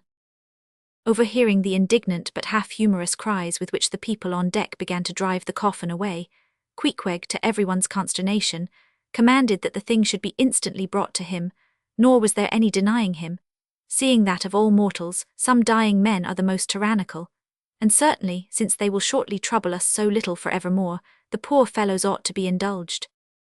Leaning over in his hammock, Queequeg long regarded the coffin with an attentive eye. He then called for his harpoon, had the wooden stock drawn from it, and then had the iron part placed in the coffin along with one of the paddles of his boat, all by his own request also. Biscuits were then ranged round the sides within. A flask of fresh water was placed at the head, and a small bag of woody earth scraped up in the hold at the foot, and a piece of sailcloth being rolled up for a pillow, Queequeg now entreated to be lifted into his final bed, that he might make trial of its comforts if any it had. He lay without moving a few minutes, then told one to go to his bag and bring out his little guard Yojo. Then crossing his arms on his breast with Yojo between, he called for the coffin lid, Hatch he called it, to be placed over him. The head part turned over with a leather hinge, and there lay Queequeg in his coffin with little but his composed countenance in view. "Rarmai, it will do. It is easy," he murmured at last, and signed to be replaced in his hammock. But ere this was done, Pip, who had been slyly hovering near by all this while, drew nigh to him where he lay, and with soft sobbings took him by the hand, in the other holding his tambourine. "Poor rover, will ye never have done with all this weary roving? Where go ye now? But if the currents carry ye to those sweet Antilles where the beaches are only beat with water lilies, will ye do one little errand for me? Seek out one Pip who's now been missing long, I think he's in those far Antilles. If ye find him, then comfort him, for he must be very sad, for look, he's left his tambourine behind. I found it. Rig-a-dig, dig, dig. Now, Queequeg, die, and I'll beat your dying march." "I have heard," murmured Starbuck, gazing down the scuttle, "that in violent fevers men, all ignorance, have talked in ancient tongues, and that when the mystery is probed, it turns out always that in their wholly forgotten childhood those ancient tongues had been really spoken in their hearing by some lofty scholars. So to my fond faith poor Pip, in this strange sweetness of his lunacy, brings heavenly vouchers of all our heavenly homes. Where learned he that but there? Hark, he speaks again, but more wildly now. Form 2 and 2, let's make a general of him. Ho, where's his harpoon? Lay it across here. Rig-a-dig, dig, dig, huzzah. Oh, for a game cock now to sit upon his head and crow. Queequeg dies game. Mind ye that, Queequeg dies game. Take ye good heed of that, Queequeg dies game. I say, game, game, game. But base little Pip, he died a coward, died all a's hiver. Out upon Pip. Hark ye, if ye find Pip, tell all the Antilles he's a runaway. A coward, a coward, a coward. Tell them he jumped from a whale boat. I'd never beat my tambourine over base Pip and hail him general if he were once more dying here. No, no, shame upon all cowards, shame upon them. Let him go drown like Pip that jumped from a whale boat. Shame, shame." During all this Queequeg lay with closed eyes, as if in a dream. Pip was led away, and the sick man was replaced in his hammock. But now that he had apparently made every preparation for death, now that his coffin was proved a good fit, Queequeg suddenly rallied. Soon there seemed no need of the carpenter's box, and thereupon, when some expressed their delighted surprise, he in substance said that the cause of his sudden convalescence was this. At a critical moment, he had just recalled a little duty ashore which he was leaving undone, and therefore had changed his mind about dying. He could not die yet, he averred. They asked him then whether to live or die was a matter of his own sovereign will and pleasure. He answered certainly. In a word, it was Queequeg's conceit that if a man made up his mind to live, mere sickness could not kill him. Nothing but a whale or a gale or some violent, ungovernable, unintelligent destroyer of that sort. Now there is this noteworthy difference between savage and civilized, that while a sick, civilized man may be 6 months convalescing, generally speaking, a sick savage is almost half, well again in a day. So in good time my Queequeg gained strength, and at length after sitting on the windlass for a few indolent days, but eating with a vigorous appetite, he suddenly leaped to his feet, threw out his arms and legs, gave himself a good stretching, yawned a little bit, and then springing into the head of his hoisted boat, and poising a harpoon, pronounced himself fit for a fight. With a wild whimsiness, he now used his coffin for a sea chest, and emptying into it his canvas bag of clothes, set them in order there. Many spare hours he spent in carving the lid with all manner of grotesque figures and drawings, and it seemed that hereby he was striving, in his rude way, to copy parts of the twisted tattooing on his body, and this tattooing had been the work of a departed prophet and seer of his island, who, by those hieroglyphic marks, had written out on his body a complete theory of the heavens and the earth, and a mystical treatise on the art of attaining truth, so that Queequeg in his own proper person was a riddle to unfold, a wondrous work in one volume, but whose mysteries not even himself could read, though his own live heart beat against them, and these mysteries were therefore destined in the end to moulder away with the living parchment whereon they were inscribed, and so be unsolved to the last. And this thought it must have been which suggested to Ahab that wild exclamation of his, when one morning turning away from surveying poor Queequeg, "Oh, devilish tantalization of the gods." Chapter 111, The Pacific. When gliding by the Bashy Isles we emerged at last upon the great South Sea. Were it not for other things, I could have greeted my dear Pacific with uncounted thanks, for now the long supplication of my youth was answered. That serene ocean rolled eastwards from me 1,000 leagues of blue. There is, one knows not what sweet mystery about this sea, whose gently awful stirrings seem to speak of some hidden soul beneath. like those fabled undulations of the Ephesian sod over the buried evangelist St. John. And meet it is that over these sea pastures, wide-rolling watery prairies and potters, fields of all four continents, the waves should rise and fall, and ebb and flow unceasingly. For here, millions of mixed shades and shadows, drowned dreams, somnambulisms, reveries, all that we call lives and souls, lie dreaming still, tossing like slumbers in their beds, the ever-rolling waves but made so by their restlessness.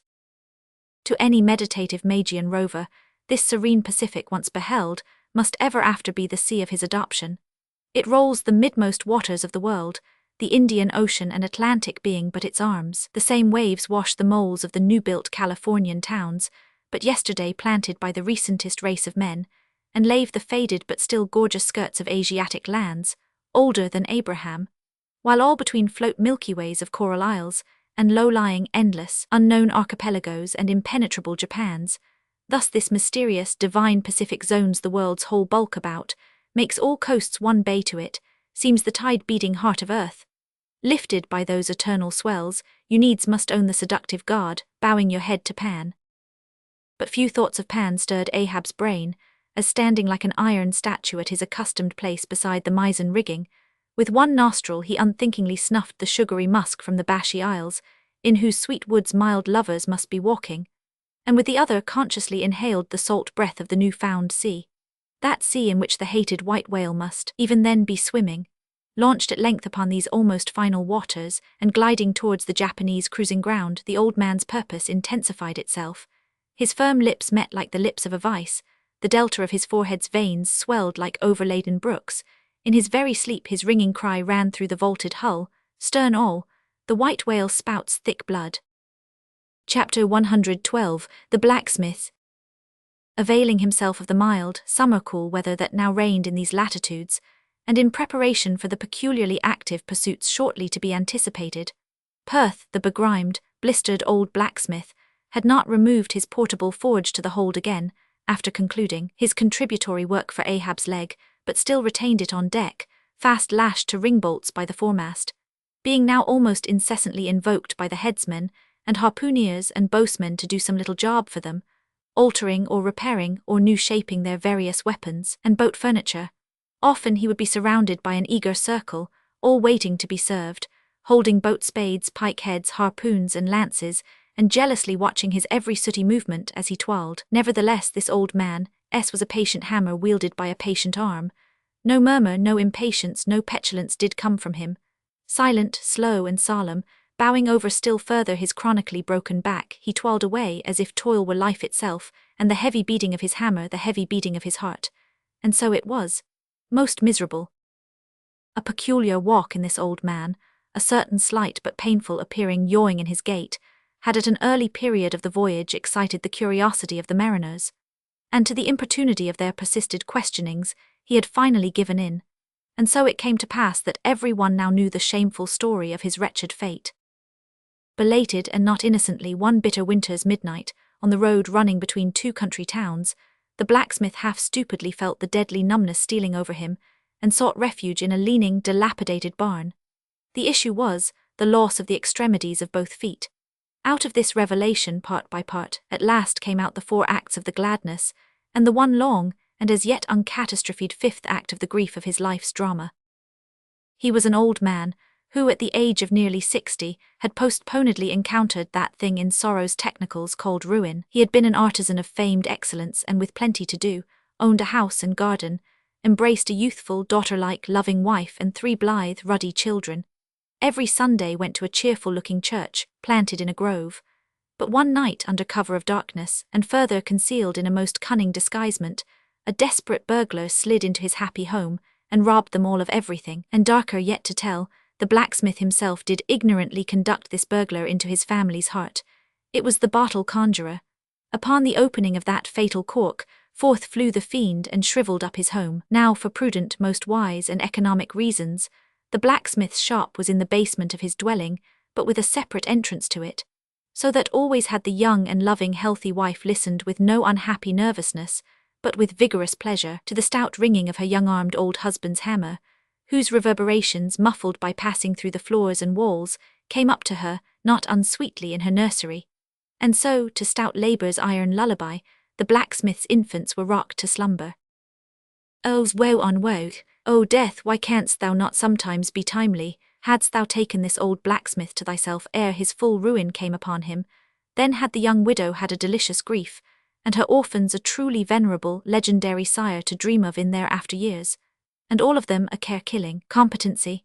But death plucked down some virtuous elder brother, on whose whistling daily toil solely hung the responsibilities of some other family, and left the worse than useless old man standing, till the hideous rot of life should make him easier to harvest. Why tell the whole? The blows of the basement hammer every day grew more and more between, and each blow every day grew fainter than the last. The wife sat frozen at the window with tearless eyes, glitteringly gazing into the weeping faces of her children. The bellows fell, the forge choked up with cinders, the house was sold, the mother dived down into the long churchyard grass, her children twice followed her thither, and the houseless, familyless old man staggered off a vagabonding crape, his every woe unreverenced, his grey head a-scorn to flaxen curls. Death seems the only desirable sequel for a career like this, but death is only a launching into the region of the strange untried. It is but the first salutation to the possibilities of the immense remote, the wild, the watery, the unshored. Therefore, to the death-longing eyes of such men, who still have left in them some interior compunctions against suicide, does the all-contributed and all-receptive ocean alluringly spread forth his whole plain of unimaginable, taking terrors and wonderful new life adventures, and from the hearts of infinite Pacifics the thousand mermaids sing to them, "Come hither, broken-hearted, here is another life without the guilt of intermediate death, here are wonders supernatural without dying for them. Come hither, bury thyself in a life which to your now equally abhorred and abhorring landed world is more oblivious than death. Come hither, put up thy gravestone too within the churchyard, and come hither till we marry thee." Hearkening to these voices east and west by early sunrise, and by fall of eve the blacksmith's soul responded, "Aye, I come," and so Perth went a-wailing. Chapter 113, The Forge. With matted beard and swathed in a bristling sharkskin apron about midday, Perth was standing between his forge and anvil, the latter placed upon an ironwood log, with one hand holding a pikehead in the coals, and with the other at his forge's lungs, when Captain Ahab came along carrying in his hand a small rusty-looking leathern bag. While yet a little distance from the forge, moody Ahab paused, till at last Perth, withdrawing his iron from the fire, began hammering it upon the anvil, the red mass sending off the sparks in thick hovering flights, some of which flew close to Ahab. "Are these thy mother Carey's chickens, Perth? They are always flying in thy wake, birds of good omen too, but not to all. Look here, they burn, but thou livest among them without a scorch." "Because I am scorched all over, Captain Ahab," answered Perth, resting for a moment on his hammer. "I am past scorching, not easily canst thou scorch a scar." Well, no more, thy shrunk voice sounds too calmly, sanely woeful to me. In no paradise myself I am impatient of all misery in others that is not mad. Thou shouldst go mad, blacksmith, say, why dost thou not go mad? How canst thou endure without being mad? Do the heavens yet hate thee that thou canst not go mad? What wert thou making there? "Welding an old pikehead, sir, there were seams and dents in it." "And canst thou make it all smooth again, blacksmith, after such hard usage as it had?" "I think so, sir."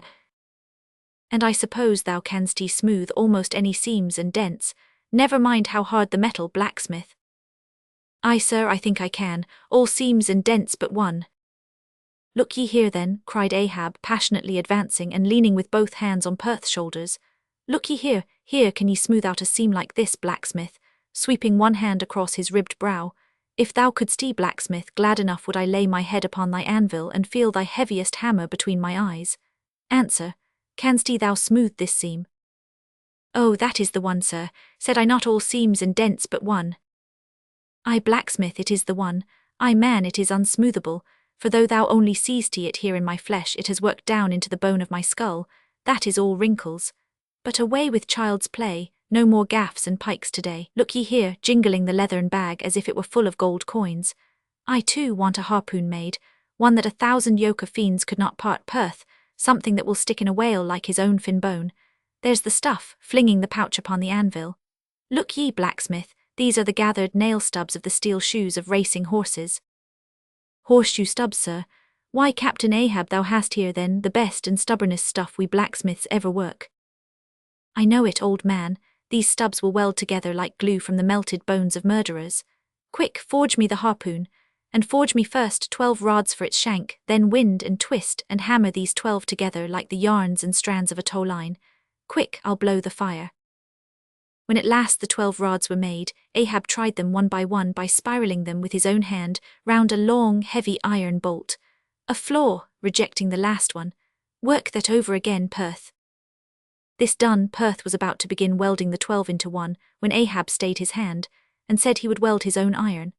As then, with regular, gasping hems, he hammered on the anvil, Perth passing to him the glowing rods one after the other, and the hard-pressed forge shooting up its intense straight flame, the Parsee passed silently, and bowing over his head towards the fire, seemed invoking some curse or some blessing on the toil. But as Ahab looked up, he slid aside. "What's that bunch of lucifers dodging about there for?" muttered Stubb, looking on from the forecastle. "That Parsee smells fire like a fusee, and smells of it himself like a hot musket's powder pan." At last the shank, in one complete rod, received its final heat, and as Perth, to temper it, plunged it all hissing into the cask of water nearby, the scalding steam shot up into Ahab's bent face. "Wouldst thou brand me, Perth?" wincing for a moment with the pain. "Have I been but forging my own branding iron then?" "Pray God not that, yet I fear something, Captain Ahab. Is not this harpoon for the white whale?" "For the white fiend, but now for the barbs thou must make them thyself, man. Here are my razors, the best of steel. Here, and make the barbs sharp as the needle-sleet of the icy sea." For a moment the old blacksmith eyed the razors as though he would fain not use them. "Take them, man, I have no need for them, for I now neither shave, sup nor pray till, but here to work." Fashioned at last into an arrowy shape and welded by Perth to the shank, the steel soon pointed the end of the iron, and as the blacksmith was about giving the barbs their final heat, prior to tempering them, he cried to Ahab to place the water cask near.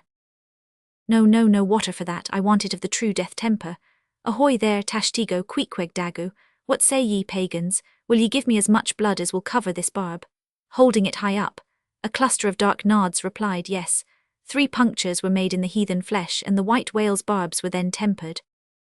"Ego non baptizo te in nomen patris, sed in nomen diaboli," deliriously howled Ahab, as the malignant iron scorchingly devoured the baptismal blood.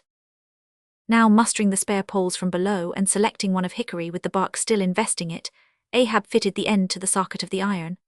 A coil of new tow line was then unwound, and some fathoms of it taken to the windlass and stretched to a great tension, pressing his foot upon it till the rope hummed like a harp string. Then eagerly bending over it and seeing no strandings, Ahab exclaimed, "Good, and now for the seizings." At one extremity the rope was unstranded, and the separate spread yarns were all braided and woven round the socket of the harpoon. The pole was then driven hard up into the socket. From the lower end the rope was traced halfway along the pole's length, and firmly secured so, with intertwistings of twine. This done, pole, iron, and rope, like the 3 fates, remained inseparable, and Ahab moodily stalked away with the weapon, the sound of his ivory leg and the sound of the hickory pole both hollowly ringing along every plank. But ere he entered his cabin, light, unnatural, half-bantering, yet most piteous sound was heard. "Oh, Pip, thy wretched laugh, thy idle but unresting eye, all thy strange mummeries not unmeaningly blended with the black tragedy of the melancholy ship, and mocked it." Chapter 114, The Gilder. Penetrating further and further into the heart of the Japanese cruising ground, the Pequod was soon all astir in the fishery. Often in mild, pleasant weather, for 12, 15, 18, and 20 hours on the stretch, they were engaged in the boats, steadily pulling or sailing or paddling after the whales, or for an interlude of 60 or 70 minutes calmly awaiting their uprising, though with but small success for their pains. At such times, under an abated sun, afloat all day upon smooth, slow-heaving swells, seated in his boat light as a birch canoe, and so sociably mixing with the soft waves themselves that like hearthstone cats they purr against the gunwale. These are the times of dreamy quietude, when beholding the tranquil beauty and brilliancy of the ocean's skin, one forgets the tiger heart that pants beneath it, and would not willingly remember that this velvet paw but conceals a remorseless fang. These are the times when in his whaleboat the rover softly feels a certain filial, confident, land-like feeling towards the sea, that he regards it as so much flowery earth, and the distant ship revealing only the tops of her masts, seems struggling forward, not through high rolling waves, but through the tall grass of a rolling prairie. As when the western emigrants' horses only show their erected ears, while their hidden bodies widely wade through the amazing verdure. The long-drawn virgin vales, the mild blue hillsides, as over these there steals the hush, the hum, you almost swear that play-wearied children lie sleeping in these solitudes in some glad May time when the flowers of the woods are plucked. And all this mixes with your most mystic mood, so that fact and fancy, halfway meeting, interpenetrate and form one seamless whole. Nor did such soothing scenes, however temporary, fail of at least as temporary an effect on Ahab. But if these secret golden keys did seem to open in him his own secret golden treasuries, yet did his breath upon them prove but tarnishing. O grassy glades, O ever vernal endless landscapes in the soul, in ye, though long parched by the dead drought of the earthy life, in ye men yet may roll like young horses in new morning clover, and for some few fleeting moments feel the cool dew of the life immortal on them. Would to God these blessed calms would last, but the mingling threads of life are woven by warp and woof, calms crossed by storms, a storm for every calm. There is no steady unretracing progress in this life. We do not advance through fixed gradations and at the last one pause. Through infancy's unconscious spell, boyhood's thoughtless faith, adolescence doubt, the common doom, then skepticism, then disbelief, resting at last in manhood's pondering repose of if, but once gone through we trace the round again, and are infants, boys and men and ifs eternally. Where lies the final harbour whence we unmoor no more? In what rapt ether sails the world of which the weariest will never weary? Where is the foundling's father hidden?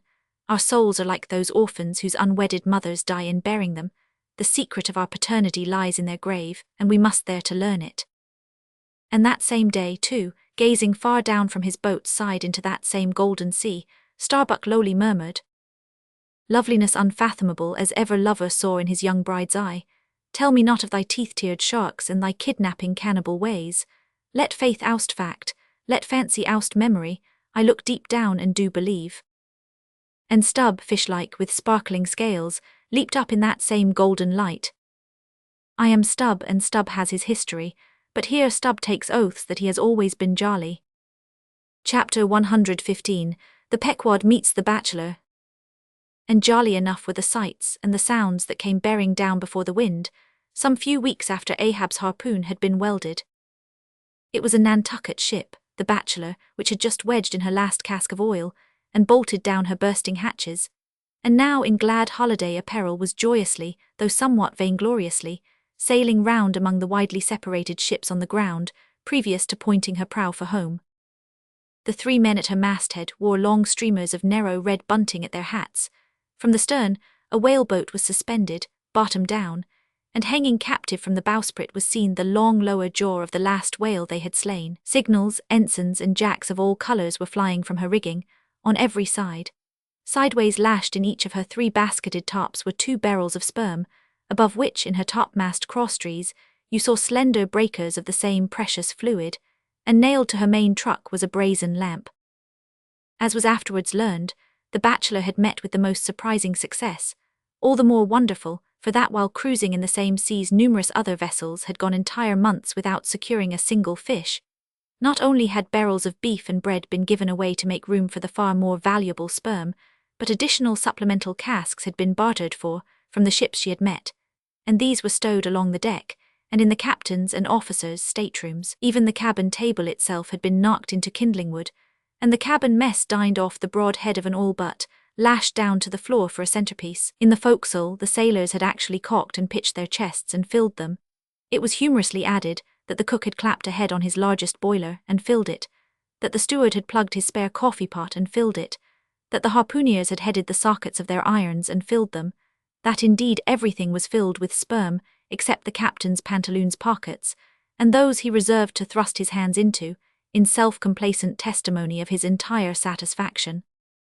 As this glad ship of good luck bore down upon the moody Pequod, the barbarian sound of enormous drums came from her forecastle, and drawing still nearer, a crowd of her men were seen standing round her huge tripods, which, covered with the parchment-like poke or stomach skin of the black fish, gave forth a loud roar to every stroke of the clenched hands of the crew. On the quarterdeck, the mates and harpooneers were dancing with the olive-hued girls who had eloped with them from the Polynesian Isles, while suspended in an ornamented boat, firmly secured aloft between the foremast and mainmast, 3 Long Island Negroes with glittering fiddle bows of whale ivory were presiding the hilarious jig.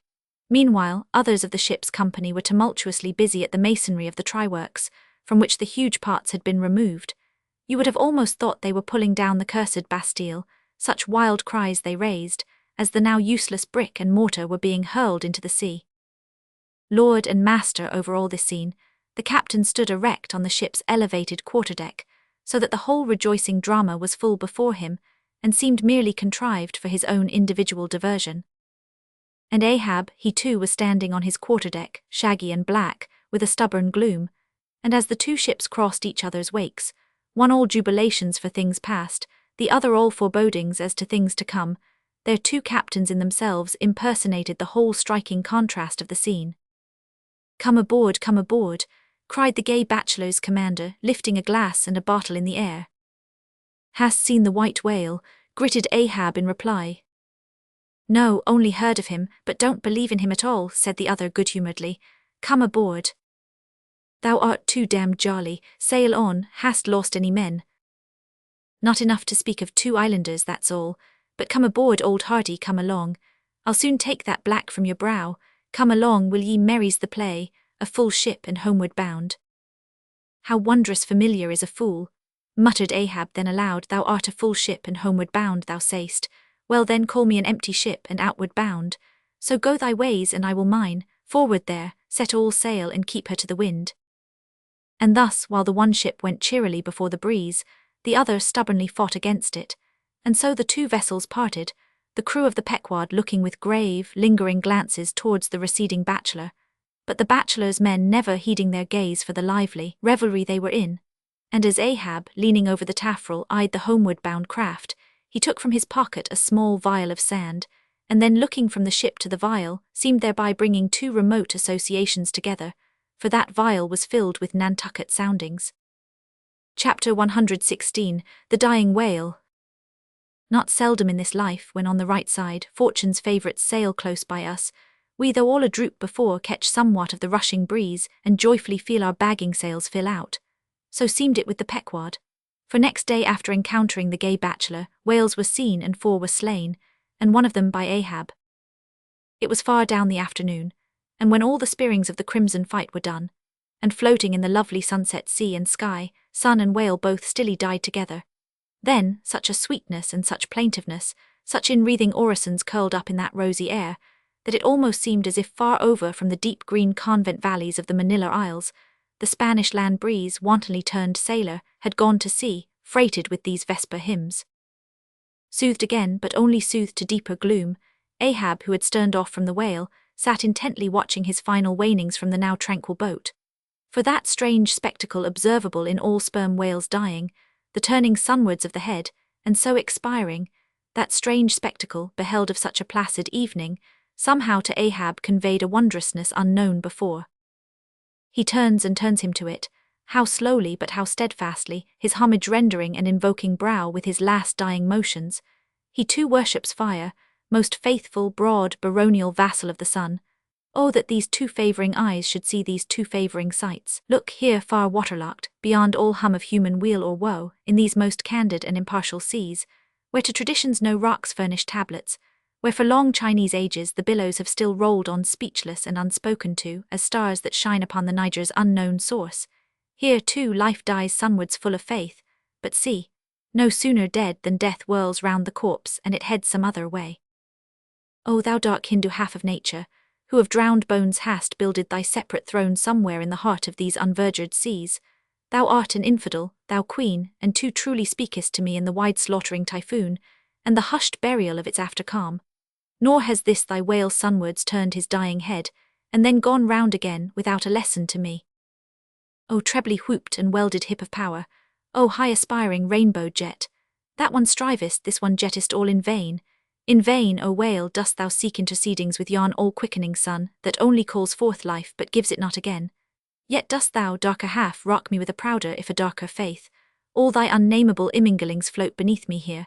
I am buoyed by breaths of once living things, exhaled as air but water now. Then hail, for ever hail, O sea, in whose eternal tossings the wild fowl finds his only rest. Born of earth yet suckled by the sea, Though hill and valley mothered me, ye billows are my foster brothers. Chapter 117, The Whale Watch. The 4 whales slain that evening had died wide apart, one far to windward, one less distant to leeward, one ahead, one astern. These last 3 were brought alongside ere nightfall, but the windward one could not be reached till morning, and the boat that had killed it lay by its side all night, and that boat was Ahab's. The waif pole was thrust upright into the dead whale's spout-hole, and the lantern hanging from its top cast a troubled flickering glare upon the black, glossy back, and far out upon the midnight waves, which gently chafed the whale's broad flank, like soft surf upon a beach. Ahab and all his boat's crew seemed asleep but the Parsee, who crouching in the bow sat watching the sharks that spectrally played round the whale, and tapped the light cedar planks with their tails. A sound like the moaning in squadrons over asphaltites of unforgiven ghosts of Gomorrah ran shuddering through the air. Started from his slumbers, Ahab face to face saw the Parsee, and whooped round by the gloom of the night they seemed the last men in a flooded world. "I have dreamed it again," said he. "Of the hearses, have I not said, old man, that neither hearse nor coffin can be thine? And who are hearsed that die on the sea? But I said, old man, that ere thou couldst die on this voyage, 2 hearses must verily be seen by thee on the sea, the first not made by mortal hands, and the visible wood of the last one must be grown in America.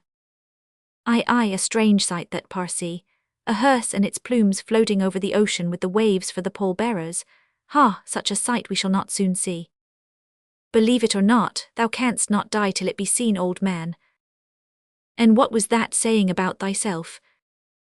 Though it come to the last, I shall still go before thee thy pilot. And when thou art so gone before, if that ever befall, then ere I can follow thou must still appear to me to pilot me still. Was it not so? Well then did I believe all ye say, O my pilot. I have here 2 pledges that I shall yet slay Moby Dick and survive it." "Take another pledge, old man," said the Parsee, as his eyes lighted up like fireflies in the gloom. "Hemp only can kill thee." "The gallows, ye mean? I am immortal then on land and on sea," cried Ahab with a laugh of derision. "Immortal on land and on sea." Both were silent again as one man. The grey dawn came on and the slumbering crew arose from the boat's bottom, and ere noon the dead whale was brought to the ship. Chapter 118, The Quadrant. The season for the line at length drew near, and every day when Ahab, coming from his cabin, cast his eyes aloft, the vigilant helmsman would ostentatiously handle his spokes, and the eager mariners quickly run to the braces, and would stand there with all their eyes centrally fixed on the nailed doubloon, impatient for the order to point the ship's prow for the equator. In good time the order came. It was hard upon high noon, and Ahab, seated in the bows of his high-hoisted boat, was about taking his wonted daily observation of the sun to determine his latitude. Now in that Japanese sea, the days in summer are as freshets of effulgences. That unblinkingly vivid Japanese sun seems the blazing focus of the glassy ocean's immeasurable burning glass. The sky looks lacquered, clouds there are none, the horizon floats, and this nakedness of unrelieved radiance is as the insufferable splendors of God's throne. Well that Ahab's quadrant was furnished with colored glasses, through which to take sight of that solar fire. So, swinging his seated form to the roll of the ship, and with his astrological-looking instrument placed to his eye, he remained in that posture for some moments to catch the precise instant when the sun should gain its precise meridian. Meantime, while his whole attention was absorbed, the Parsee was kneeling beneath him on the ship's deck, and with face thrown up like Ahab's, was eyeing the same sun with him. Only the lids of his eyes half hooded their orbs, and his wild face was subdued to an earthly passionlessness. At length the desired observation was taken, and with his pencil upon his ivory leg, Ahab soon calculated what his latitude must be at that precise instant. Then falling into a moment's reverie, he again looked up towards the sun and murmured to himself, "Thou sea mark, thou high and mighty pilot, thou tellest me truly where I am, but canst thou cast the least hint where I shall be, or canst thou tell where some other thing besides me is this moment living? Where is Moby Dick? This instant thou must be eyeing him. These eyes of mine look into the very eye that is even now beholding him, aye, and into the eye that is even now equally beholding the objects on the unknown, thither side of thee, thou sun." Then gazing at his quadrant, and handling one after the other its numerous cabalistical contrivances, he pondered again and muttered, "Foolish toy, baby's plaything of haughty admirals and commodores and captains, the world brags of thee of thy cunning and might. But what after all canst thou do but tell the poor pitiful point, where thou thyself happiness to be on this wide planet, and the hand that holds thee, no, not one jot more, thou canst not tell where one drop of water or one grain of sand will be tomorrow noon, and yet with thy impotence thou insultest the sun. Science, curse thee, thou vain toy, and cursed be all the things that cast man's eyes aloft to that heaven, whose live vividness but scorches him, as these old eyes are even now scorched with thy light, O sun. Level by nature to this earth's horizon are the glances of man's eyes, not shot from the crown of his head, as if God had meant him to gaze on his firmament. Curse thee, thou quadrant, dashing it to the deck, no longer will I guide my earthly way by thee, the level ship's compass and the level dead reckoning by log and by line, these shall conduct me and show me my place on the sea. I, lighting from the boat to the deck, thus I trample on thee, thou paltry thing that feebly pointest on high, thus I split and destroy thee. As the frantic old man thus spoke and thus trampled with his live and dead feet, a sneering triumph that seemed meant for Ahab, and a fatalistic despair that seemed meant for himself, these passed over the mute, motionless Parsee's face. Unobserved he rose and glided away, while, awestruck by the aspect of their commander, the seamen clustered together on the forecastle, till Ahab, troubledly pacing the deck, shouted out, "To the braces! Up helm! Square in!" In an instant the yards swung round, and as the ship half-wheeled upon her heel, her three firm-seated graceful masts erectly poised upon her long, ribbed hull, seemed as the three horita pirouetting on one sufficient steed. Standing between the night heads, Starbuck watched the Pequod's tumultuous way, and Ahab's also, as he went lurching along the deck. I have sat before the dense coal fire and watched it all aglow, full of its tormented flaming life, and I have seen it wane at last down to dumbest dust. Old man of oceans, of all this fiery life of thine, what will at length remain but one little heap of ashes? "Aye," cried Stubb, "but sea coal ashes, mind ye that, Mr. Starbuck, sea coal, not your common charcoal." Well, I heard Ahab mutter, "Here someone thrusts these cards into these old hands of mine, swears that I must play them and no others. And damn me, Ahab, but thou actest right, live in the game and die in it." Chapter 119, The Candles. Warmest climes but nurse the cruelest fangs. The tiger of Bengal crouches in spiced groves of ceaseless verdure. Skies the most effulgent but basket the deadliest thunders.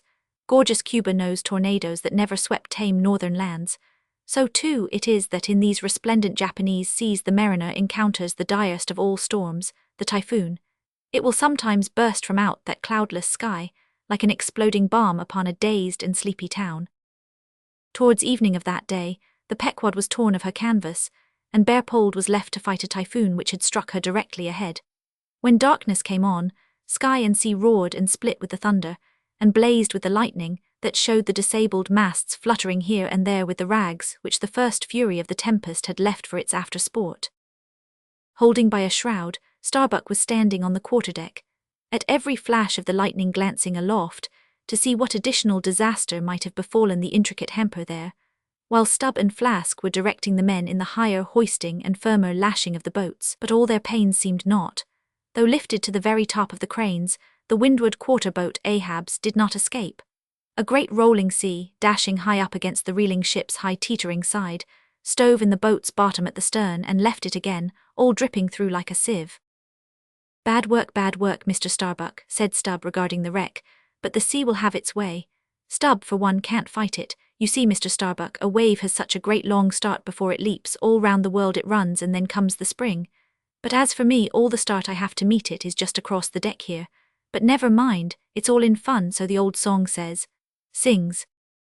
Oh, jolly is the gale, and a joker is the whale, a flourish in his tail.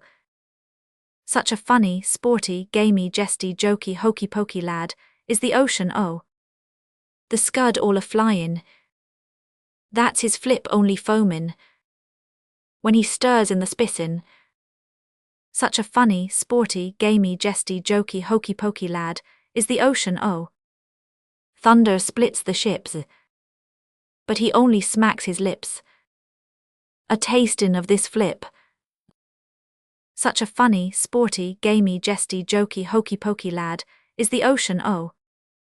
Avast, Stubb, cried Starbuck, let the typhoon sing and strike his harp here in our rigging, but if thou art a brave man thou wilt hold thy peace. But I am not a brave man, never said I was a brave man, I am a coward, and I sing to keep up my spirits. And I tell you what it is, Mr. Starbuck, there's no way to stop my singing in this world but to cut my throat. And when that's done, 10 to 1 I sing ye the doxology for a wind-up. Madman, look through my eyes if thou hast none of thine own. What, how can you see better of a dark night than anybody else, never mind how foolish? Here, cried Starbuck, seizing Stubb by the shoulder and pointing his hand towards the weather bow, markest thou not that the gale comes from the eastward, the very course Ahab is to run for Moby Dick? The very course he swung to this day noon, now mark his boat there, where is that stove? In the stern sheets, man, where he is wont to stand, his standpoint is stove, man, now jump overboard and sing away if thou must. I don't half understand ye, what's in the wind? Yes, round the Cape of Good Hope is the shortest way to Nantucket, soliloquized Starbuck suddenly, heedless of Stubb's question. The gale that now hammers at us to stave us, we can turn it into a fair wind that will drive us towards home. Yonder to windward all is blackness of doom, but to leeward, homeward, I see it lightens up there, but not with the lightning. At that moment, in one of the intervals of profound darkness, following the flashes, a voice was heard at his side, and almost at the same instant a volley of thunder peals rolled overhead. Who's there?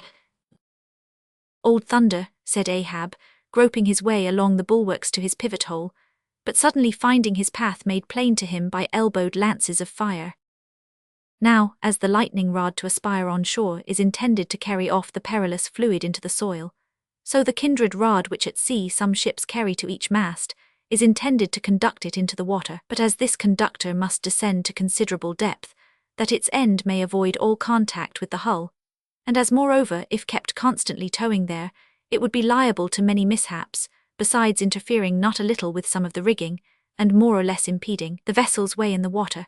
Because of all this, the lower parts of a ship's lightning rods are not always overboard, but are generally made in long slender links, so as to be the more readily hauled up into the chains outside, or thrown down into the sea, as occasion may require. The rods, cried Starbuck to the crew, suddenly admonished to vigilance by the vivid lightning that had just been darting flambeaux to light Ahab to his post. Are they overboard? Drop them over fore and aft, quick. Avast, cried Ahab, let's have fair play here though we be the weaker side. Yet I'll contribute to raise rods on the Himmels and Andes that all the world may be secured, but out on privileges. Let them be, sir. Look aloft, cried Starbuck, the corpusants. All the yardarms were tipped with a pallid fire, and touched at each tri-pointed lightning rod end with 3 tapering white flames. Each of the 3 tall masts was silently burning in that sulphurous air, like 3 gigantic wax tapers before an altar. Blast the boat, let it go, cried Stubb at this instant as a swashing sea heaved up under his own little craft, so that its gunwale violently jammed his hand as he was passing a lashing. Blast it! But slipping backward on the deck, his uplifted eyes caught the flames, and immediately shifting his tone he cried, The corpusants have mercy on us all. To sailors, oaths are household words. They will swear in the trance of the calm, and in the teeth of the tempest. They will imprecate curses from the topsail yard arms, when most they teeter over to a seething sea. But in all my voyagings, seldom have I heard a common oath when God's burning finger has been laid on the ship, when his mean, tackle-up parson has been woven into the shrouds and the cordage. While this pallidness was burning aloft, few words were heard from the enchanted crew, who in one thick cluster stood on the forecastle, all their eyes gleaming in that pale phosphorescence, like a far-away constellation of stars. Relieved against the ghostly light, the gigantic jet negro, Dago, loomed up to thrice his real stature, and seemed the black cloud from which the thunder had come. The parted mouth of Tashtigo revealed his shark-white teeth, which strangely gleamed as if they too had been tipped by corpusants, while lit up by the preternatural light, Queequeg's tattooing burned like satanic blue flames on his body. The tableau all waned at last with the pallidness aloft, and once more the Pequod and every soul on her decks were wrapped in a pall. A moment or two passed when Starbuck, going forward, pushed against someone. It was Stubb. What thinkest thou now, man? I heard thy cry. It was not the same in the song. No, it wasn't. I said the corpusants have mercy on us all, and I hope they will still. But do they only have mercy on long faces? Have they no bowels for a laugh? And look ye, Mr. Starbuck, but it's too dark to look. Hear me then, I take that masthead flame we saw for a sign of good luck. For those masts are rooted in a hold that is going to be chock-a-block with spermol, d'ye see? And so all that sperm will work up into the masts like sap in a tree. Yes, our 3 masts will yet be as 3 spermaceti candles. That's the good promise we saw.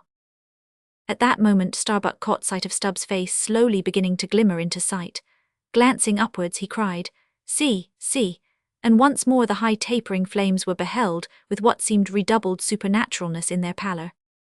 "The corpusants have mercy on us all," cried Stubb again. At the base of the mainmast, full beneath the doubloon and the flame, the Parsee was kneeling in Ahab's front, but with his head bowed away from him, while nearby, from the arched and overhanging rigging, where they had just been engaged securing a spar, a number of the seamen, arrested by the glare, now cohered together and hung pendulous, like a knot of numbed wasps from a drooping orchard twig, in various enchanted attitudes like the standing or stepping or running skeletons in Herculaneum. Others remained rooted to the deck, but all their eyes upcast. "Aye, aye, men," cried Ahab, "look up at it, mark it well, the white flame but lights the way to the white whale. Hand me those mainmast links there, I would fain feel this pulse and let mine beat against it, blood against fire, so." Then turning, the last link held fast in his left hand, he put his foot upon the Parsee, and with fixed upward eye and high-flung right arm, he stood erect before the lofty tri-pointed trinity of flames. "O thou clear spirit of clear fire, whom on these seas I as Persian once did worship, till in the sacramental act so burned by thee, that to this hour I bear the scar. I now know thee, thou clear spirit, and I now know that thy right worship is defiance. To neither love nor reverence wilt thou be kind, and e'en for hate thou canst but kill, and all are killed. No fearless fool now fronts thee. I own thy speechless, placeless power, but to the last gasp of my earthquake life will dispute its unconditional, unintegral mastery in me. In the midst of the personified impersonal, a personality stands here, though but a point at best, whencesoe'er I came, wheresoe'er I go. Yet while I earthly live, the queenly personality lives in me and feels her royal rights. But war is pain and hate is woe. Come in thy lowest form of love, and I will kneel and kiss thee. But at thy highest, come as mere supernal power. And though thou launchest navies of full-freighted worlds, there's that in here that still remains indifferent. O thou clear spirit, of thy fire thou madest me, and like a true child of fire, I breathe it back to thee." Sudden, repeated flashes of lightning, the 9 flames leap lengthwise to thrice their previous height. Ahab with the rest closes his eyes, his right hand pressed hard upon them. "I own thy speechless, placeless power, said I not so? Nor was it wrung from me, nor do I now drop these links. Thou canst blind, but I can then grope. Thou canst consume, but I can then be ashes. Take the homage of these poor eyes and shutter hands, I would not take it. The lightning flashes through my skull. Mine eyeballs ache and ache, my whole beaten brain seems as beheaded and rolling on some stunning ground. Oh, yet blindfold, yet will I talk to thee. Light though thou be, thou leapest out of darkness, but I am darkness leaping out of light, leaping out of thee. The javelins cease, open eyes, see or not, there burn the flames. O thou magnanimous, now I do glory in my genealogy. But thou art but my fiery father, my sweet mother I know not. O cruel, what hast thou done with her? There lies my puzzle, but thine is greater. Thou knowest not how came ye, hence callest thyself unbegotten. Certainly knowest not thy beginning, hence callest thyself unbegun. I know that of me, which thou knowest not of thyself, O thou omnipotent. There is some unsuffusing thing beyond thee, thou clear spirit, to whom all thy eternity is but time, all thy creativeness mechanical. Through thee, thy flaming self, my scorched eyes do dimly see it. O thou foundling fire, thou hermit immemorial, thou too hast thy incommunicable riddle, thy unparticipated grief. Here again with haughty agony I read my sire. Leap, leap up and lick the sky. I leap with thee, I burn with thee, would fain be welded with thee, defyingly I worship thee. The boat, cried Starbuck, look at thy boat, old man. Ahab's harpoon, the one forged at Perth's fire, remained firmly lashed in its conspicuous crotch, so that it projected beyond his whaleboat's bow, but the sea that had stove its bottom had caused the loose leather sheath to drop off, and from the keen steel barb there now came a levelled flame of pale, forked fire. As the silent harpoon burned there like a serpent's tongue, Starbuck grasped Ahab by the arm. God is against thee, old man, forbear. 'Tis an ill voyage, ill begun, ill continued. Let me square the yards while we may, old man, and make a fair wind of it homewards to go on a better voyage than this. Overhearing Starbuck, the panic-stricken crew instantly ran to the braces, though not a sail was left aloft. For the moment all the aghast mates' thoughts seemed theirs. They raised a half-mutinous cry, but dashing the rattling lightning links to the deck, and snatching the burning harpoon, Ahab waved it like a torch among them. swearing to transfix with it the first sailor that but cast loose a rope's end. Petrified by his aspect, and still more shrinking from the fiery dart that he held, the men fell back in dismay, and Ahab again spoke.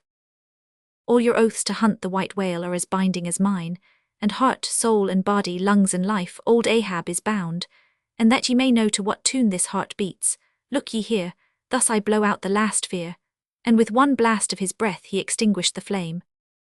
As in the hurricane that sweeps the plain, men fly the neighborhood of some lone, gigantic elm, whose very height and strength but render it so much the more unsafe, because so much the more a mark for thunderbolts.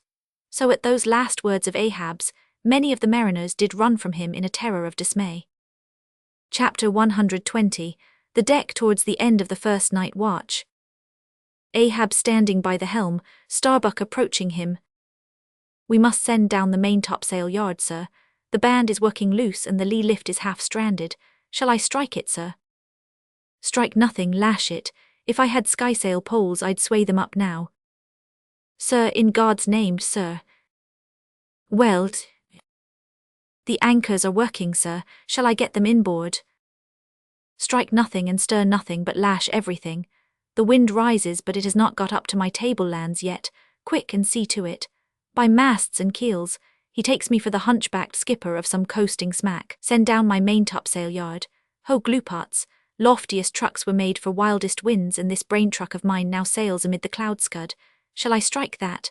Oh, none but cowards send down their brain trucks in tempest time. What a horush aloft there! I would e'en take it for sublime, did I not know that the colic is a noisy malady. Oh, take medicine, take medicine. Chapter 121. Midnight, the forecastle bulwarks. Stub and Flask mounted on them, and passing additional lashings over the anchors there hanging. No, Stub, you may pound that knot there as much as you please, but you will never pound into me what you were just now saying. And how long ago is it since you said the very contrary? Didn't you once say that whatever ship Ahab sails in, that ship should pay something extra on its insurance policy, just as though it were loaded with powder barrels aft and boxes of lucifers forward? Stop, now, didn't you say so? Well, suppose I did. What then? I've part changed my flesh since that time, why not my mind? Besides, supposing we are loaded with powder barrels aft and lucifers forward, how the devil could the lucifers get a fire in this drenching spray here? Why, my little man, you have pretty red hair, but you couldn't get a fire now. Shake yourself, your Aquarius or the water-bearer, Flask, might fill pitchers at your coat collar. Don't you see then that for these extra risks the marine insurance companies have extra guarantees? Here are hydrants, Flask. But hark again, and I'll answer ye the other thing. First take your leg off from the crown of the anchor here, though, so I can pass the rope. Now listen, what's the mighty difference between holding a mast's lightning rod in the storm and standing close by a mast that hasn't got any lightning rod at all in a storm? Don't you see, you timberhead, that no harm can come to the holder of the rod unless the mast is first struck? What are you talking about then? Not one ship in 100 carries rods, and Ahab, I, man, and all of us, we're in no more danger then, in my poor opinion, than all the crews in 10,000 ships now sailing the seas. Why, you king post, you, I suppose you would have every man in the world go about with a small lightning rod running up the corner of his hat, like a militia officer's skeward feather, and trailing behind like his sash. Why don't ye be sensible, Flask? It's easy to be sensible, why don't ye then? Any man with half an eye can be sensible. I don't know that, Stub, you sometimes find it rather hard. Yes, when a fellow's soaked through, it's hard to be sensible, that's a fact. And I am about drenched with this spray. Never mind, catch the turn there and pass it. Seems to me we are lashing down these anchors now as if they were never going to be used again. Tying these two anchors here, Flask, seems like tying a man's hands behind him. And what big generous hands they are, to be sure. These are your iron fists, hey? What a hold they have too. I wonder, Flask, whether the world is anchored anywhere. If she is, she swings with an uncommon long cable, though. There, hammer that knot down and we've done. So next to touching land, lighting on deck is the most satisfactory. I say, just wring out my jacket skirts, will ye? Thank ye. They laugh at long togs so, Flask, but seems to me, a long-tailed coat ought always to be worn in all storms afloat. The tails tapering down that way serve to carry off the water, d'ye see? Same with cocked hats, the cocks form gable-end eave-troughs, Flask. No more monkey jackets and tarpaulins for me. I must mount a swallowtail and drive down a beaver, so, halloa, Hugh, there goes my tarpaulin overboard. Lord, Lord, that the winds that come from heaven should be so unmannerly. This is a nasty night, lad. Chapter 122, Midnight Aloft, Thunder and Lightning. The main topsail yard, Tashtigo passing new lashings around it. Stop that thunder, plenty too much thunder up here, what's the use of thunder? We don't want thunder, we want rum, give us a glass of rum. Chapter 123, The Musket. During the most violent shocks of the typhoon, the man at the Pequod's jawbone tiller had several times been reelingly hurled to the deck by its spasmodic motions, even though preventer tackles had been attached to it, for they were slack, because some play to the tiller was indispensable. In a severe gale like this, while the ship is but a tossed shuttlecock to the blast, it is by no means uncommon to see the needles in the compasses, at intervals, go round and round. It was thus with the Pequod. At almost every shock the helmsman had not failed to notice the whirling velocity with which they revolved upon the cards. It is a sight that hardly anyone can behold without some sort of unwanted emotion. Some hours after midnight, the typhoon abated so much that through the strenuous exertions of Starbuck and Stubb, one engaged forward and the other aft, the shivered remnants of the jib and fore and main topsails were cut adrift from the spars, and went eddying away to leeward, like the feathers of an albatross, which sometimes are cast to the winds when that storm-tossed bird is on the wing. The 3 corresponding new sails were now bent and reefed, and a storm trysail was set further aft, so that the ship soon went through the water with some precision again, and the course, for the present east-southeast, which he was to steer if practicable, was once more given to the helmsman, for during the violence of the gale he had only steered according to its vicissitudes. But as he was now bringing the ship as near her course as possible, watching the compass meanwhile, lo, a good sign, the wind seemed coming round astern, the foul breeze became fair. Instantly the yards were squared, to the lively song of Ho, the fair wind, O ye ho, cheerly men, the crew singing for joy that so promising an event should so soon have falsified the evil portents preceding it. In compliance with the standing order of his commander, to report immediately, and at any one of the 24 hours, any decided change in the affairs of the deck, Starbuck had no sooner trimmed the yards to the breeze, however reluctantly and gloomily, than he mechanically went below to apprise Captain Ahab of the circumstance. Ere knocking at his stateroom, he involuntarily paused before it a moment. The cabin lamp, taking long swings this way and that, was burning fitfully, and casting fitful shadows upon the old man's bolted door, a thin one with fixed blinds inserted in place of upper panels. The isolated subterraneousness of the cabin made a certain humming silence to reign there, though it was whooped round by all the roar of the elements. The loaded muskets in the rack were shiningly revealed, as they stood upright against the forward bulkhead.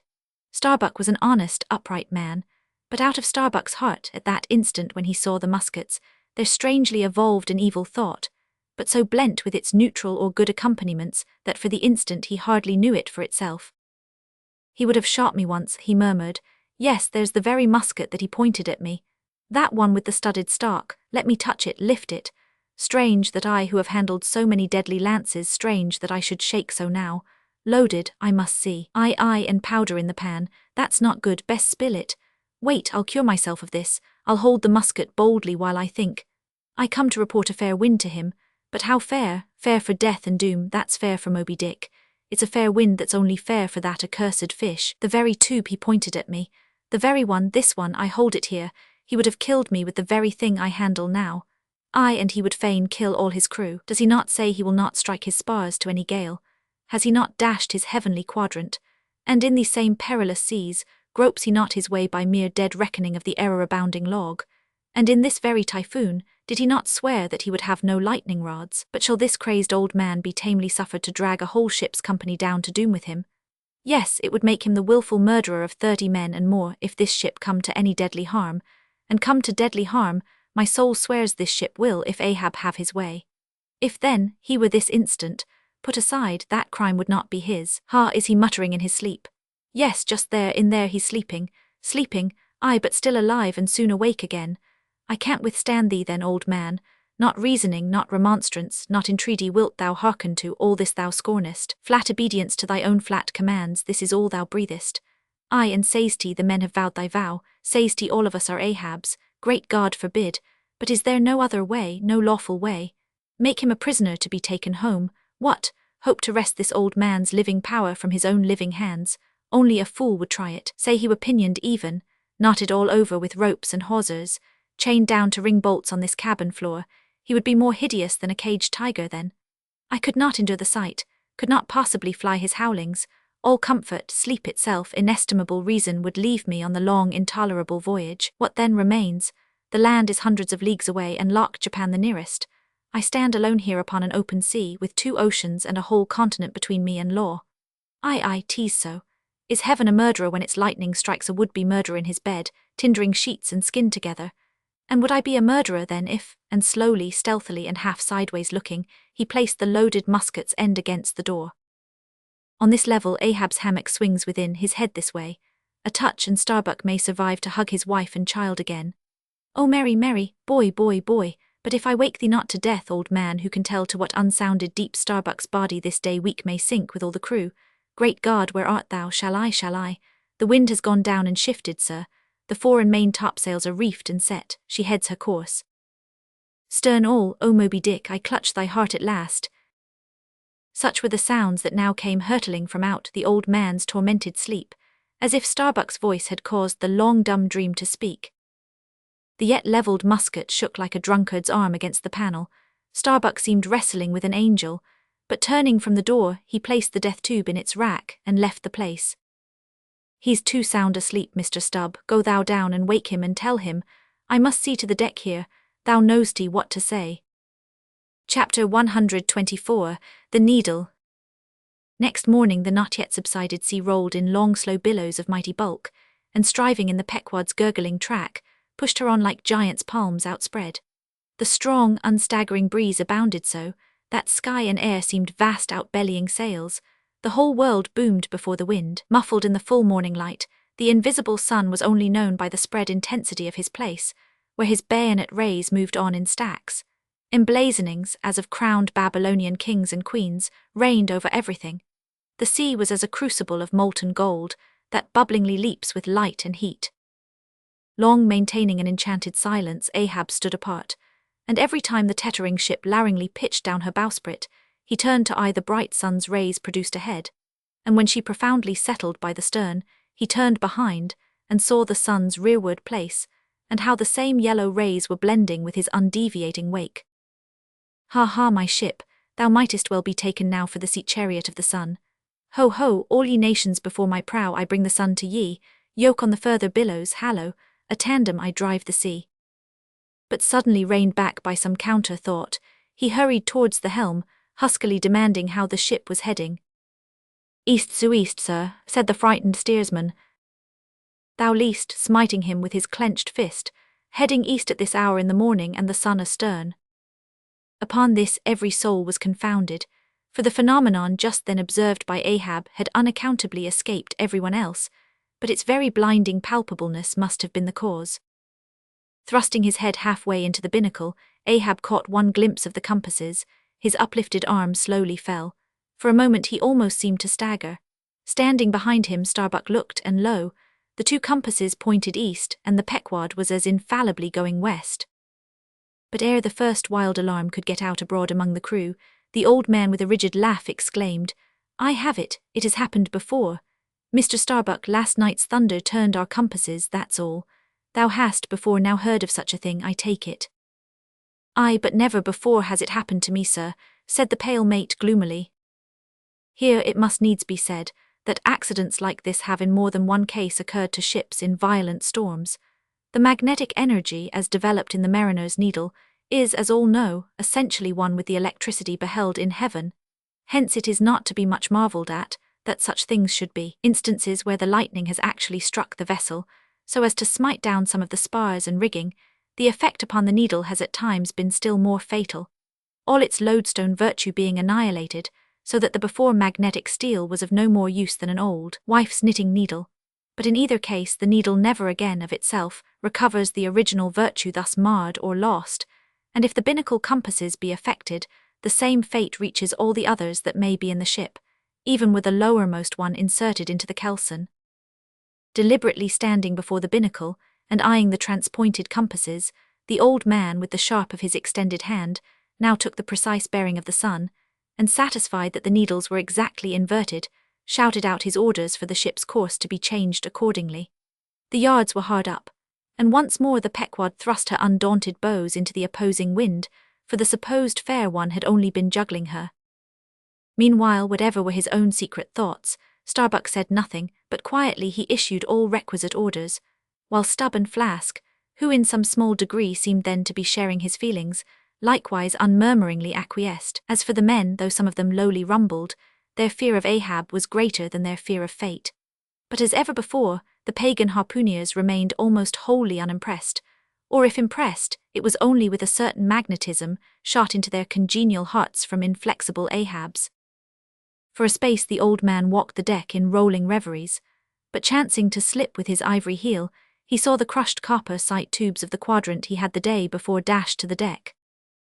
Thou poor proud heaven-gazer and sun's pilot, yesterday I wrecked thee, and today the compasses would fain have wrecked me. So, but Ahab is lord over the level lodestone yet. Mr. Starbuck, a lance without a pole, a top-maul, and the smallest of the sail-maker's needles. Quick! Accessory perhaps to the impulse dictating the thing he was now about to do, were certain prudential motives, whose object might have been to revive the spirits of his crew by a stroke of his subtle skill, in a matter so wondrous as that of the inverted compasses.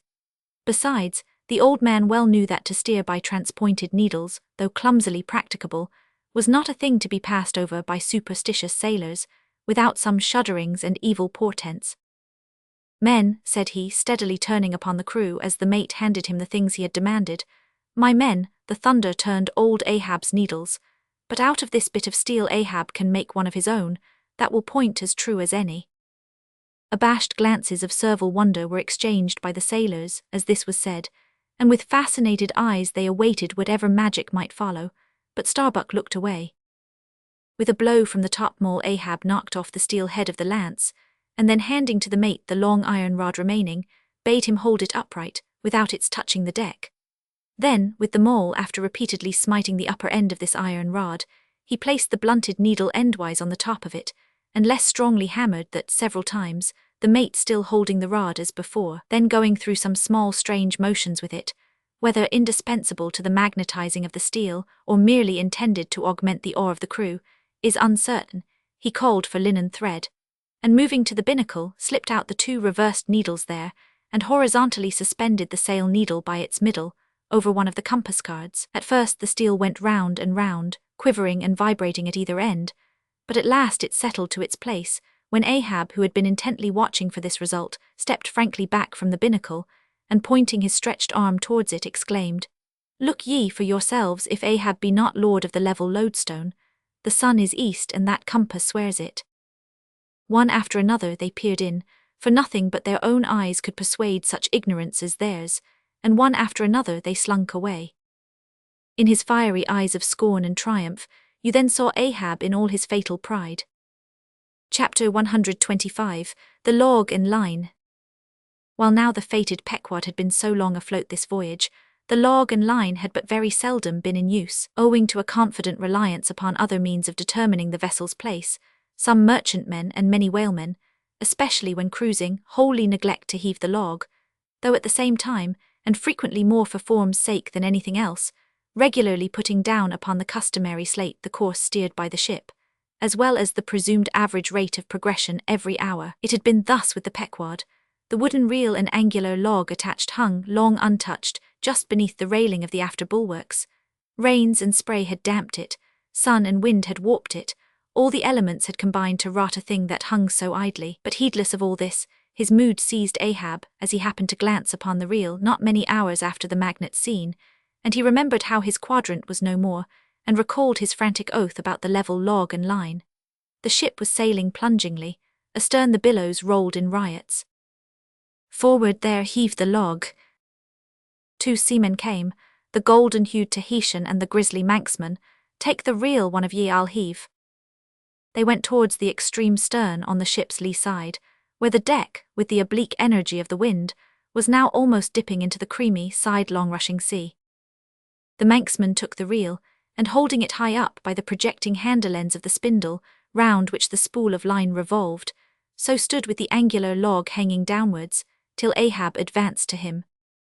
Ahab stood before him, and was lightly unwinding some 30 or 40 turns to form a preliminary handcoil to toss overboard, when the old Manxman, who was intently eyeing both him and the line, made bold to speak. "Sir, I mistrust it. This line looks far gone, long heat and wet have spoiled it." "'Twill hold, old gentleman, long heat and wet have they spoiled thee, thou seem'st to hold, or truer perhaps life holds thee, not thou it." "I hold the spool, sir, but just as my captain says, with these grey hairs of mine 'tis not worth while disputing, specially with a superior who'll ne'er confess." "What's that? There now's a patched professor in Queen Nature's granite-founded college, but methinks he's too subservient. Where wert thou born?" "In the little rocky Isle of Man, sir." "Excellent, thou'st hit the world by that." "I know not, sir, but I was born there." "In the Isle of Man, hey, well the other way, it's good.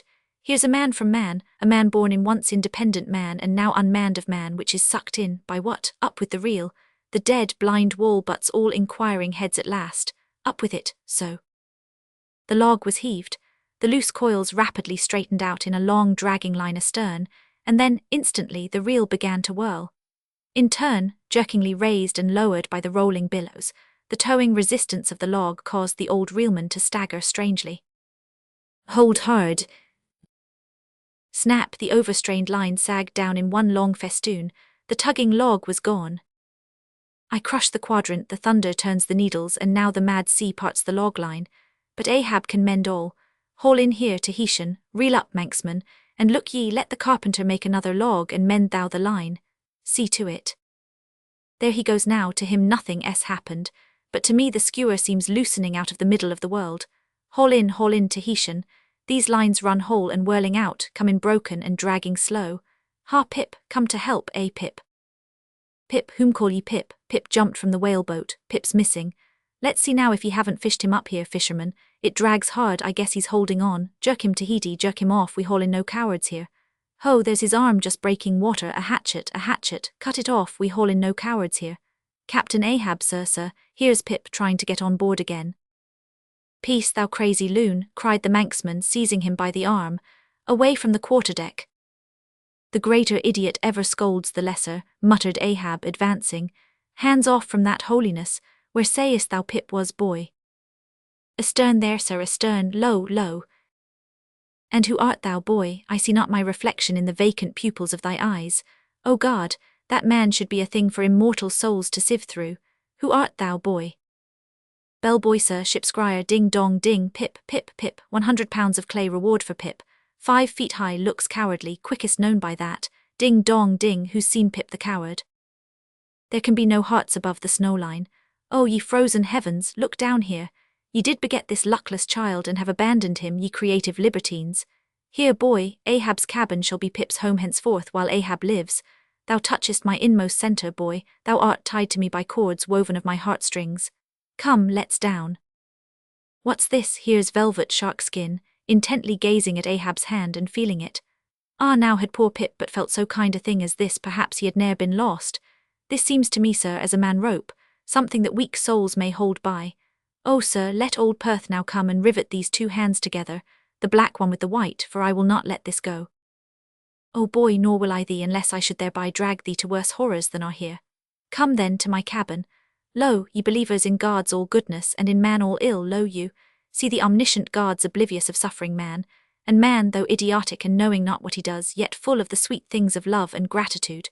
Come, I feel prouder leading thee by thy black hand than though I grasped an emperor's." "There go 2 daft ones now," muttered the old Manxman. "One daft with strength, the other daft with weakness. But here's the end of the rotten line, all dripping too. Mend it, eh? I think we had best have a new line altogether. I'll see Mr. Stubb about it." Chapter 126, The Lifebuoy. Steering now southeastward by Ahab's levelled steel, and her progress solely determined by Ahab's level log and line, the Pequod held on her path towards the equator, making so long a passage through such unfrequented waters, descrying no ships, and ere long, sideways impelled by unvarying trade winds, over waves monotonously mild. All these seemed the strange calm things preluding some riotous and desperate scene.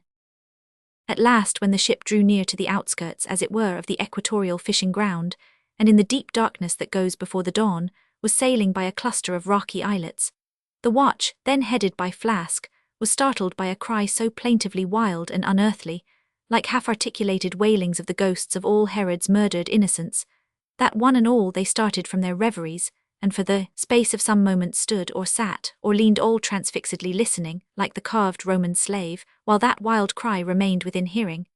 The Christian or civilized part of the crew said it was mermaids and shuddered, but the pagan harpooneers remained unappalled. Yet the grey Manxman, the oldest mariner of all, declared that the wild thrilling sounds that were heard were the voices of newly drowned men in the sea. Below in his hammock, Ahab did not hear of this till grey dawn when he came to the deck. It was then recounted to him by Flask, not unaccompanied with hinted dark meanings. He hollowly laughed and thus explained the wonder. Those rocky islands the ship had passed were the resort of great numbers of seals, and some young seals that had lost their dams, or some dams that had lost their cubs, must have risen nigh the ship and kept company with her, crying and sobbing with their human sort of wail, but this only the more affected some of them, because most mariners cherish a very superstitious feeling about seals, arising not only from their peculiar tones when in distress, but also from the human look of their round heads and semi-intelligent faces, seen peeringly uprising from the water alongside. In the sea, under certain circumstances, seals have more than once been mistaken for men. But the bodings of the crew were destined to receive a most plausible confirmation in the fate of one of their number that morning. At sunrise this man went from his hammock to his masthead at the fore, and whether it was that he was not yet half waked from his sleep, for sailors sometimes go aloft in a transition state, whether it was thus with the man there is now no telling. But be that as it may, he had not been long at his perch when a cry was heard, a cry and a rushing, and looking up they saw a falling phantom in the air, and looking down a little tossed heap of white bubbles in the blue of the sea. The life-buoy, a long slender cask, was dropped from the stern where it always hung obedient to a cunning spring, but no hand rose to seize it, and the sun having long beat upon this cask it had shrunken, so that it slowly filled, and that parched wood also filled at its every pore, and the studded iron-bound cask followed the sailor to the bottom, as if to yield him his pillow, though in sooth but a hard one. And thus the first man of the Pequod that mounted the mast to look out for the white whale, on the white whale's own peculiar ground, that man was swallowed up in the deep. But few, perhaps, thought of that at the time. Indeed, in some sort, they were not grieved at this event, at least as a portent, for they regarded it not as a foreshadowing of evil in the future, but as the fulfillment of an evil already presaged. They declared that now they knew the reason of those wild shrieks they had heard the night before. But again, the old Manxman said nay. The lost life-buoy was now to be replaced.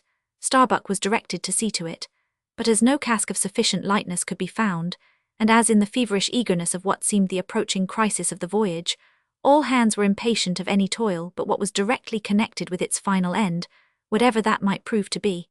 Therefore, they were going to leave the ship's stern unprovided with a buoy, when by certain strange signs and innuendos Queequeg hinted a hint concerning his coffin. "A life-buoy of a coffin," cried Starbuck, starting. "Rather queer that I should say," said Stubb. "It will make a good enough one," said Flask. "The carpenter here can arrange it easily." "Bring it up, there's nothing else for it," said Starbuck after a melancholy pause. "Rig it, carpenter, do not look at me so, the coffin, I mean, dost thou hear me? Rig it." "And shall I nail down the lid, sir?" moving his hand as with a hammer. "Aye." "And shall I caulk the seams, sir?" moving his hand as with a caulking iron. "Aye." "And shall I then pay over the same with pitch, sir?" moving his hand as with a pitch-pot. "Away, what possesses thee to this? Make a life-buoy of the coffin and no more. Mr. Stubb, Mr. Flask, come forward with me." He goes off in a huff, the whole he can endure at the parts he balks. "Now I don't like this. I make a leg for Captain Ahab and he wears it like a gentleman, but I make a bandbox for Queequeg and he won't put his head into it. Are all my pains to go for nothing with that coffin? And now I'm ordered to make a life-buoy of it. It's like turning an old coat, going to bring the flesh on the other side now. I don't like this carbling sort of business. I don't like it at all. It's undignified, it's not my place. Let tinkers, brats do tinkerings, we are their betters. I like to take in hand none but clean, virgin, fair and square mathematical jobs, something that regularly begins at the beginning, and is at the middle when midway, and comes to an end at the conclusion, not a cobbler's job, that's at an end in the middle, and at the beginning at the end. It's the old woman's tricks to be giving cobbling jobs. Lord, what an affection all old women have for tinkers. I know an old woman of 65 who ran away with a bald-headed young tinker once, and that's the reason I never would work for lonely widow old women ashore when I kept my job shop in the vineyard. They might have taken it into their lonely old heads to run off with me. But hey-ho, there are no caps at sea but snow caps. Let me see. Nail down the lid, caulk the seams, pay over the same with pitch, batten them down tight and hang it with the snap spring over the ship's stern. Were ever such things done before with a coffin? Some superstitious old carpenters now would be tied up in the rigging ere they would do the job. But I'm made of knotty aroostook hemlock, I don't budge. Cruppered with a coffin, sailing about with a graveyard tray, but never mind. We workers in woods make bridal bedsteads and card tables, as well as coffins and hearses. We work by the month or by the job or by the profit, not for us to ask the why and wherefore of our work, unless it be too confounded cobbling, and then we stash it if we can. Hem, I'll do the job now tenderly. I'll have me let's see, how many in the ship's company all told, but I've forgotten. Anyway, I'll have me 30 separate Turk's-headed lifelines, each 3 feet long hanging all round to the coffin. Then if the hull go down there'll be 30 lively fellows all fighting for one coffin, a sight not seen very often beneath the sun. Come hammer, caulking iron, pitchpot and marlingspike. Let's to it. Chapter 127, The Deck. The coffin laid upon 2 line tubs, between the vice bench and the open hatchway, the carpenter caulking its seams, the string of twisted oakum slowly unwinding from a large roll of it placed in the bosom of his frock. Ahab comes slowly from the cabin gangway, and here's Pip following him. Back, lad, I will be with ye again presently.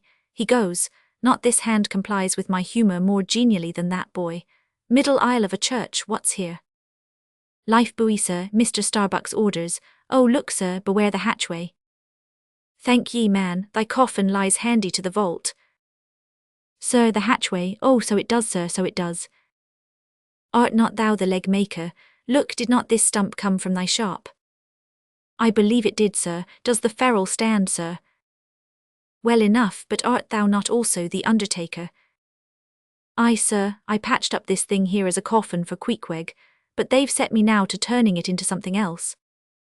Then tell me, art thou not an errant, all-grasping, intermeddling, monopolizing, heathenish old scamp to be one day making legs, and the next day coffins to clap them in, and yet again life buoys out of those same coffins? Thou art as unprincipled as the guards, and as much of a jack of all trades. But I do not mean anything, sir, I do as I do. The guards again. Hark ye, dost thou not ever sing working about a coffin? The Titans, they say, hummed snatches when chipping out the craters for volcanoes, and the grave digger in the play sings, spade in hand. Dost thou never?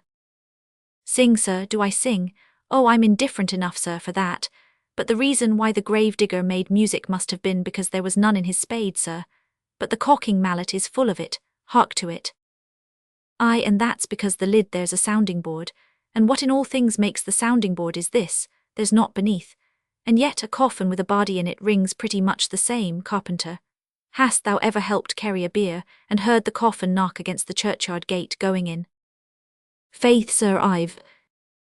Faith, what's that? Why, faith, sir, it's only a sort of exclamation like, that's all, sir. Go on. I was about to say, sir, that. Art thou a silkworm? Dost thou spin thy own shroud out of thyself? Look at thy bosom, dispatch, and get these traps out of sight. He goes aft, that was sudden now, but squalls come sudden in hot latitudes.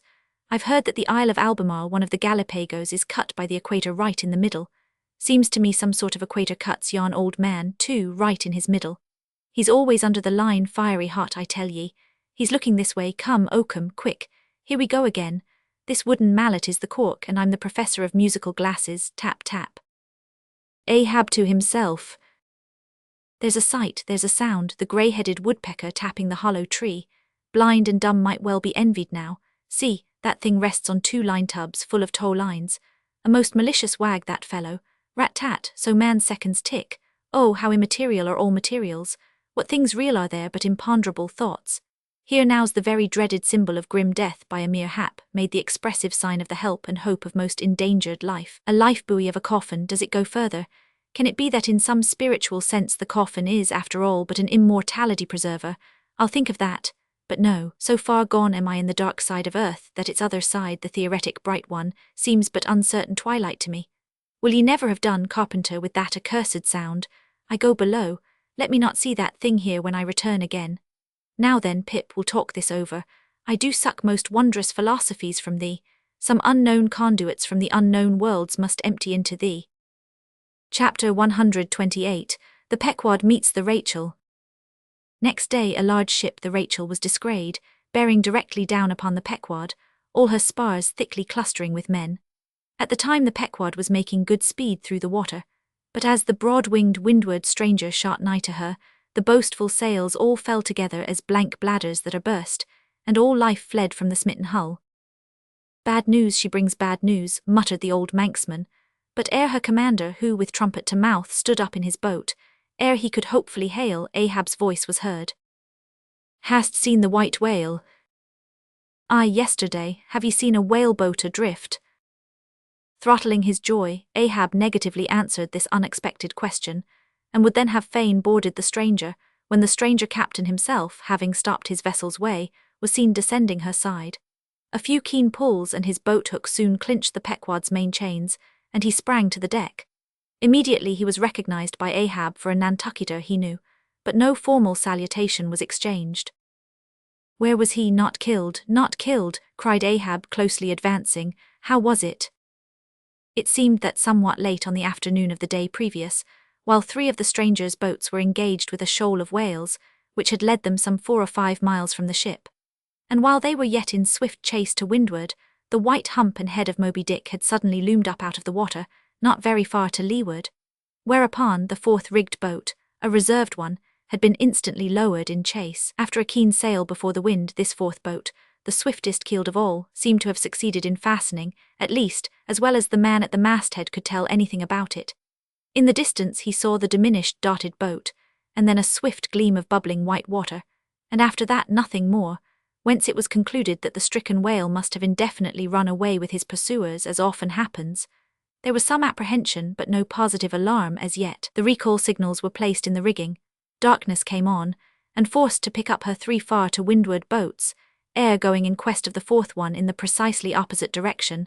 The ship had not only been necessitated to leave that boat to its fate till near midnight, but for the time to increase her distance from it. But the rest of her crew being at last safe aboard, she crowded all sail, stunsail on stunsail after the missing boat, kindling a fire in her trypots for a beacon, and every other man aloft on the lookout. But though when she had thus sailed a sufficient distance to gain the presumed place of the absent ones when last seen, though she then paused to lower her spare boats to pull all around her, and not finding anything had again dashed on, again paused and lowered her boats, and though she had thus continued doing till daylight, yet not the least glimpse of the missing keel had been seen. The story told, the stranger captain immediately went on to reveal his object in boarding the Pequod. He desired that ship to unite with his own in the search, by sailing over the sea some 4 or 5 miles apart, on parallel lines, and so sweeping a double horizon, as it were. I will wager something now, whispered Stubb to Flask, that someone in that missing boat wore off that captain's best coat, mayhap his watch, he's so cursed anxious to get it back. Who ever heard of 2 pious whale ships cruising after one missing whaleboat in the height of the whaling season? See, Flask, only see how pale he looks, pale in the very buttons of his eyes. Look, it wasn't the coat, it must have been the... My boy, my own boy, is among them.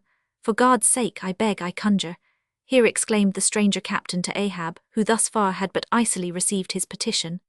For 48 hours let me charter your ship, I will gladly pay for it and roundly pay for it, if there be no other way, for 48 hours only that, you must, oh you must, and you shall do this thing. His son, cried Stubb, oh it's his son he's lost, I take back the coat and watch what says Ahab, we must save that boy. He's drowned with the rest on 'em last night, said the old Manx sailor standing behind them. I heard, all of ye heard their spirits. Now as it shortly turned out, what made this incident of the Rachels the more melancholy, was the circumstance, that not only was one of the captain's sons among the number of the missing boat's crew, but among the number of the other boat's crews at the same time, but on the other hand, separated from the ship during the dark vicissitudes of the chase, there had been still another son, as that for a time, the wretched father was plunged to the bottom of the cruelest perplexity, which was only solved for him by his chief mates instinctively adopting the ordinary procedure of a whale ship in such emergencies, that is, when placed between jeopardized but divided boats, always to pick up the majority first. But the captain, for some unknown constitutional reason, had refrained from mentioning all this, and not till forced to it by Ahab's iciness did he allude to his one yet missing boy. A little lad, but 12 years old, whose father, with the earnest but unmisgiving hardihood of a Nantucketer's paternal love, had thus early sought to initiate him in the perils and wonders of a vocation almost immemorially the destiny of all his race. Nor does it unfrequently occur that Nantucket captains will send a son of such tender age away from them, for a protracted 3 or 4 years, voyage in some other ship than their own, so that their first knowledge of a whaleman's career shall be unenervated by any chance display of a father's natural but untimely partiality, or undue apprehensiveness and concern. Meantime, now the stranger was still beseeching his poor boon of Ahab, and Ahab still stood like an anvil, receiving every shock but without the least quivering of his own. "I will not go," said the stranger, "till you say aye to me. Do to me as you would have me do to you in the like case. For you too have a boy, Captain Ahab, though but a child and nestling safely at home now, a child of your old age too. Yes, yes, you relent, I see it. Run, run, men, now, and stand by to square in the yards." "Avast," cried Ahab, "touch not a rope yarn." Then in a voice that prolongingly moulded every word, "Captain Gardiner, I will not do it. Even now I lose time. Goodbye, goodbye. God bless ye, man, and may I forgive myself, but I must go. Mr. Starbuck, look at the binnacle watch, and in 3 minutes from this present instant warn off all strangers. Then brace forward again and let the ship sail as before."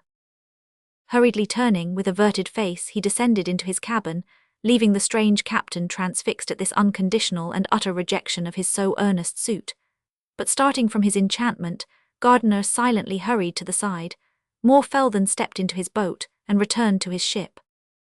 Soon the two ships diverged their wakes, and long as the strange vessel was in view, she was seen to yaw hither and thither at every dark spot, however small, on the sea. This way and that her yards were swung round, starboard and larboard she continued to tack, now she beat against a head sea, and again it pushed her before it, while all the while her masts and yards were thickly clustered with men, as 3 tall cherry trees when the boys are cherrying among the boughs. But by her still halting course and winding, woeful way, you plainly saw that this ship that so wept with spray still remained without comfort. She was Rachel weeping for her children because they were not. Chapter 129, The Cabin. Ahab moving to go on deck, Pip catches him by the hand to follow. "Lad, lad, I tell thee thou must not follow Ahab now. The hour is coming when Ahab would not scare thee from him, yet would not have thee by him. There is that in thee, poor lad, which I feel too curring to my malady, like cures like, and for this hunt my malady becomes my most desired health. Do thou abide below here, where they shall serve thee as if thou wert the captain. Ay, lad, thou shalt sit here in my own screwed chair, another screw to it thou must be." "No, no, no, ye have not a whole body, sir. Do ye but use poor me for your one lost leg? Only tread upon me, sir. I ask no more, so I remain a part of ye." "Oh, spite of million villains, this makes me a bigot in the fadeless fidelity of man, and a black and crazy, but methinks like cures like applies to him too, he grows so sane again. They tell me, sir, that Stubb did once desert poor little Pip, whose drowned bones now show white for all the blackness of his living skin. But I will never desert ye, sir, as Stubb did him. Sir, I must go with ye. If thou speakest thus to me much more, Ahab's purpose keels up in him. I tell thee no, it cannot be. O good master, master, master, weep so and I will murder thee. Have a care, for Ahab too is mad. Listen, and thou wilt often hear my ivory foot upon the deck and still know that I am there.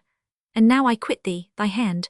Met, true art thou, lad, as the circumference to its centre. So God for ever bless thee, and if it come to that, God for ever save thee, let what will befall." Ahab goes, Pip steps 1 step forward.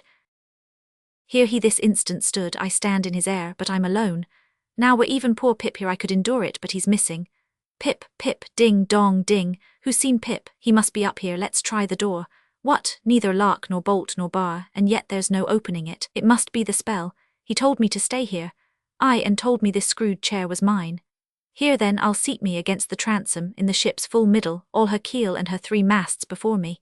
Here, our old sailors say, in their black 74s great admirals sometimes sit at table, and lord it over rows of captains and lieutenants. Ha, what's this? Epaulets, epaulets, the epaulets all come crowding, pass round the decanters, glad to see ye, fill up, messieurs. What an odd feeling now when a black boy's host to white men with gold lace upon their coats. Messieurs, have ye seen one Pip? A little Negro lad, 5 feet high, hangdog look and cowardly, jumped from a whaleboat once, seen him? No. Well then, fill up again, captains, and let's drink shame upon all cowards. I name no names, shame upon them. Put 1 foot upon the table, shame upon all cowards. Hist, above there I hear ivory. Oh, master, master, I am indeed downhearted when you walk over me. But here I'll stay, though this stern strikes rocks and they bulge through, and oysters come to join me. Chapter 130, The Hat. And now that at the proper time and place, after so long and wide a preliminary cruise, Ahab, all other wailing waters swept, seemed to have chased his foe into an ocean fold, to slay him the more securely there, now that he found himself hard by the very latitude and longitude where his tormenting wound had been inflicted, now that a vessel had been spoken which on the very day preceding had actually encountered Moby Dick, and now that all his successive meetings with various ships contrastingly concurred to show the demoniac indifference with which the white whale tore his hunters, whether sinning or sinned against. Now it was that there lurked a something in the old man's eyes, which it was hardly sufferable for feeble souls to see, as the unsetting polar star, which through the livelong Arctic 6 months night sustains its piercing, steady central gaze. So Ahab's purpose now fixedly gleamed down upon the constant midnight of the gloomy crew. It domineered above them so, that all their bodings, doubts, misgivings, fears were fain to hide beneath their souls, and not sprout forth a single spear or leaf. In this foreshadowing interval too, all humour, forced or natural, vanished. Stubb no more strove to raise a smile, Starbuck no more strove to check one. Alike joy and sorrow, hope and fear, seemed ground to finest dust, and powdered for the time in the clamped mortar of Ahab's iron soul. Like machines they dumbly moved about the deck, ever conscious that the old man's despot eye was on them.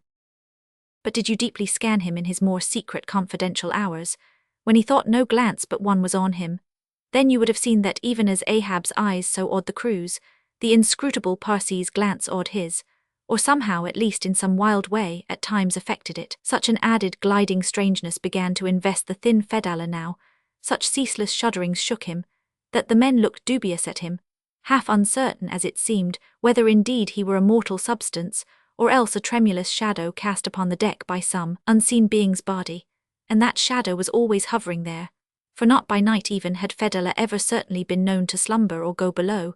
He would stand still for hours, but never sat or leaned. His wan but wondrous eyes did plainly say, "We 2 watchmen never rest." Nor at any time by night or day could the mariners now step upon the deck, unless Ahab was before them, either standing in his pivot hole or exactly pacing the planks between 2 undeviating limits, the main mast and the mizzen, or else they saw him standing in the cabin scuttle, his living foot advanced upon the deck as if to step, his hat slouched heavily over his eyes, so that however motionless he stood, however the days and nights were added on that he had not swung in his hammock, yet hidden beneath that slouching hat they could never tell unerringly whether, for all this, his eyes were really closed at times, or whether he was still intently scanning them.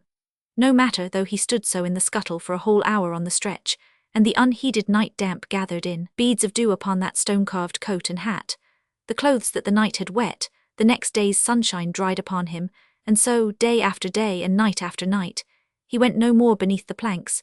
Whatever he wanted from the cabin, that thing he sent for. He ate in the same open air, that is, his 2 only meals, breakfast and dinner. Supper he never touched, nor reaped his beard, which darkly grew all gnarled as unearthed roots of trees blown over, which still grow idly on at naked base, though perished in the upper verdure. But though his whole life was now become one watch on deck, and though the Parsee's mystic watch was without intermission as his own, yet these 2 never seemed to speak, one man to the other, unless at long intervals some passing unmomentous matter made it necessary, though such a potent spell seemed secretly to join the twain, openly, and to the awestruck crew they seemed pole-like asunder. If by day they chanced to speak one word, by night dumb men were both, so far as concerned the slightest verbal interchange. At times, for longest hours, without a single hail, they stood far parted in the starlight, Ahab in his scuttle, the Parsee by the mainmast, but still fixedly gazing upon each other, as if in the Parsee Ahab saw his forethrown shadow, in Ahab the Parsee his abandoned substance.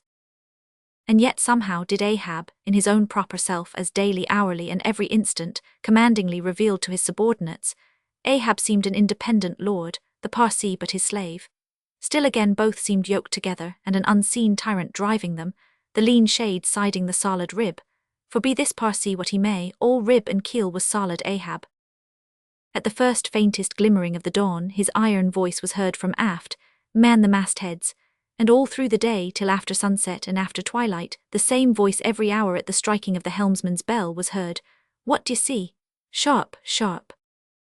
But when 3 or 4 days had slided by, after meeting the children seeking Rachel, and no spout had yet been seen, the monomaniac old man seemed distrustful of his crew's fidelity, at least of nearly all except the pagan harpooneers. He seemed to doubt even whether Stubb and Flask might not willingly overlook the sight he sought. But if these suspicions were really his, he sagaciously refrained from verbally expressing them, however his actions might seem to hint them. "I will have the first sight of the whale myself," he said. "I, Ahab, must have the doubloon," and with his own hands he rigged a nest of basketed bowlines, and sending a hand aloft with a single sheaved block to secure to the mainmast head, he received the 2 ends of the downward-reeved rope, and attaching one to his basket prepared a pin for the other end, in order to fasten it at the rail. This done with that end yet in his hand and standing beside the pin, he looked round upon his crew, sweeping from one to the other, pausing his glance long upon Dagu Queequeg Tashtigo, but shunning Fedallah, and then settling his firm relying eye upon the chief mate, said, "Take the rope, sir, I give it into thy hands, Starbuck." Then arranging his person in the basket, he gave the word for them to hoist him to his perch, Starbuck being the one who secured the rope at last, and afterwards stood near it. And thus, with one hand clinging round the royal mast, Ahab gazed abroad upon the sea for miles and miles, ahead, astern this side, and that, within the wide expanded circle commanded at so great a height. When in working with his hands at some lofty, almost isolated place in the rigging, which chances to afford no foothold, the sailor at sea is hoisted up to that spot, and sustained there by the rope.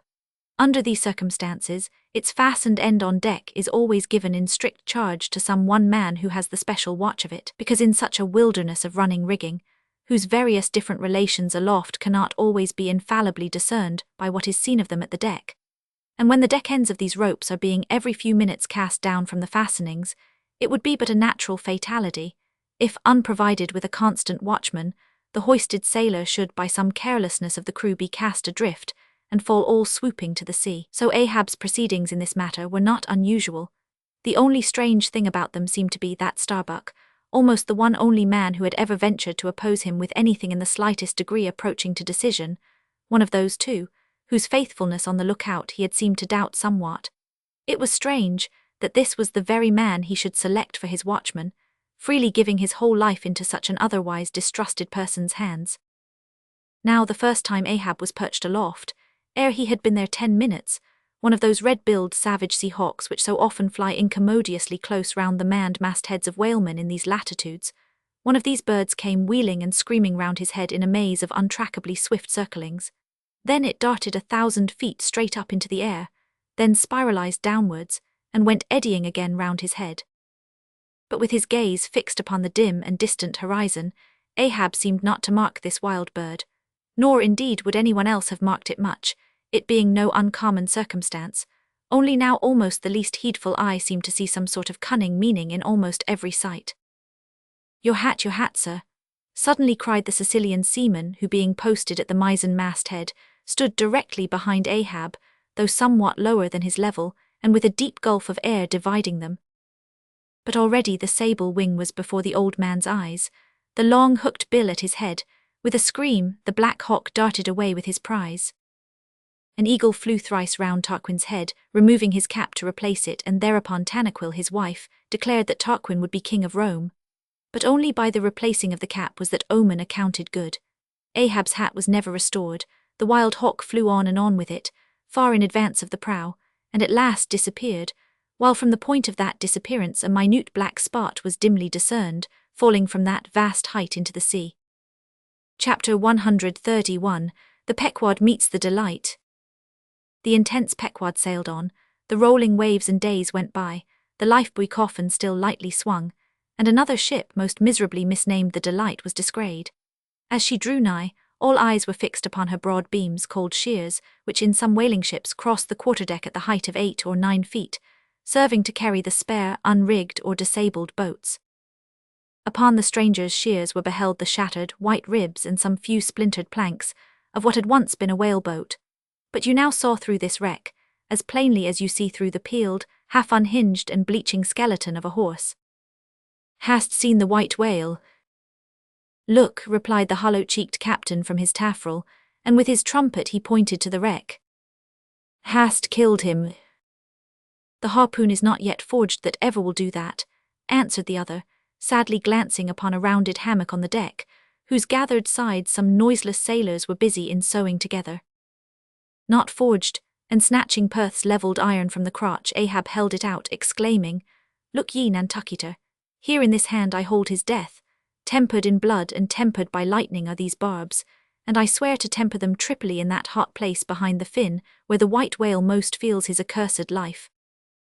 Then God keep thee, old man, seest he thou that, pointing to the hammock, I bury but one of 5 stout men who were alive only yesterday, but were dead ere night. Only that one I bury, the rest were buried before they died, you sail upon their tomb. Then turning to his crew, are ye ready there?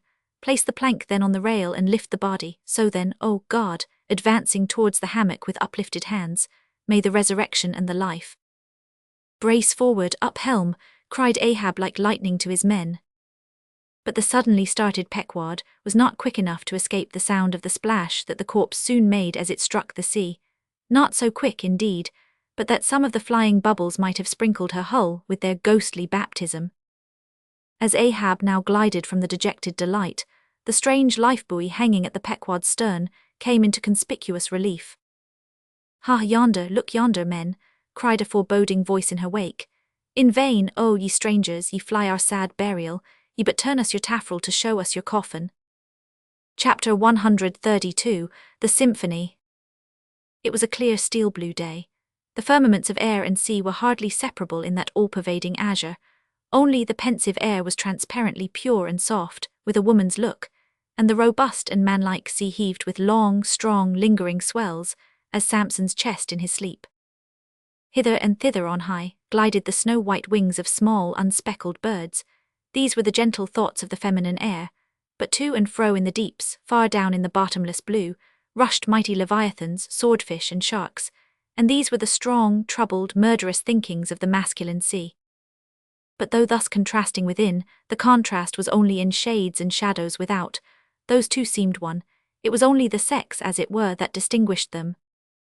Aloft, like a royal czar and king, the sun seemed giving this gentle air to this bold and rolling sea, even as bride to groom. And at the girdling line of the horizon, a soft and tremulous motion, most seen here at the equator, denoted the fond, throbbing trust, the loving alarms with which the poor bride gave her bosom away. Tied up and twisted, gnarled and knotted with wrinkles, haggardly firm and unyielding, his eyes glowing like coals that still glow in the ashes of ruin, untottering Ahab stood forth in the clearness of the morn, lifting his splintered helmet of a brow to the fair girl's forehead of heaven. O immortal infancy and innocency of the azure, invisible winged creatures that frolic all round us, sweet childhood of air and sky, how oblivious were ye of old Ahab's close-coiled woe. But so have I seen little Miriam and Martha, laughing-eyed elves, heedlessly gambol around their old sire, sporting with the circle of singed locks which grew on the marge of that burnt-out crater of his brain. Slowly crossing the deck from the scuttle, Ahab leaned over the side and watched how his shadow in the water sank and sank to his gaze, the more and the more that he strove to pierce the profundity. But the lovely aromas in that enchanted air did at last seem to dispel, for a moment, the cankerous thing in his soul. That glad, happy air, that winsome sky, did at last stroke and caress him. The stepmother world, so long cruel, forbidding, now threw affectionate arms round his stubborn neck, and did seem to joyously sob over him, as if over one that, however wilful and erring, she could yet find it in her heart to save and to bless. From beneath his slouched hat Ahab dropped a tear into the sea, nor did all the Pacific contain such wealth as that one we drop.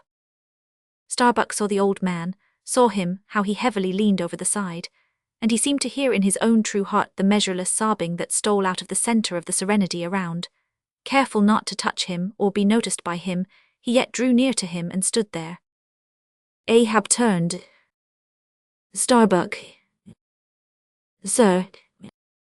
Oh, Starbuck, it is a mild, mild wind and a mild-looking sky. On such a day, very much such a sweetness as this, I struck my first whale, a boy harpooner of 18, 40 years ago, 40 years of continual whaling, 40 years of privation and peril and storm time, 40 years on the pitiless sea. For 40 years has Ahab forsaken the peaceful land, for 40 years to make war on the horrors of the deep. Aye and yes, Starbuck, out of those 40 years I have not spent 3 ashore. When I think of this life I have led, the desolation of solitude it has been, the masoned, walled town of a captain's exclusiveness which admits but small entrance to any sympathy from the green country without, oh weariness, heaviness, Guinea Coast slavery of solitary command. When I think of all this, only half suspected, not so keenly known to me before, and how for 40 years I have fed upon dry salted fare, fit emblem of the dry nourishment of my soil, when the poorest landsman has had fresh fruit to his daily hand, and broken the world's fresh bread to my mouldy crusts, away, whole oceans away, from that young girl-wife I wedded past 50, and sailed for Cape Horn the next day, leaving but one dent in my marriage pillow. Wife, rather a widow with her husband alive. I widowed that poor girl when I married her, Starbuck. And then the madness, the frenzy, the boiling blood and the smoking brow, with which for 1,000 lowerings old Ahab has furiously, foamingly chased his prey, more a demon than a man. Aye, what a 40 years fool, old fool has old Ahab been. Why this strife of the chase? Why weary and palsy the arm at the oar and the iron and the lance? How the richer or better is Ahab now? Behold, O Starbuck, is it not hard that with this weary load I bear, one poor leg should have been snatched from under me? Here, brush this old hair aside, it blinds me that I seem to weep. Locks so grey did never grow but from out some ashes. But do I look very old, so very, very old, Starbuck? I feel deadly faint, bowed and humped as though I were Adam, staggering beneath the piled centuries since paradise. God, crack my heart, stave my brain. Mockery, bitter, biting mockery of grey hairs have I lived enough joy to wear ye, and seem and feel thus intolerably old. Stand close to me, Starbuck, let me look into a human eye, it is better than to gaze into sea or sky, better than to gaze upon God, by the green land, by the bright hearthstone. This is the magic glass, man, I see my wife and my child in thine eye. No, stay on board. Lower not when I do, when branded Ahab gives chase to Moby Dick. That hazard shall not be thine. No, not with the far-away home I see in that eye. Oh, my captain, noble soul, grand old heart, after all, why should anyone give chase to that hated fish?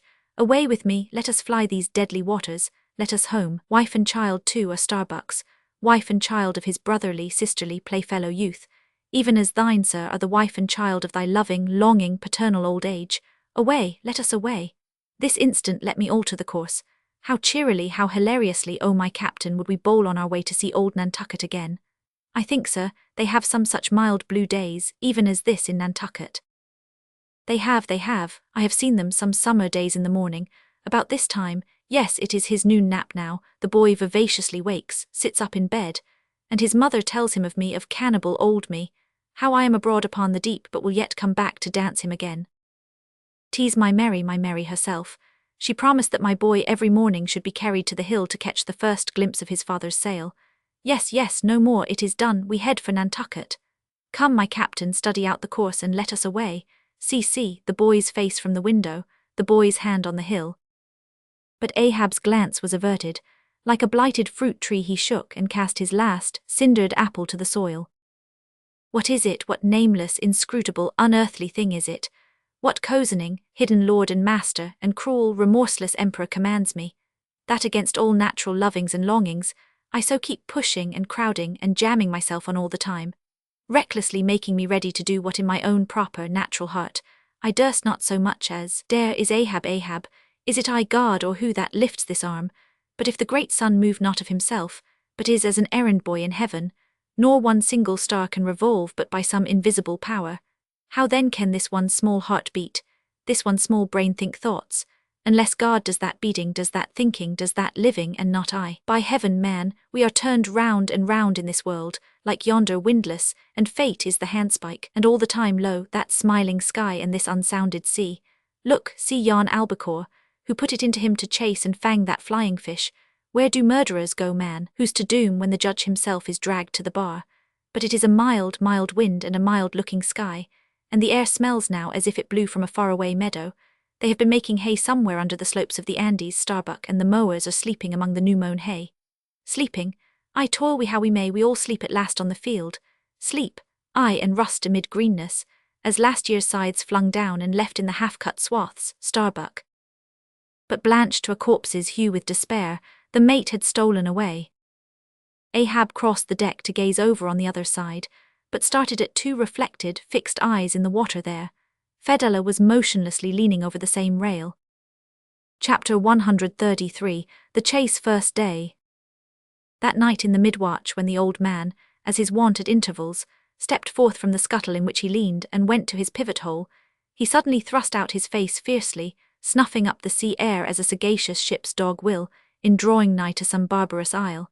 He declared that a whale must be near. Soon that peculiar odour, sometimes to a great distance given forth by the living sperm whale, was palpable to all the watch. Nor was any mariner surprised when, after inspecting the compass, and then the dog vane, and then ascertaining the precise bearing of the odour as nearly as possible, Ahab rapidly ordered the ship's course to be slightly altered, and the sail to be shortened. The acute policy dictating these movements was sufficiently vindicated at daybreak, by the sight of a long sleek on the sea directly and lengthwise ahead, smooth as oil, and resembling in the pleated watery wrinkles bordering it, the polished metallic-like marks of some swift tide-rip, at the mouth of a deep, rapid stream. "Man the mastheads, call all hands." Thundering with the butts of 3 clubbed handspikes on the forecastle deck, Daggoo roused the sleepers with such judgment claps that they seemed to exhale from the scuttle, so instantaneously did they appear with their clothes in their hands. "What d'ye see?" cried Ahab, flattening his face to the sky. "Nothing, nothing, sir," was the sound hailing down in reply. "T-gallant sails, stuntsails alow and aloft and on both sides." All sail being set, he now cast loose the lifeline, reserved for swaying him to the main royal-mast head, and in a few moments they were hoisting him thither, when, while but 2/3 of the way aloft, and while peering ahead through the horizontal vacancy between the main-topsail and top-gallant sail, he raised a gull-like cry in the air. "There she blows! There she blows, a hump like a snow-hill! It is Moby Dick!" Fired by the cry which seemed simultaneously taken up by the 3 lookouts, the men on deck rushed to the rigging to behold the famous whale they had so long been pursuing. Ahab had now gained his final perch, some feet above the other lookouts, Tashtego standing just beneath him on the cap of the top-gallant mast, so that the Indian's head was almost on a level with Ahab's heel. From this height the whale was now seen some mile or so ahead, at every roll of the sea revealing his high sparkling hump, and regularly jetting his silent spout into the air. To the credulous mariners, it seemed the same silent spout they had so long ago beheld in the moonlit Atlantic and Indian Oceans. "And did none of ye see it before?" cried Ahab, hailing the perched men all around him. "I saw him almost that same instant, sir. That Captain Ahab did, and I cried out," said Tashtego. "Not the same instant, not the same, no, the doubloon is mine, fate reserved the doubloon for me. I only, none of ye could have raised the white whale first. There she blows, there she blows, there she blows, there again, he cried in long-drawn, lingering methodic tones attuned to the gradual prolongings of the whale's visible jets. "He's going to sound, in stuntsails, down top-gallant sails. Stand by 3 boats, Mr. Starbuck, remember, stay on board and keep the ship. Helm there, luff a point, so, steady, man, steady, there go flukes. No, only black water, already the boat's there. Stand by. Lower me, Mr. Starbuck, lower, quicker," and he slid through the air to the deck. "He is heading straight to leeward, sir," cried Stubb, "right away from us, cannot have seen the ship yet." "Be dumb, man, stand by the braces, hard down the helm, brace up, shiver her, so well that, boats." Soon all the boats but Starbuck's were dropped, all the boat sails set, all the paddles plying with rippling swiftness shooting to leeward, and Ahab heading the onset. A pale death glimmer lit up Fedallah's sunken eyes, a hideous motion gnawed his mouth. Like noiseless nautilus shells their light prows sped through the sea, but only slowly they neared the foe.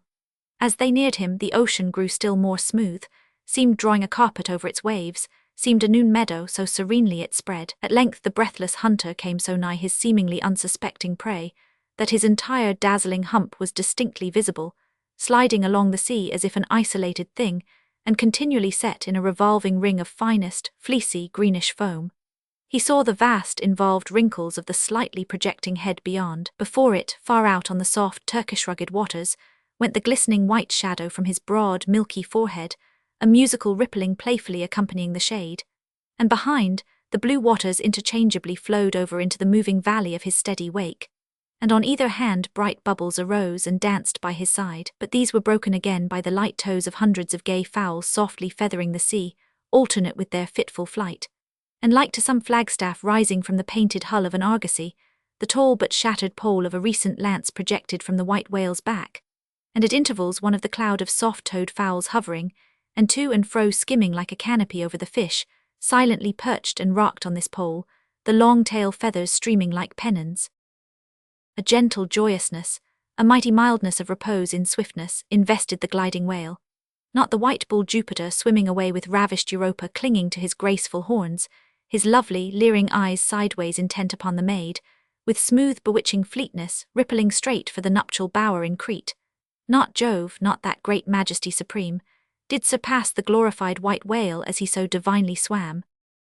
On each soft side, coincident with the parted swell, that but once leaving him then flowed so wide away, on each bright side, the whale shed off enticings. No wonder there had been some among the hunters who, namelessly transported and allured by all this serenity, had ventured to assail it, but had fatally found that quietude but the vesture of tornadoes.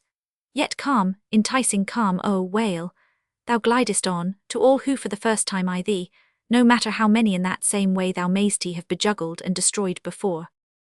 And thus, through the serene tranquillities of the tropical sea, among waves whose hand-clappings were suspended by exceeding rapture, Moby Dick moved on, still withholding from sight the full terrors of his submerged trunk, entirely hiding the wrenched hideousness of his jaw. But soon the forepart of him slowly rose from the water.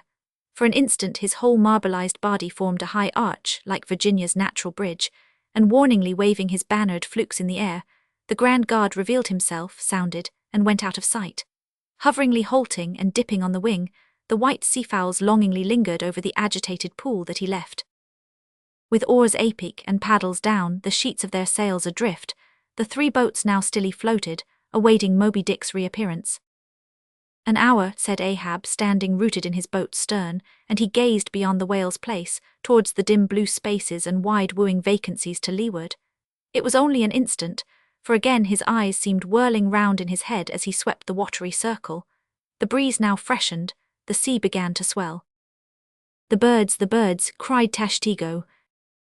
In long Indian file, as when herons take wing, the white birds were now all flying towards Ahab's boat, and when within a few yards began fluttering over the water there, wheeling round and round, with joyous, expectant cries. Their vision was keener than man's.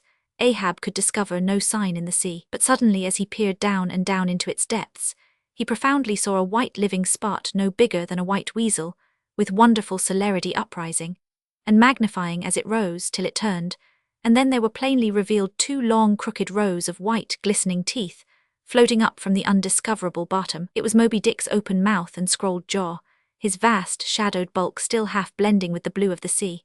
The glittering mouth yawned beneath the boat like an open-doored marble tomb, and giving one sidelong sweep with his steering oar, Ahab whirled the craft aside from this tremendous apparition. Then, calling upon Fedella to change places with him, went forward to the bows and, seizing Perth's harpoon, commanded his crew to grasp their oars and stand by to stern. Now, by reason of this timely spinning round the boat upon its axis, its bow, by anticipation, was made to face the whale's head while yet under water. But as if perceiving this stratagem, Moby Dick, with that malicious intelligence ascribed to him, sidlingly transplanted himself, as it were in an instant, shooting his pleated head lengthwise beneath the boat. Through and through every plank and each rib, it thrilled for an instant, the whale obliquely lying on his back, in the manner of a biting shark, slowly and feelingly taking its bows full within his mouth, so that the long, narrow, scrolled lower jaw curled high up into the open air, and one of the teeth caught in a rowlock. The bluish pearl white of the inside of the jaw was within 6 inches of Ahab's head, and reached higher than that. In this attitude the white whale now shook the slight cedar as a mildly cruel cat her mouse. With unastonished eyes Fedella gazed and crossed his arms, but the tiger-yellow crew were tumbling over each other's heads to gain the uttermost stern.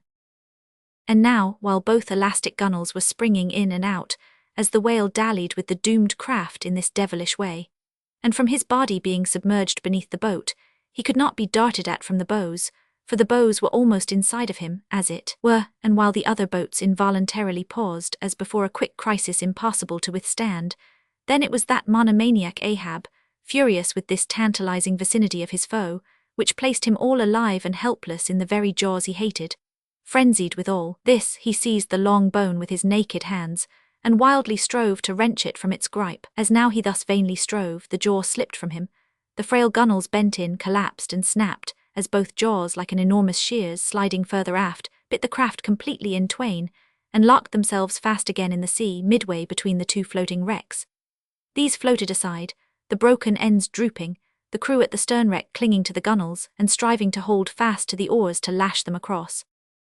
At that preluding moment, ere the boat was yet snapped, Ahab, the first to perceive the whale's intent by the crafty upraising of his head, a movement that loosed his hold for the time. At that moment his hand had made one final effort to push the boat out of the bite. But only slipping further into the whale's mouth, and tilting over sideways as it slipped, the boat had shaken off his hold on the jaw, spilled him out of it as he leaned to the push, and so he fell flat-faced upon the sea. But soon resuming his horizontal attitude, Moby Dick swam swiftly round and round the wrecked crew, sideways churning the water in his vengeful wake, as if lashing himself up to still another and more deadly assault. The sight of the splintered boat seemed to madden him, as the blood of grapes and mulberries cast before Antiochus's elephants in the Book of Maccabees. Meanwhile Ahab, half smothered in the foam of the whale's insolent tail, and too much of a cripple to swim, though he could still keep afloat, even in the heart of such a whirlpool as that. Helpless Ahab's head was seen, like a tossed bubble which the least chance shock might burst. From the boat's fragmentary stern, Fedallah incuriously and mildly eyed him. The clinging crew at the other drifting end could not succour him. More than enough was it for them to look to themselves. For so revolvingly appalling was the white whale's aspect, and so planetarily swift the ever-contracting circles he made, that he seemed horizontally swooping upon them, and though the other boats, unharmed, still hovered hard by, still they dared not pull into the eddy to strike, lest that should be the signal for the instant destruction of the jeopardized castaways, Ahab and all, nor in that case could they themselves hope to escape. With straining eyes, then, they remained on the outer edge of the direful zone, whose centre had now become the old man's head. Meantime, from the beginning all this had been descried from the ship's mastheads, and squaring her yards she had borne down upon the scene, and was now so nigh that Ahab in the water hailed her. Sail on the— But that moment a breaking sea dashed on him from Moby Dick and whelmed him for the time. But struggling out of it again, and chancing to rise on a towering crest, he shouted, "Sail on the whale! Drive him off!" The Pequod's prows were pointed, and breaking up the charmed circle, she effectually parted the white whale from his victim. As he sullenly swam off, the boats flew to the rescue. Dragged into Stubbs' boat with bloodshot, blinded eyes, the white brine caking in his wrinkles, the long tension of Ahab's bodily strength did crack, and helplessly he yielded to his body's doom. For a time, lying all crushed in the bottom of Stubbs' boat, like one trodden under foot of herds of elephants. Far inland nameless wails came from him, as desolate sounds from out ravines. But this intensity of his physical prostration did but so much the more abbreviate it. In an instant's compass, great hearts sometimes condense to one deep pang, the sum total of those shallow pains kindly diffused through feebler men's whole lives, and so such hearts, though summary in each one's suffering, still, if the gods decree it, in their lifetime aggregate a whole age of woe, wholly made up of instantaneous intensities, for even in their pointless centres, those noble natures contain the entire circumferences of inferior souls. "The harpoon," said Ahab, halfway rising and draggingly leaning on one bended arm, "is it safe?" "Aye, sir, for it was not darted. This is it," said Stubb, showing it. "Lay it before me. Any missing men?" 1, 2, 3, 4, 5. "There were 5 oars, sir, and here are 5 men." "That's good. Help me, man, I wish to stand. So I see him, there, going to leeward still. What a leaping spout. Hands off from me. The eternal sap runs up in Ahab's bones again. Set the sail, out oars the helm." It is often the case that when a boat is stove, its crew, being picked up by another boat, help to work that second boat, and the chase is thus continued with what is called double-banked oars. It was thus now, but the added power of the boat did not equal the added power of the whale, for he seemed to have treble-banked his every fin, swimming with a velocity which plainly showed that if now, under these circumstances, pushed on, the chase would prove an indefinitely prolonged, if not a hopeless one, nor could any crew endure for so long a period such an unintermitted intense straining at the oar, a thing barely tolerable only in some one brief vicissitude. The ship itself, then, as it sometimes happens, offered the most promising intermediate means of overtaking the chase. Accordingly the boats now made for her, and were soon swayed up to their cranes, the 2 parts of the wrecked boat having been previously secured by her, and then hoisting everything to her side, and stacking her canvas high up, and sideways outstretching it with stun sails, like the double-jointed wings of an albatross. the Pequod bore down in the leeward wake of Moby Dick. At the well-known methodic intervals, the whale's glittering spout was regularly announced from the manned mastheads, and when he would be reported as just gone down, Ahab would take the time, and then pacing the deck, binnacle watch in hand, so soon as the last second of the allotted hour expired, his voice was heard. "Whose is the doubloon now? 500 ye see him?" And if the reply was no, sir, straightway he commanded them to lift him to his perch. In this way the day wore on, Ahab now aloft and motionless, anon unrestingly pacing the planks. As he was thus walking, uttering no sound, except to hail the men aloft, or to bid them hoist a sail still higher, or to spread one to a still greater breadth, thus to and fro pacing beneath his slouched hat, at every turn he passed his own wrecked boat which had been dropped upon the quarterdeck and lay there reversed, broken bow to shattered stern. At last he paused before it, and as in an already overclouded sky fresh troops of clouds will sometimes sail across, so over the old man's face there now stole some such added gloom as this. Stubbs saw him pause, and perhaps intending not vainly though to evince his own unabated fortitude and thus keep up a valiant place in his captain's mind, he advanced and eyeing the wreck exclaimed, "The thistle the ass refused, it pricked his mouth too keenly, sir. Ha, ha! What soulless thing is this that laughs before a wreck? Man, man, did I not know thee brave as fearless fire, and as mechanical I could swear thou wert a poltroon. Groan nor laugh should be heard before a wreck." "Aye, sir," said Starbuck drawing near, "'tis a solemn sight, an omen and an ill one." Omen, omen, the dictionary. If the gods think to speak outright to man, they will honourably speak outright, not shake their heads and give an old wives' darkling hint. Begone, ye two are the opposite poles of one thing. Starbuck is Stubb reversed and Stubb is Starbuck, and ye two are all mankind, and Ahab stands alone among the millions of the peopled earth, nor gods nor men his neighbours. Cold, cold, I shiver. How now, aloft there, 500 ye see him? Sing out for every spout, though he spout 10 times a second. The day was nearly done, only the hem of his golden robe was rustling. Soon it was almost dark, but the lookout men still remained unset. "Can't see the spout now, sir, too dark," cried a voice from the air. "How heading when last seen?" "As before, sir, straight to leeward." "Good, he will travel slower now 'tis night. Down royals and top-gallant stunsails, Mr. Starbuck. We must not run over him before morning, he's making a passage now and may heave her a while. Helm there, keep her full before the wind. Aloft, come down. Mr. Stubb, send a fresh hand to the foremast head, and see it manned till morning." Then advancing towards the doubloon in the mainmast, "Men, this gold is mine, for I earned it, but I shall let it abide here till the white whale is dead. And then whosoever of ye first raises him, upon the day he shall be killed, this gold is that man's, and if on that day I shall again raise him, then 10 times its sum shall be divided among all of ye. Away now, the deck is thine, sir." And so saying, he placed himself halfway within the scuttle, and slouching his hat, stood there till dawn, except when at intervals rousing himself to see how the night wore on. Chapter 134, The Chase, Second Day. At daybreak, the 3 mastheads were punctually manned afresh. 500 ye see him?" cried Ahab after allowing a little space for the light to spread. "See nothing, sir."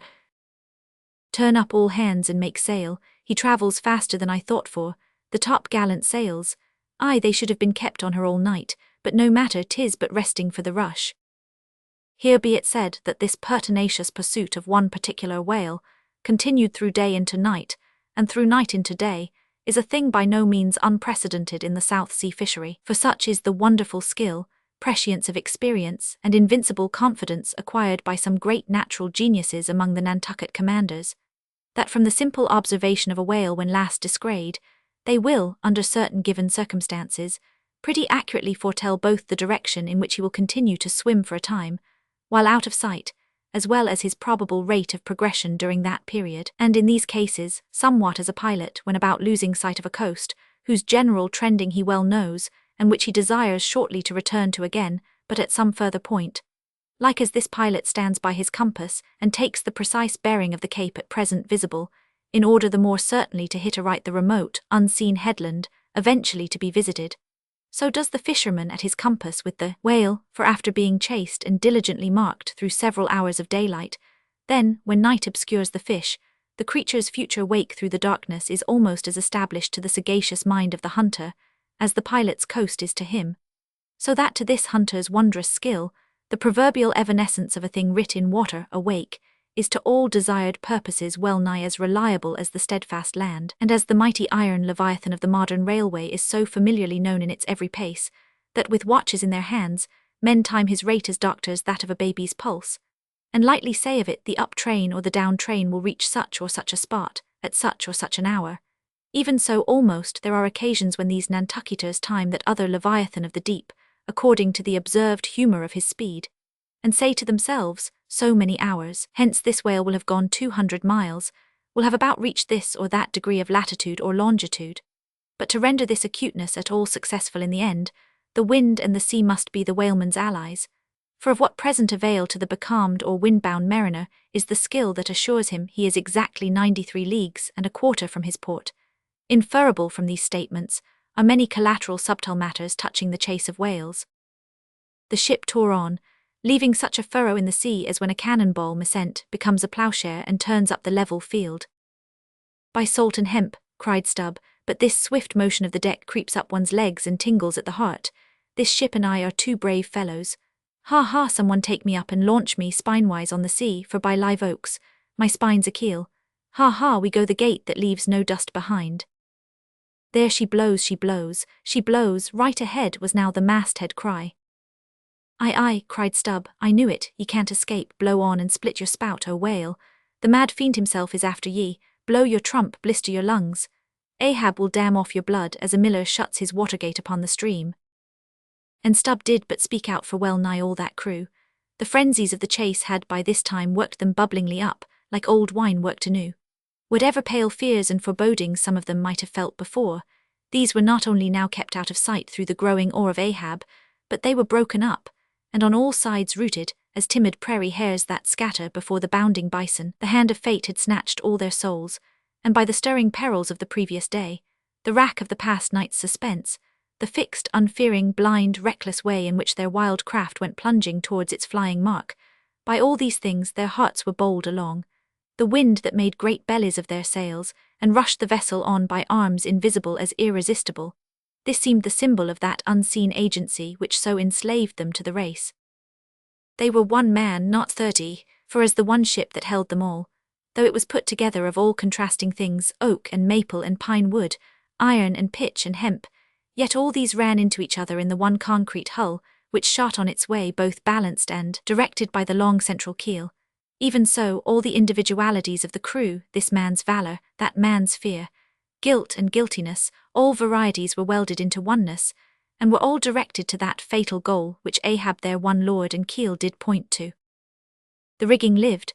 The mastheads, like the tops of tall palms, were outspreadingly tufted with arms and legs. Clinging to a spar with one hand, some reached forth the other with impatient wavings. Others, shading their eyes from the vivid sunlight, sat far out on the rocking yards, all the spars in full bearing of mortals, ready and ripe for their fate. Ah, how they still strove through that infinite blueness to seek out the thing that might destroy them.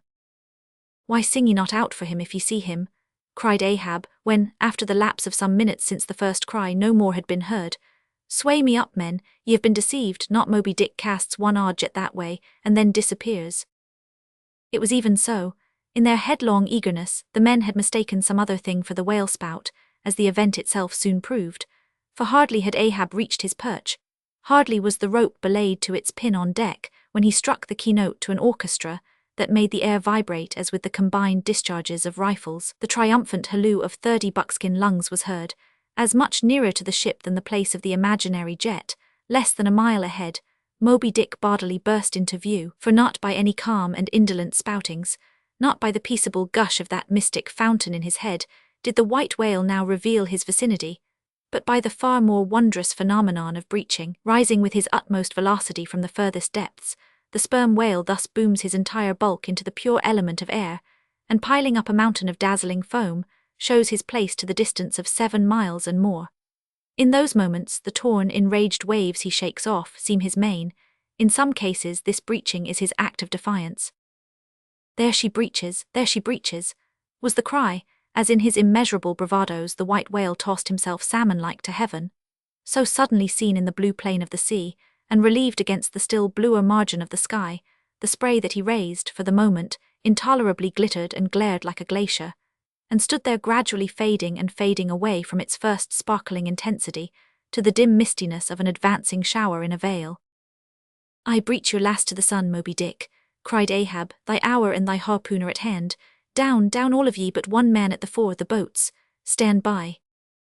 Unmindful of the tedious rope ladders of the shrouds, the men, like shooting stars, slid to the deck by the isolated backstays and halyards, while Ahab, less dartingly, but still rapidly, was dropped from his perch. "Lower away," he cried so soon as he had reached his boat, a spare one rigged the afternoon previous. "Mr. Starbuck, the ship is thine, keep away from the boats but keep near them. Lower all." As if to strike a quick terror into them, by this time being the first assailant himself, Moby Dick had turned and was now coming for the three crews.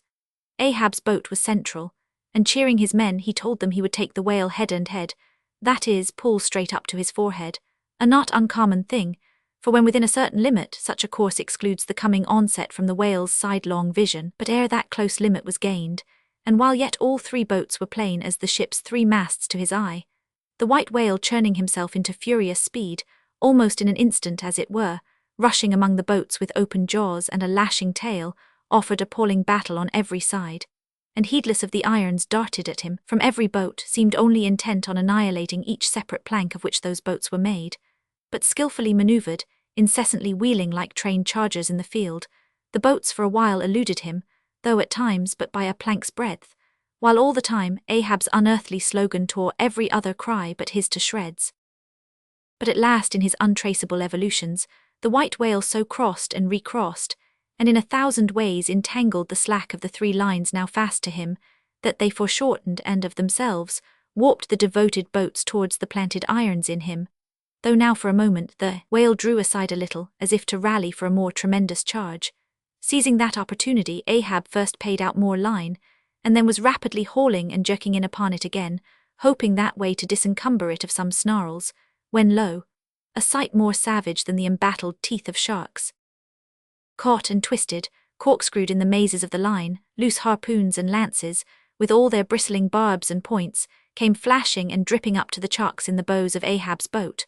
Only one thing could be done. Seizing the boat knife, he critically reached within, through and then without the rays of steel, dragged in the line beyond, past it inboard to the bowsman, and then, twice sundering the rope near the chocks, dropped the intercepted faggot of steel into the sea, and was all fast again. That instant, the white whale made a sudden rush among the remaining tangles of the other lines. By so doing, irresistibly dragged the more involved boats of Stubb and Flask towards his flukes, dashed them together like two rolling husks on a surf-beaten beach, and then, diving down into the sea, disappeared in a boiling maelstrom, in which, for a space, the odorous cedar chips of the wrecks danced round and round, like the grated nutmeg in a swiftly stirred bowl of punch. While the two crews were yet circling in the waters, reaching out after the revolving line tubs, oars, and other floating furniture, while a slope little Flask bobbed up and down like an empty vial, twitching his legs upwards to escape the dreaded jaws of sharks, and Stubb was lustily singing out for someone to ladle him up, and while the old man's line, now parting, admitted of his pulling into the creamy pool to rescue whom he could, in that wild simultaneousness of 1,000 concreted perils, Ahab's yet unstricken boat seemed drawn up towards heaven by invisible wires, as, arrow-like, shooting perpendicularly from the sea, the white whale dashed his broad forehead against its bottom and sent it, turning over and over, into the air, till it fell again, gunwale downwards, and Ahab and his men struggled out from under it, like seals from a seaside cave. The first uprising momentum of the whale, modifying its direction as he struck the surface, involuntarily launched him along it, to a little distance from the centre of the destruction he had made, and with his back to it, he now lay for a moment slowly feeling with his flukes from side to side, and whenever a stray oar, bit of plank, the least chip or crumb of the boats touched his skin, his tail swiftly drew back, and came sideways smiting the sea. But soon, as if satisfied that his work for that time was done, he pushed his pleated forehead through the ocean, and trailing after him the intertangled lines, continued his leeward way at a traveller's methodic pace. As before, the attentive ship, having descried the whole fight, again came bearing down to the rescue, and dropping a boat, picked up the floating mariners, tubs, oars, and whatever else could be caught at, and safely landed them on her decks. Some sprained shoulders, wrists, and ankles, livid contusions, wrenched harpoons and lances, inextricable intricacies of rope, shattered oars and planks, all these were there, but no fatal or even serious ill seemed to have befallen anyone. As with Fedallah the day before, so Ahab was now found grimly clinging to his boat's broken half, which afforded a comparatively easy float, nor did it so exhaust him as the previous day's mishap. But when he was helped to the deck, all eyes were fastened upon him, as instead of standing by himself he still half hung upon the shoulder of Starbuck, who had thus far been the foremost to assist him. His ivory leg had been snapped off, leaving but one short sharp splinter.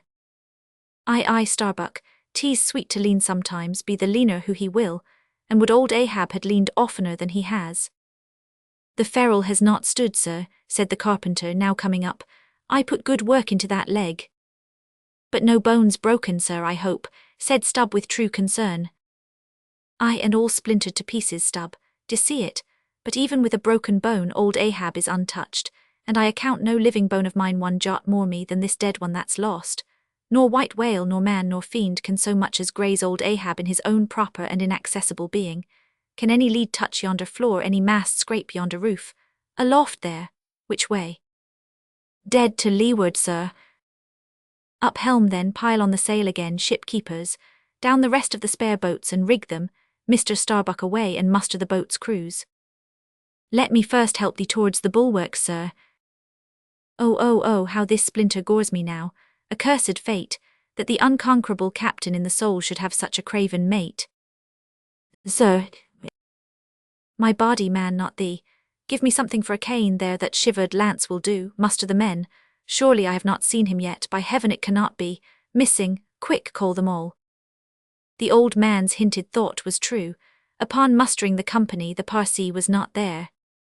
The Parsee, cried Stubb, he must have been caught in the black vomit wrench thee.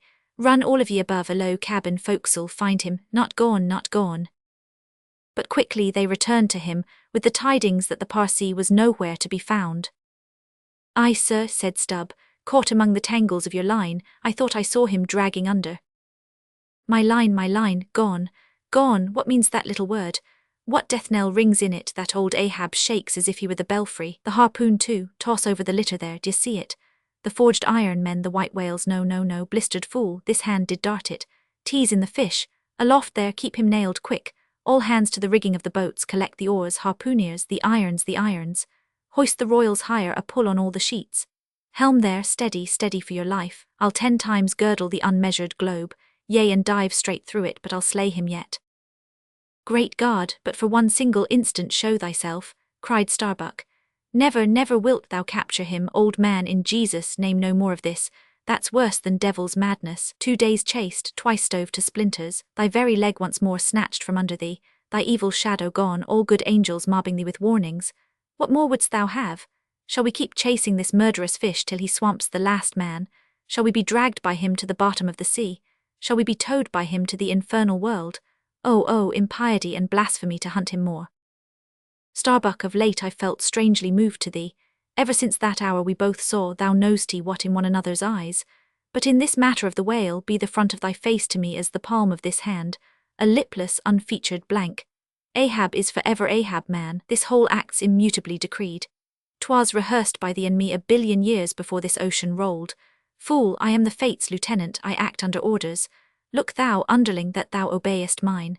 Stand round me, men, ye see an old man cut down to the stump, leaning on a shivered lance, propped up on a lonely foot. 'Tis Ahab, his body's part, but Ahab's soul's a centipede that moves upon 100 legs. I feel strained, half-stranded, as ropes that tow dismasted frigates in a gale, and I may look so. But ere I break ye'll hear me crack. Until ye hear that, know that Ahab's hawser tows his purpose yet. Believe ye, men, in the things called omens, then laugh aloud and cry encore, for ere they drown, drowning things will twice rise to the surface, then rise again to sink forevermore. So with Moby Dick, 2 days he's floated, tomorrow will be the 3rd. Aye, men, he'll rise once more, but only to spout his last. 500 ye feel brave, men, brave. As fearless fire, cried Stubb. And as mechanical, muttered Ahab. Then as the men went forward he muttered on, the things called omens, and yesterday I talked the same to Starbuck there concerning my broken boat. Oh, how valiantly I seek to drive out of others' hearts what's clinched so fast in mine. The Parsee, gone, and he was to go before, but still was to be seen again ere I could perish. How est that? There's a riddle now might baffle all the lawyers backed by the ghosts of the whole line of judges. Like a hawk's beak it pecks my brain. I'll solve it though. When dusk descended, the whale was still in sight to leeward. So once more the sail was shortened, and everything passed nearly as on the previous night. Only the sound of hammers and the hum of the grindstone was heard till nearly daylight, as the men toiled by lanterns in the complete and careful rigging of the spare boats, and sharpening their weapons for the morrow. Meantime, of the broken keel of Ahab's wrecked craft the carpenter made him another leg, while still as on the night before, slouched Ahab stood fixed within his scuttle, his hid, heliotrope glance anticipatingly gone backward on its dial, sat due eastward for the earliest sun. Chapter 135, The Chase, Third Day. The morning of the third day dawned fair and fresh, and once more the solitary nightman at the foremast head was relieved by crowds of the daylight lookouts, who dotted every mast and almost every spar. 500 ye see him, cried Ahab, but the whale was not yet in sight. In his infallible wake though, but follow that wake, that's all. Helm there, steady as thou goest and hast been going. What a lovely day again! Were it a new-made world and made for a summer-house to the angels, and this morning the first of its throwing open to them, a fairer day could not dawn upon that world. Here's food for thought had Ahab time to think, but Ahab never thinks, he only feels, that's tingling enough for mortal man, to think's audacity. God only has that right and privilege. Thinking is or ought to be a coolness and a calmness, and our poor hearts throb and our poor brains beat too much for that, and yet I've sometimes thought my brain was very calm, frozen calm, this old skull cracks so, like a glass in which the contents turn to ice and shiver it, and still this hair is growing now, this moment growing, and heat must breed it. But no, it's like that sort of common grass that will grow anywhere, between the earthy clefts of Greenland ice or in Vesuvius lava. How the wild winds blow it! They whip it about me as the torn shreds of split sails lash the tossed ship they cling to. A vile wind that has no doubt blown ere this through prison corridors and cells, and wards of hospitals, and ventilated them, and now comes blowing hither as innocent as fleeces. There's out upon it, it's tainted. Were I the wind, I'd blow no more on such a wicked, miserable world. I'd crawl somewhere to a cave and slink there. And yet 'tis a noble and heroic thing, the wind, whoever conquered it. In every fight it has the last and bitterest blow. Run tilting at it, and you but run through it. Ha, a coward wind that strikes stark naked men, but will not stand to receive a single blow. Even Ahab is a braver thing, a nobler thing than that. Would now the wind but had a body. But all the things that most exasperate and outrage mortal man, all these things are bodiless, but only bodiless as objects, not as agents. There's a most special, a most cunning, a most malicious difference. And yet I say again, and swear it now, that there's something all glorious and gracious in the wind, these warm trade winds at least, that in the clear heavens blow straight on, in strong and steadfast, vigorous mildness, and veer not from their mark, however the baser currents of the sea may turn and tack, and mightiest Mississippis of the land swift and swerve, about uncertain where to go at last, and by the eternal poles, these same trades that so directly blow my good ship on, these trades, or something like them, something so unchangeable and full as strong, blow my keeled soul along, to it, aloft there, what d'ye see? Nothing, sir. Nothing, and noon at hand, the doubloon goes a-begging, see the sun. Aye, it must be so, I've oversailed him. How got the start? Aye, he's chasing me now, not I him, that's bad, I might have known it too. Fool, the lines, the harpoons he's towing. Aye, I have run him by last night. About, come down all of ye but the regular lookouts, man the braces. Steering as she had done, the wind had been somewhat on the Pequod's quarter, so that now being pointed in the reverse direction, the braced ship sailed hard upon the breeze as she rechurned the cream in her own white wake. Against the wind he now steers for the open jaw, murmured Starbuck to himself, as he coiled the new-hauled main brace upon the rail. God keep us, but already my bones feel damp within me, and from the inside wet my flesh. I misdoubt me that I disobey my God in obeying him. Stand by to sway me up, cried Ahab, advancing to the hempen basket. We should meet him soon. Aye, sir, and straightway Starbuck did Ahab's bidding, and once more Ahab swung on high. A whole hour now passed, gold beaten out to ages. Time itself now held long breaths with keen suspense, but at last, some 3 points off the weather bow, Ahab descried the spout again, and instantly from the 3 mastheads 3 shrieks went up as if the tongues of fire had voiced it. Forehead to forehead I meet thee this third time, Moby Dick, on deck there. Brace sharper up, crowd her into the wind's eye. He's too far off to lower yet, Mr. Starbuck. The sails shake. Stand over that helmsman with a topmaul. So, he travels fast and I must down. But let me have one more good round look aloft here at the sea. There's time for that. An old sight, and yet somehow so young. And not changed a wink since I first saw it, a boy from the sandhills of Nantucket. The same to Noah as to me. There's a soft shower to leeward. Such lovely leewardings, they must lead somewhere to something else than common land, more palmy than the palms. Leeward, the white whale goes that way. Look to windward then, the better if the bitter a quarter. But goodbye, old masthead. What's this? Green. Tiny mosses in these warped cracks. No such green weather stains on Ahab's head. There's the difference now between man's old age and matter. But old mast, we both grow old together. Sound in our hulls though, are we not, my ship? Minus a leg, that's all. By heaven, this dead wood has the better of my live flesh every way. I can't compare with it. And I've known some ships made of dead trees outlast the lives of men made of the most vital stuff of vital fathers. What's that he said? He should still go before me, my pilot, and yet to be seen again. But where? Will I have eyes at the bottom of the sea, supposing I descend those endless stairs? And all night I've been sailing from him wherever he did sink to. Like many more thou toldst thee direful truth as touching thyself, O Parsi. But Ahab, there thy shot fell short. Goodbye, masthead. Keep a good eye upon the whale the while I'm gone. We'll talk tomorrow, nay, tonight, when the white whale lies down there, tied by head and tail. He gave the word, and still gazing round him, was steadily lowered through the cloven blue air to the deck. In due time the boats were lowered, but as standing in his shallop's stern, Ahab just hovered upon the point of the descent, he waved to the mate, who held one of the tackle ropes on deck, and bade him pause. Starbuck. Sir. For the third time my soul's ship starts upon this voyage, Starbuck. Aye, sir, thou wilt have it so. Some ships sail from their ports, and ever afterwards are missing, Starbuck. Truth, sir, saddest truth. Some men die at ebb tide, some at low water, some at the full of the flood. And I feel now like a billow that's all one crested comb, Starbuck. I am old. Shake hands with me, man. Their hands met, their eyes fastened, Starbuck's tears the glue. Oh, my captain, noble heart, go not. See, it's a brave man that weeps, how great the agony of the persuasion then. Lower away, cried Ahab, tossing the mate's arm from him. Stand by the crew. In an instant the boat was pulling round close under the stern. The sharks, cried a voice from the low cabin window there. Oh, master, my master, come back. But Ahab heard nothing, for his own voice was high lifted then, and the boat leaped on.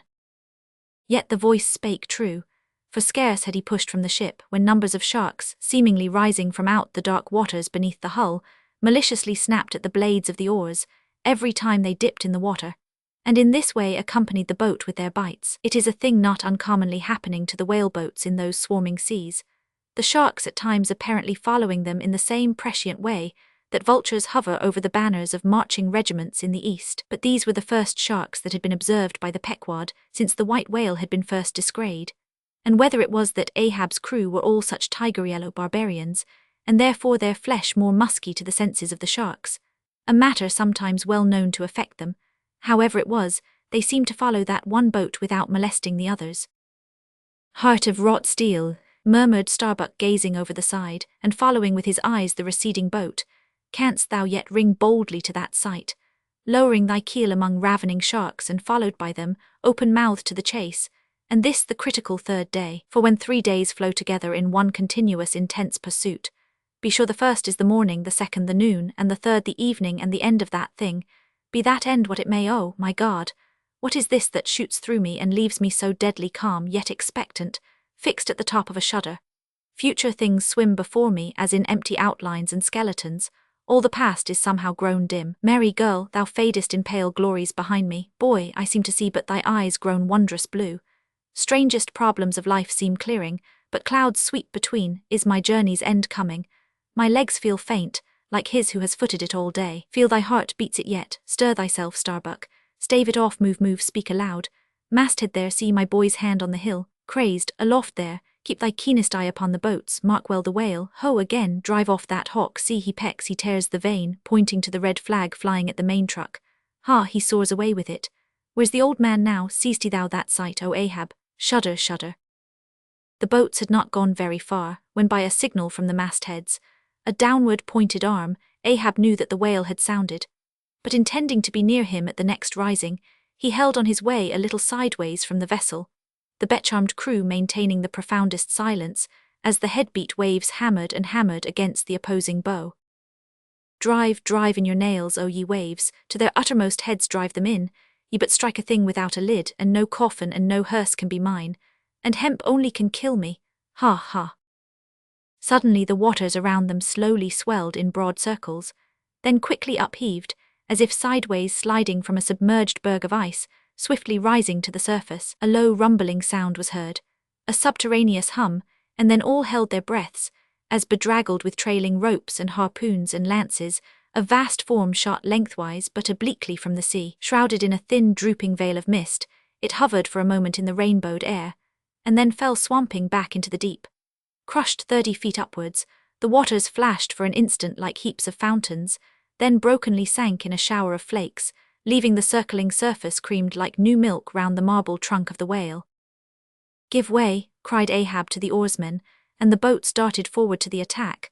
But maddened by yesterday's fresh irons that corroded in him, Moby Dick seemed combinedly possessed by all the angels that fell from heaven, the wide tiers of welded tendons overspreading his broad white forehead, beneath the transparent skin, looked knitted together.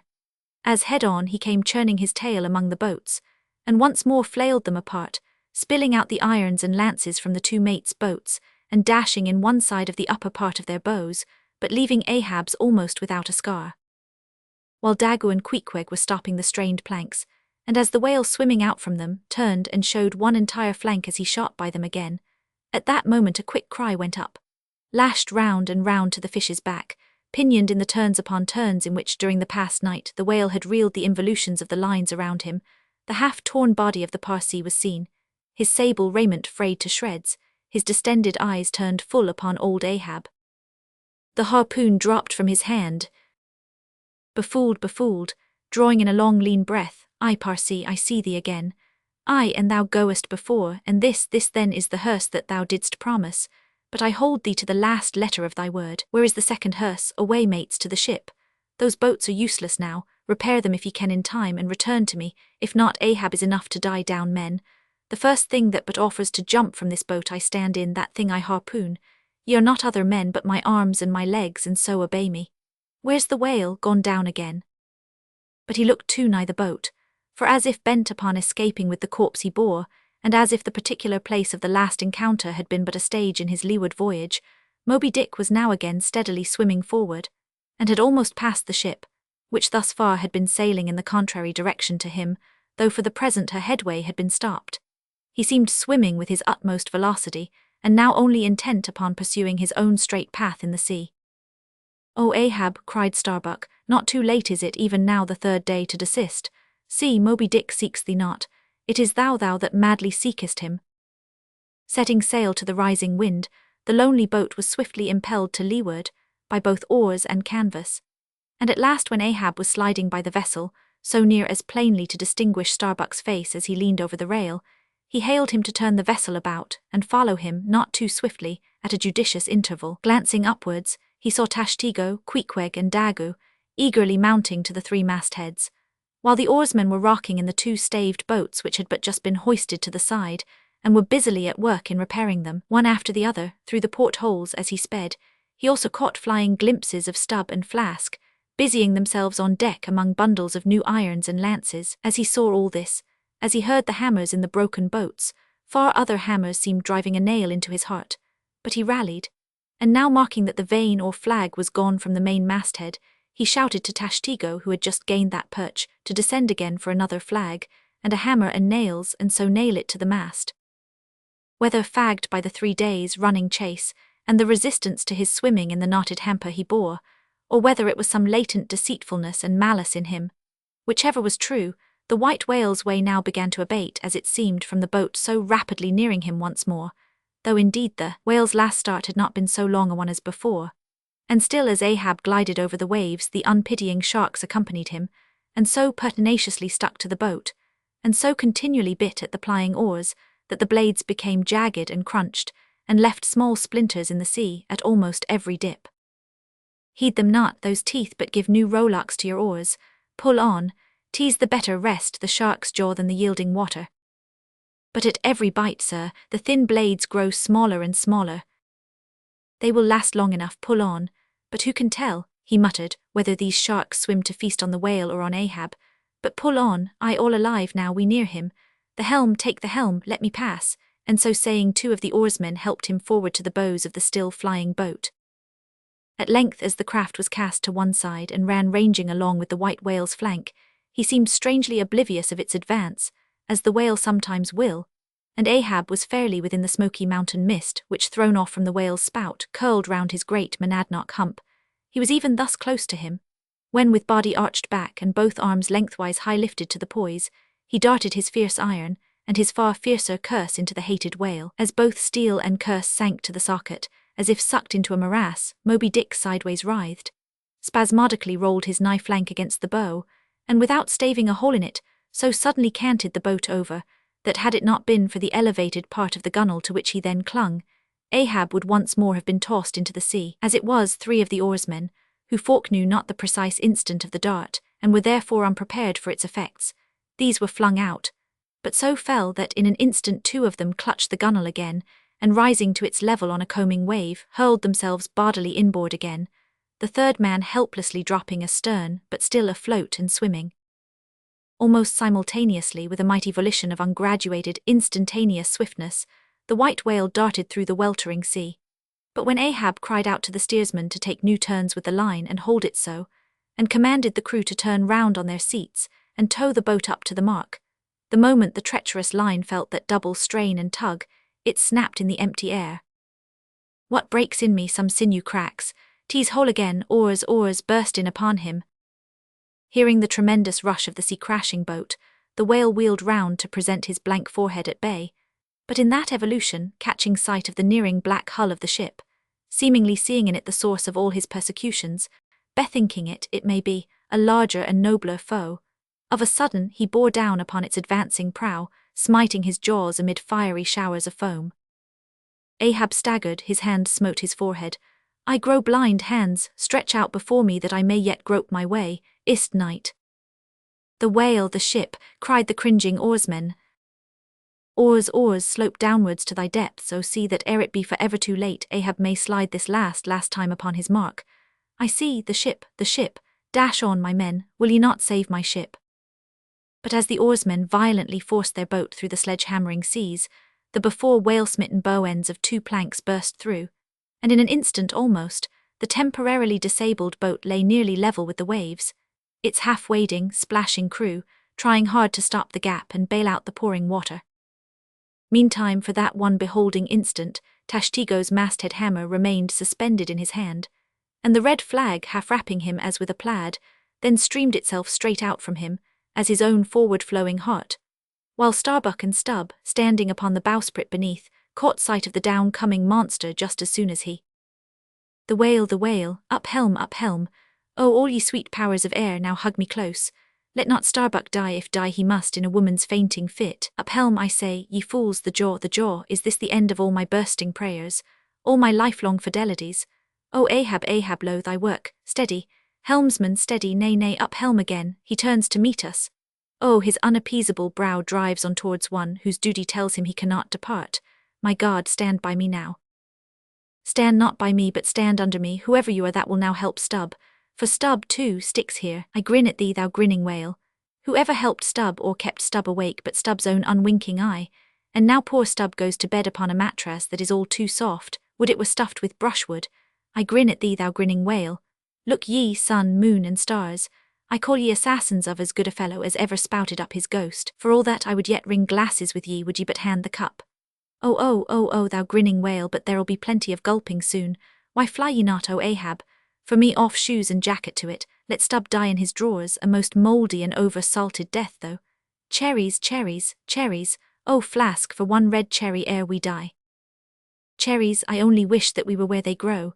Oh Stubb, I hope my poor mother's drawn my part pay ere this, if not few coppers will now come to her, for the voyage is up. From the ship's bows, nearly all the seamen now hung inactive.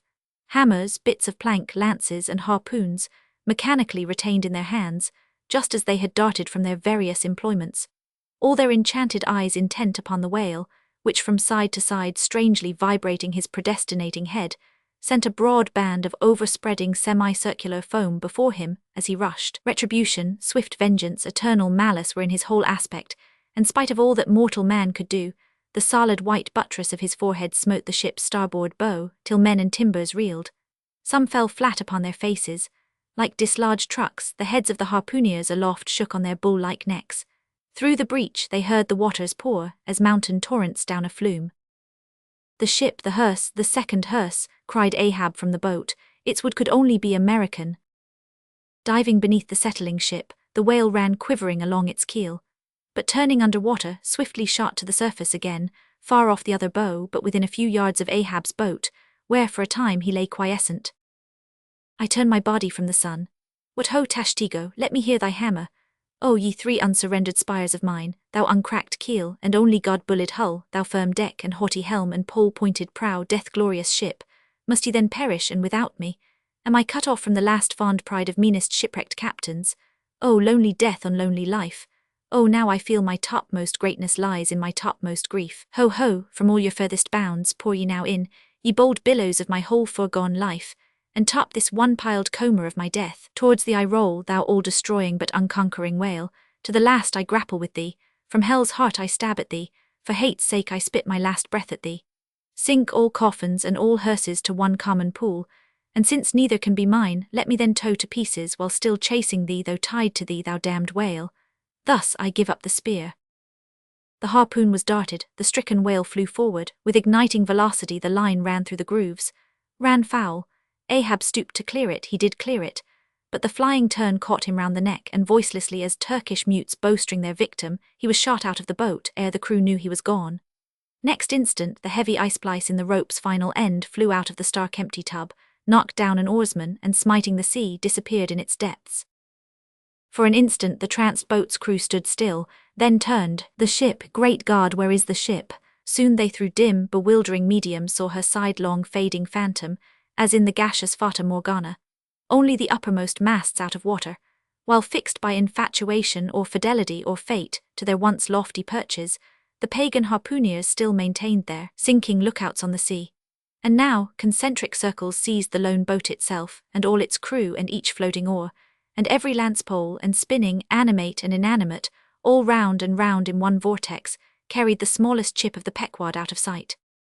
But as the last whelmings intermixingly poured themselves over the sunken head of the Indian at the mainmast, leaving a few inches of the erect spar yet visible, together with long streaming yards of the flag, which calmly undulated with ironical coincidings, over the destroying billows they almost touched. At that instant, a red arm and a hammer hovered backwardly uplifted in the open air, in the act of nailing the flag faster, and yet faster to the subsiding spar. A skyhawk that tauntingly had followed the main truck downwards from its natural home among the stars, pecking at the flag, and incommoding Tashtego there. This bird now chanced to intercept its broad fluttering wing between the hammer and the wood, and simultaneously feeling that ethereal thrill, the submerged savage beneath in his death gasp kept his hammer frozen there, and so the bird of heaven, with archangelic shrieks and his imperial beak thrust upwards, and his whole captive form folded in the flag of Ahab, went down with his ship, which like Satan would not sink to hell till she had dragged a living part of heaven along with her, and helmeted herself with it. Now small fowls flew screaming over the yet yawning gulf, a sullen white surf beat against its steep sides, then all collapsed, and the great shroud of the sea rolled on as it rolled 5,000 years ago. Epilogue. And I only am escaped alone to tell thee, Job. The drama's done, why then here does any one step forth, because one did survive the wreck. It so chanced that after the Parsee's disappearance, I was he whom the fates ordained to take the place of Ahab's boatsman, when that boatsman assumed the vacant post, the same who, when on the last day the three men were tossed from out of the rocking boat, was dropped astern, so floating on the margin of the ensuing scene, and in full sight of it when the half-spent suction of the sunk ship reached me, I was then, but slowly drawn towards the closing vortex. When I reached it, it had subsided to a creamy pool. Round and round then, and ever contracting towards the button-like black bubble at the axis of that slowly wheeling circle, like another Ixion I did revolve, till gaining that vital centre, the black bubble upward burst, and now, liberated by reason of its cunning spring, and owing to its great buoyancy rising with great force, the coffin lifebuoy shot lengthwise from the sea, fell over and floated by my side. Buoyed up by that coffin for almost one whole day and night, I floated on a soft and dirge-like main. The unharming sharks they glided by as if with padlocks on their mouths, the savage sea-hawks sailed with sheathed beaks. On the second day, a sail drew nearer and picked me up at last. It was the devious cruising Rachel, that in her retracing search after her missing children, only found another orphan.